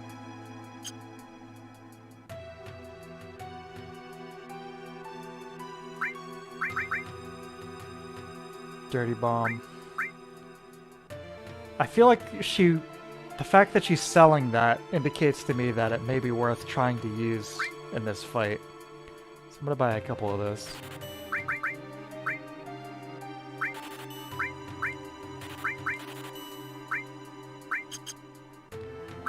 Alright, boys. Let's try again.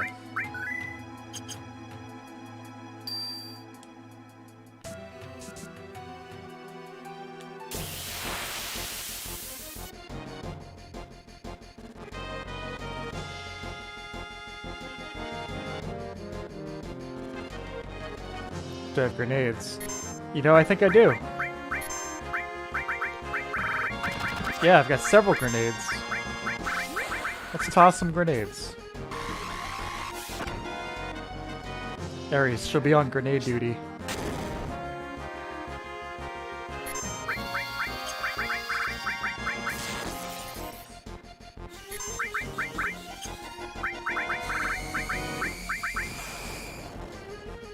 Look at that damage.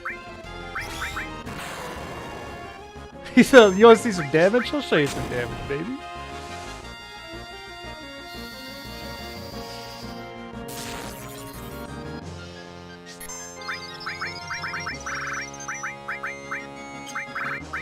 Let's try the Dirty Bomb.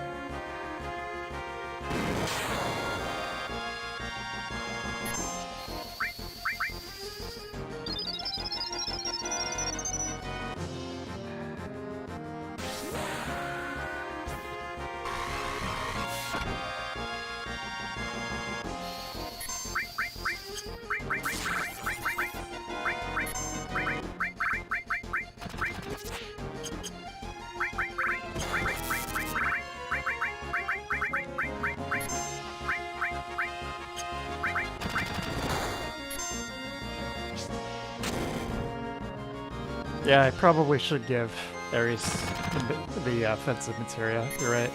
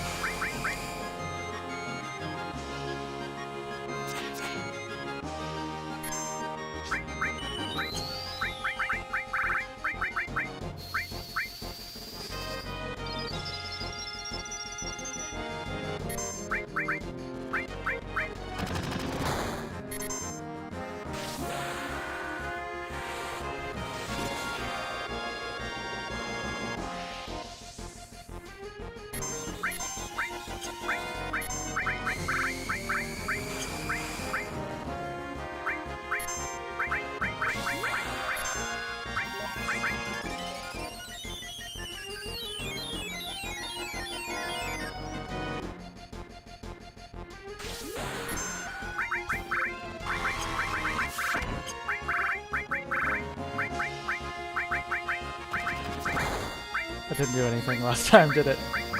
Try one more time, why not?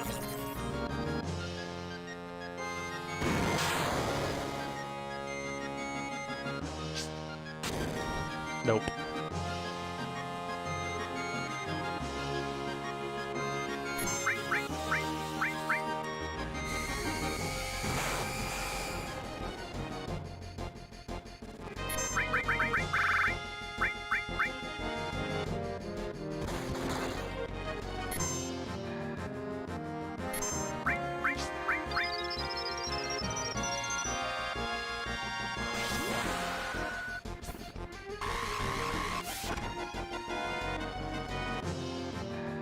Sensor cannon charging. Okay.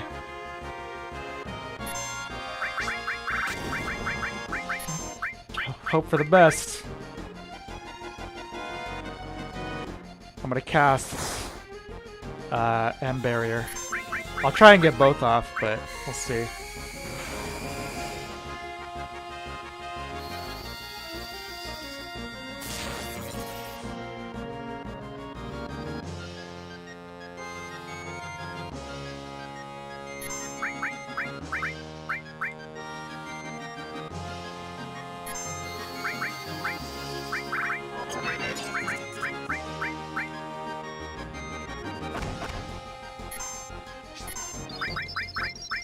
Barrier.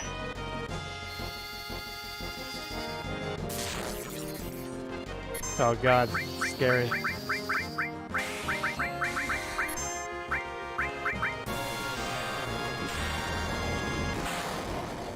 A lot of damage, but we survived it. Yeah, alright.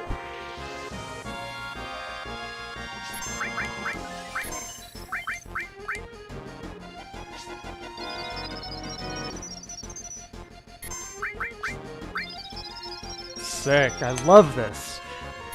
It's the best kind of back and forth, you know? Although I'm probably going to get smoked when he drops it again here, but we'll try and take him out before that happens.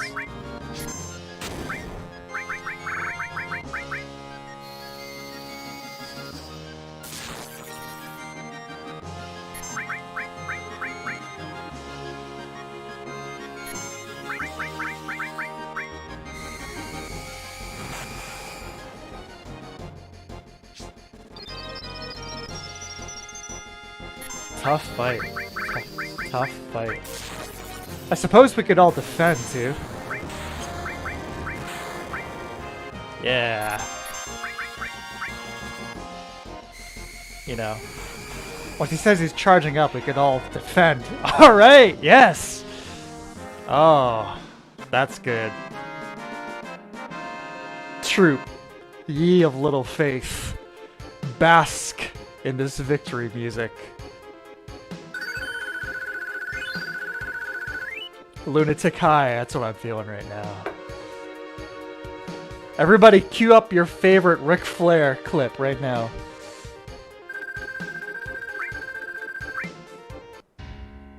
Oh god, we gotta get through this fight. Okay. Although we can save, fortunately. Definitely want counterattack. Definitely want enemy skill. Definitely want restore.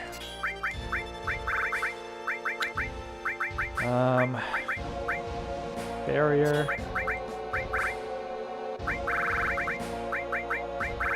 Fire, why not?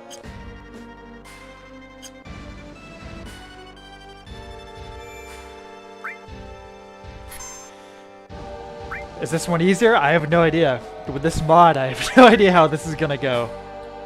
In the vanilla game it is. It's much easier. But I don't know how this is gonna go.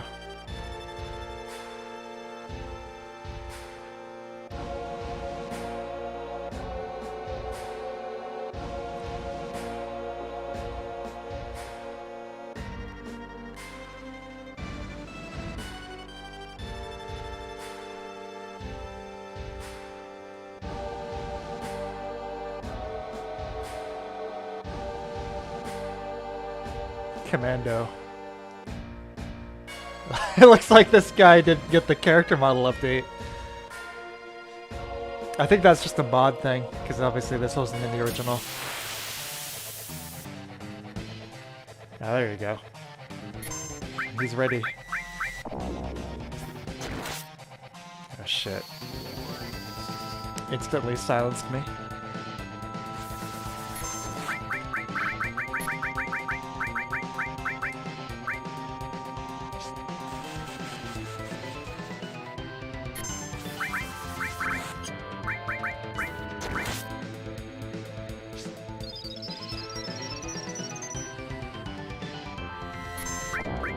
Alright, you want to keep this a physical fight?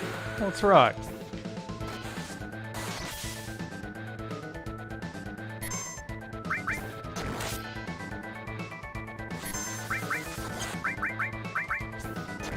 And keep building his limit breaks, baby. Ouch.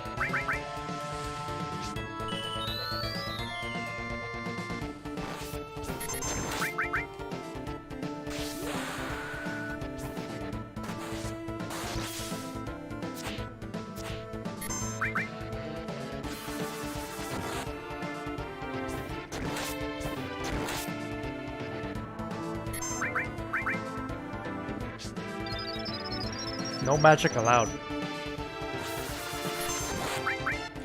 The fact that I'm playing this on real time with the speed turned up all the way is definitely making this harder. But I dig it. I'm down for the fight.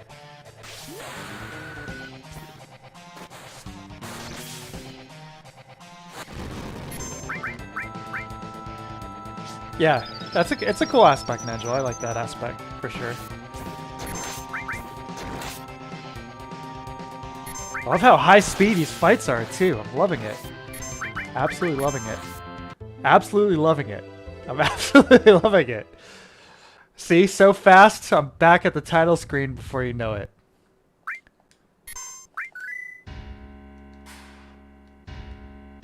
Alright. What else could I do here?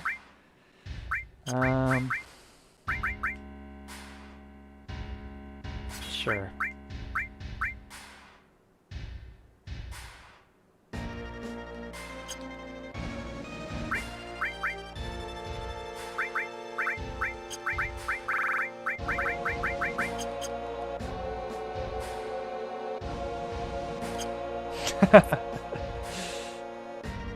Yeah, I cashed my chips on that one, didn't I, Troop?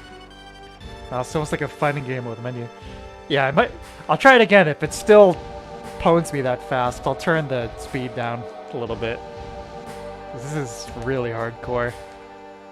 Which, if I wasn't streaming, I'd be completely content to just sit here and grind this out for hours, but I know that's maybe not the most compelling thing to watch. So... see if he gets off the silence before I can cast Barrier. There we go. Yeah.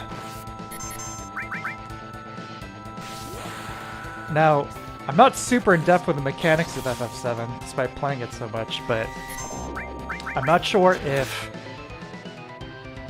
the blunted damage you would take via having like something like Barrier up impacts the how fast your limit meter builds.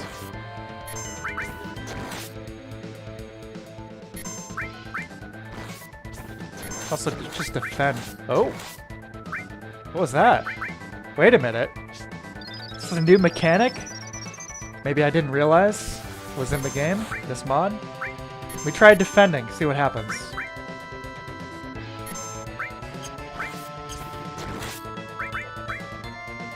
See, I have the counterattack materia equipped, but that like multi-strike thing you just did there. I want to see what was up with that. If that was because he hit me while I was defending, or if that was just unrelated.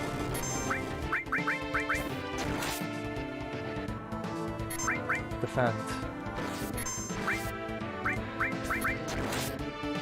And maybe just a RNG thing with a counterattack materia.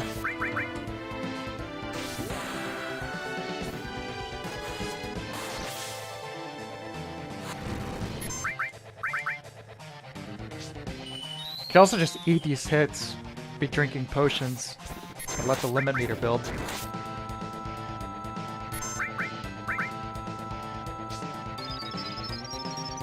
viable strat.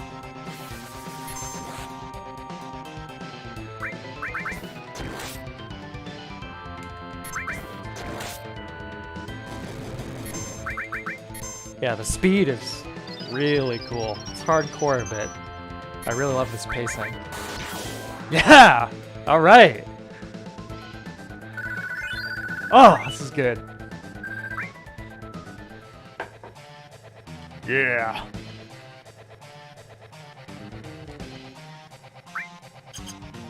Give me that full health and MP refill. Thank you very much. Where's the exit? I'm gonna get punked out on some random battle here. Oh, there we go.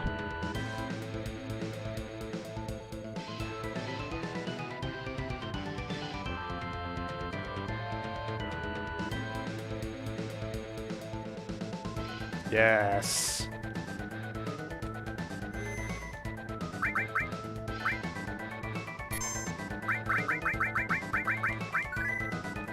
'69th floor.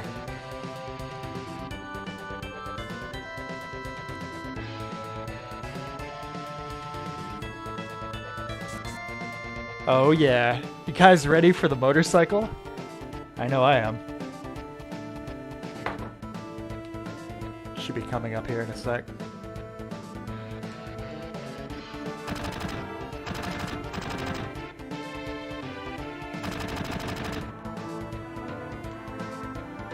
Pass through the crucible.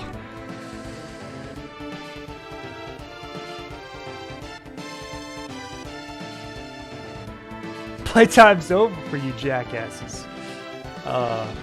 These characters are so good.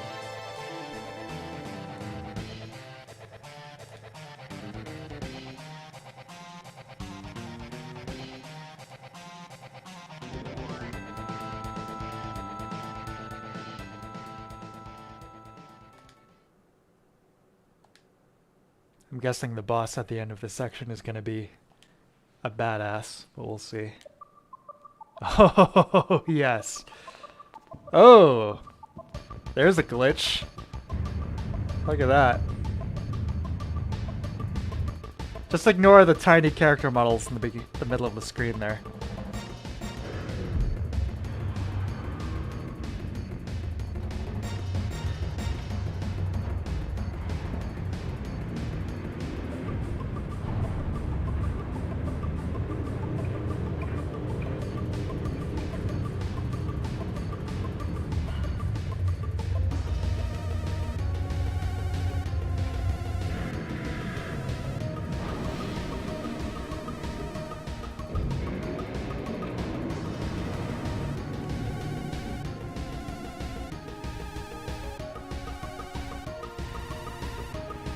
Yes. Oh, he even replaced the, Awesome.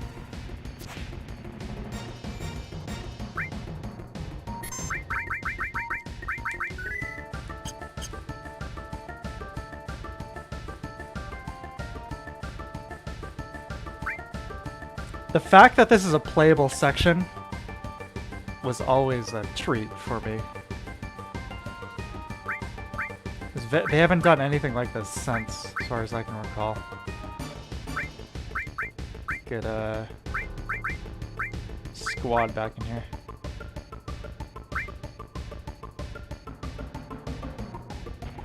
Let's rock. Oh yeah. It's just like the Elden Ring horse combat all over again.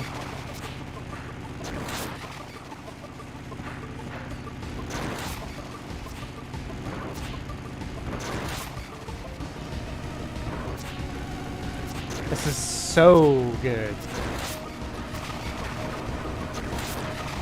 This game is chock full of weird minigames, and this is one of them.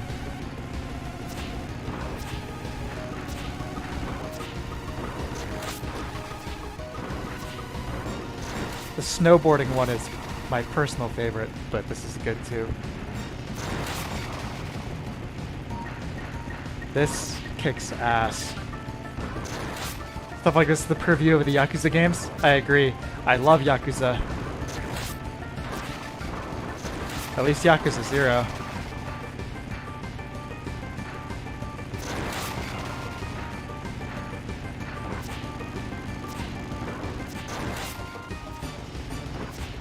True. To be clear, in the original, the models used in this section were significantly more basic. They weren't Lego, but they were equally basic and strange looking. This looks really good. This is a great balance between modernizing it, but also keeping the original vibe.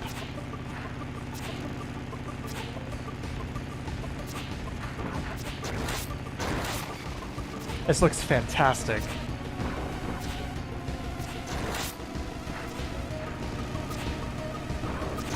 Satsuki, you've done it again.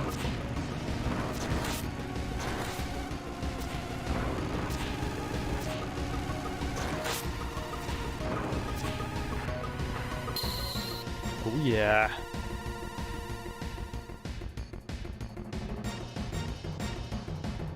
Skybox looks nice.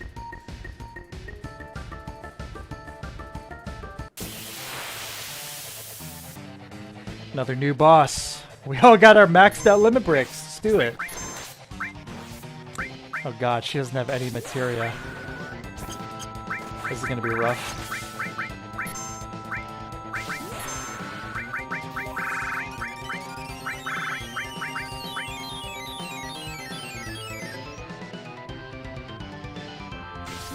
Somebody's gonna be throwing some grenades.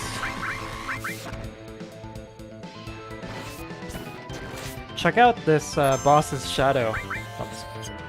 It's really nice. Yeah, he doesn't have any materia either. It's gonna be a rough one if we get through it. Maybe doing that bike section again.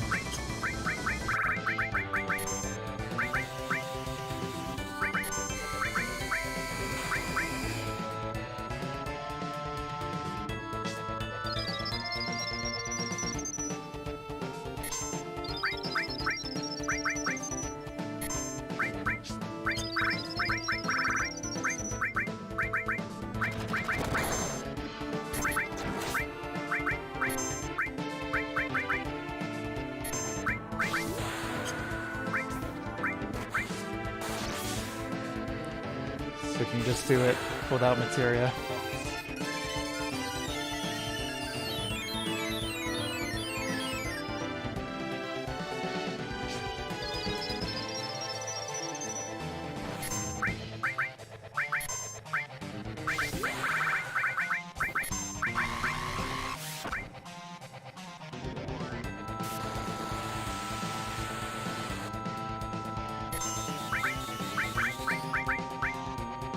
Oh, man.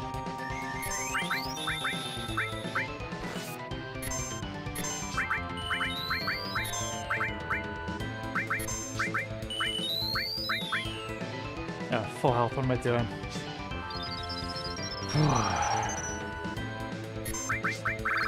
Echo drops.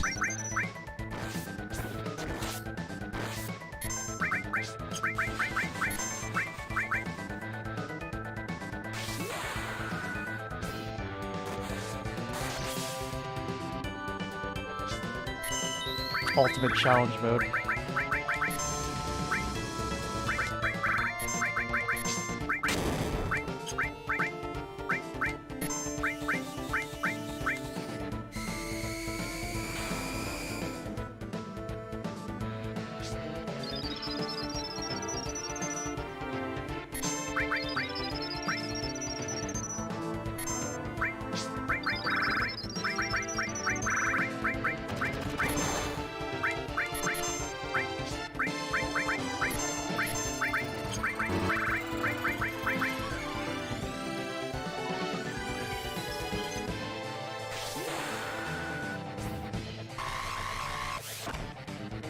That shadow looks extremely beautiful. Can't get over it.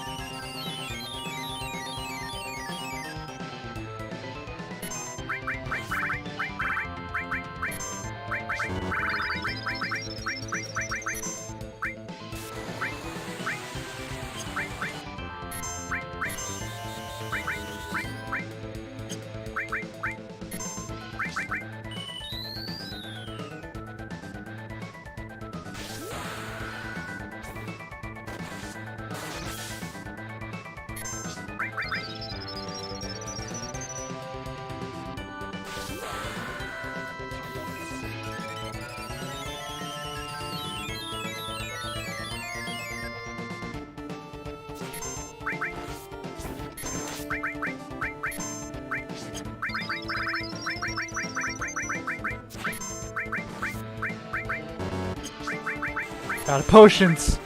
Attack, attack, attack!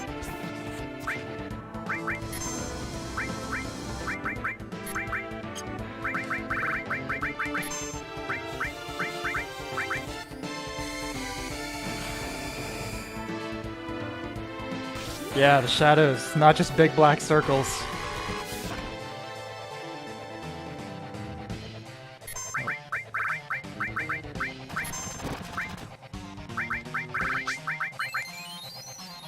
Out of potions.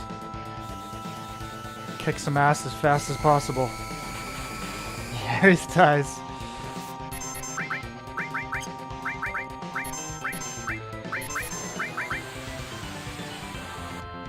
Come on, Cloud. Yes, a couple limb breaks. This ought to do it. Come on. Oh. Yes! Oh my god! Oh, shit! Yes! Oh! I'm sorry. I just got too hyped up there. I thought it was done. I thought it was over.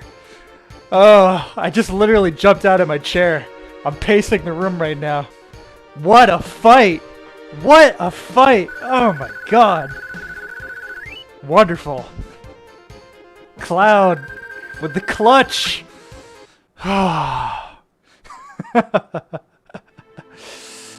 Oh, we did it. I'm so hyped up right now. Sephiroth is alive. I have to settle the score.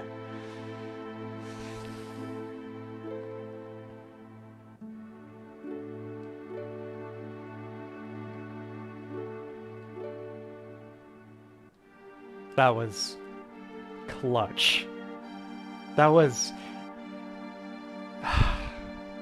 insanely close. That was super, super thrilling.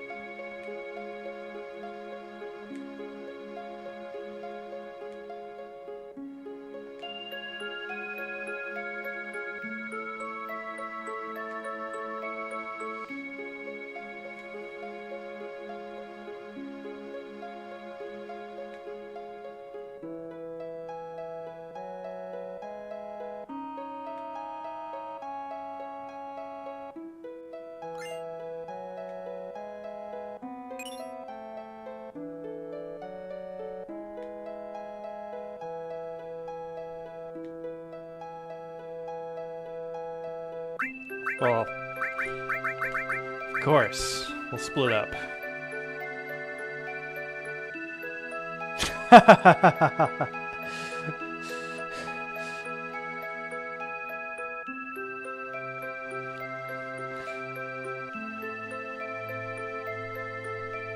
Goodbye, Midgar, for now.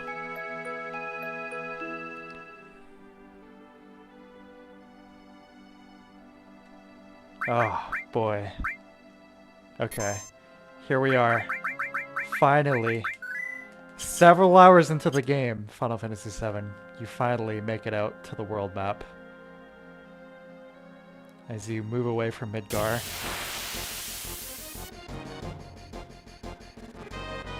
The grass is all, I should say, the sky is all nasty and polluted. Nice little touch, you move away. Oh, it starts to look a little nicer. Blue skies, clear water.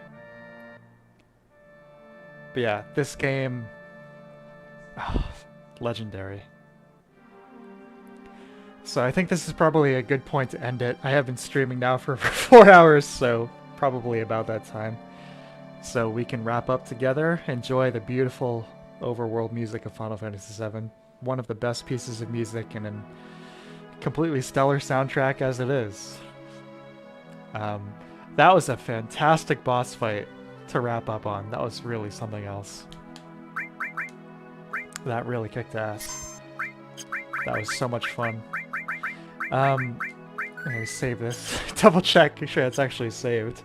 So, this is pretty balls to the walls in terms of difficulty, but it is essentially the challenge mode of the gameplay mod I'm using, New Threat 2.0. Spoon, oh no! Oh, I would keep going, but I've been playing now for almost 4.5 hours, so I do need to take a break. But I could continue this. We'll see. I was saying though, if any of you were scared by the difficulty of that crazy last succession of boss fights, the game vanilla is not nearly that hard. It's not nearly that crazy. I'm playing on a tough mode here, so that's why. But I would recommend it for any vets of this game who've already played it a few times and are familiar with the mechanics. It's really, really cool remix. But thank you guys so much for joining me for this massive stream. I hope you enjoyed it as much as I did, because I absolutely love this game, and all of these mods have really been a really treat to check out. It's been a blast. So thank you guys again. You're all wonderful. Thank you very much. And let's enjoy this little bit of music here before I call it a night. Adios.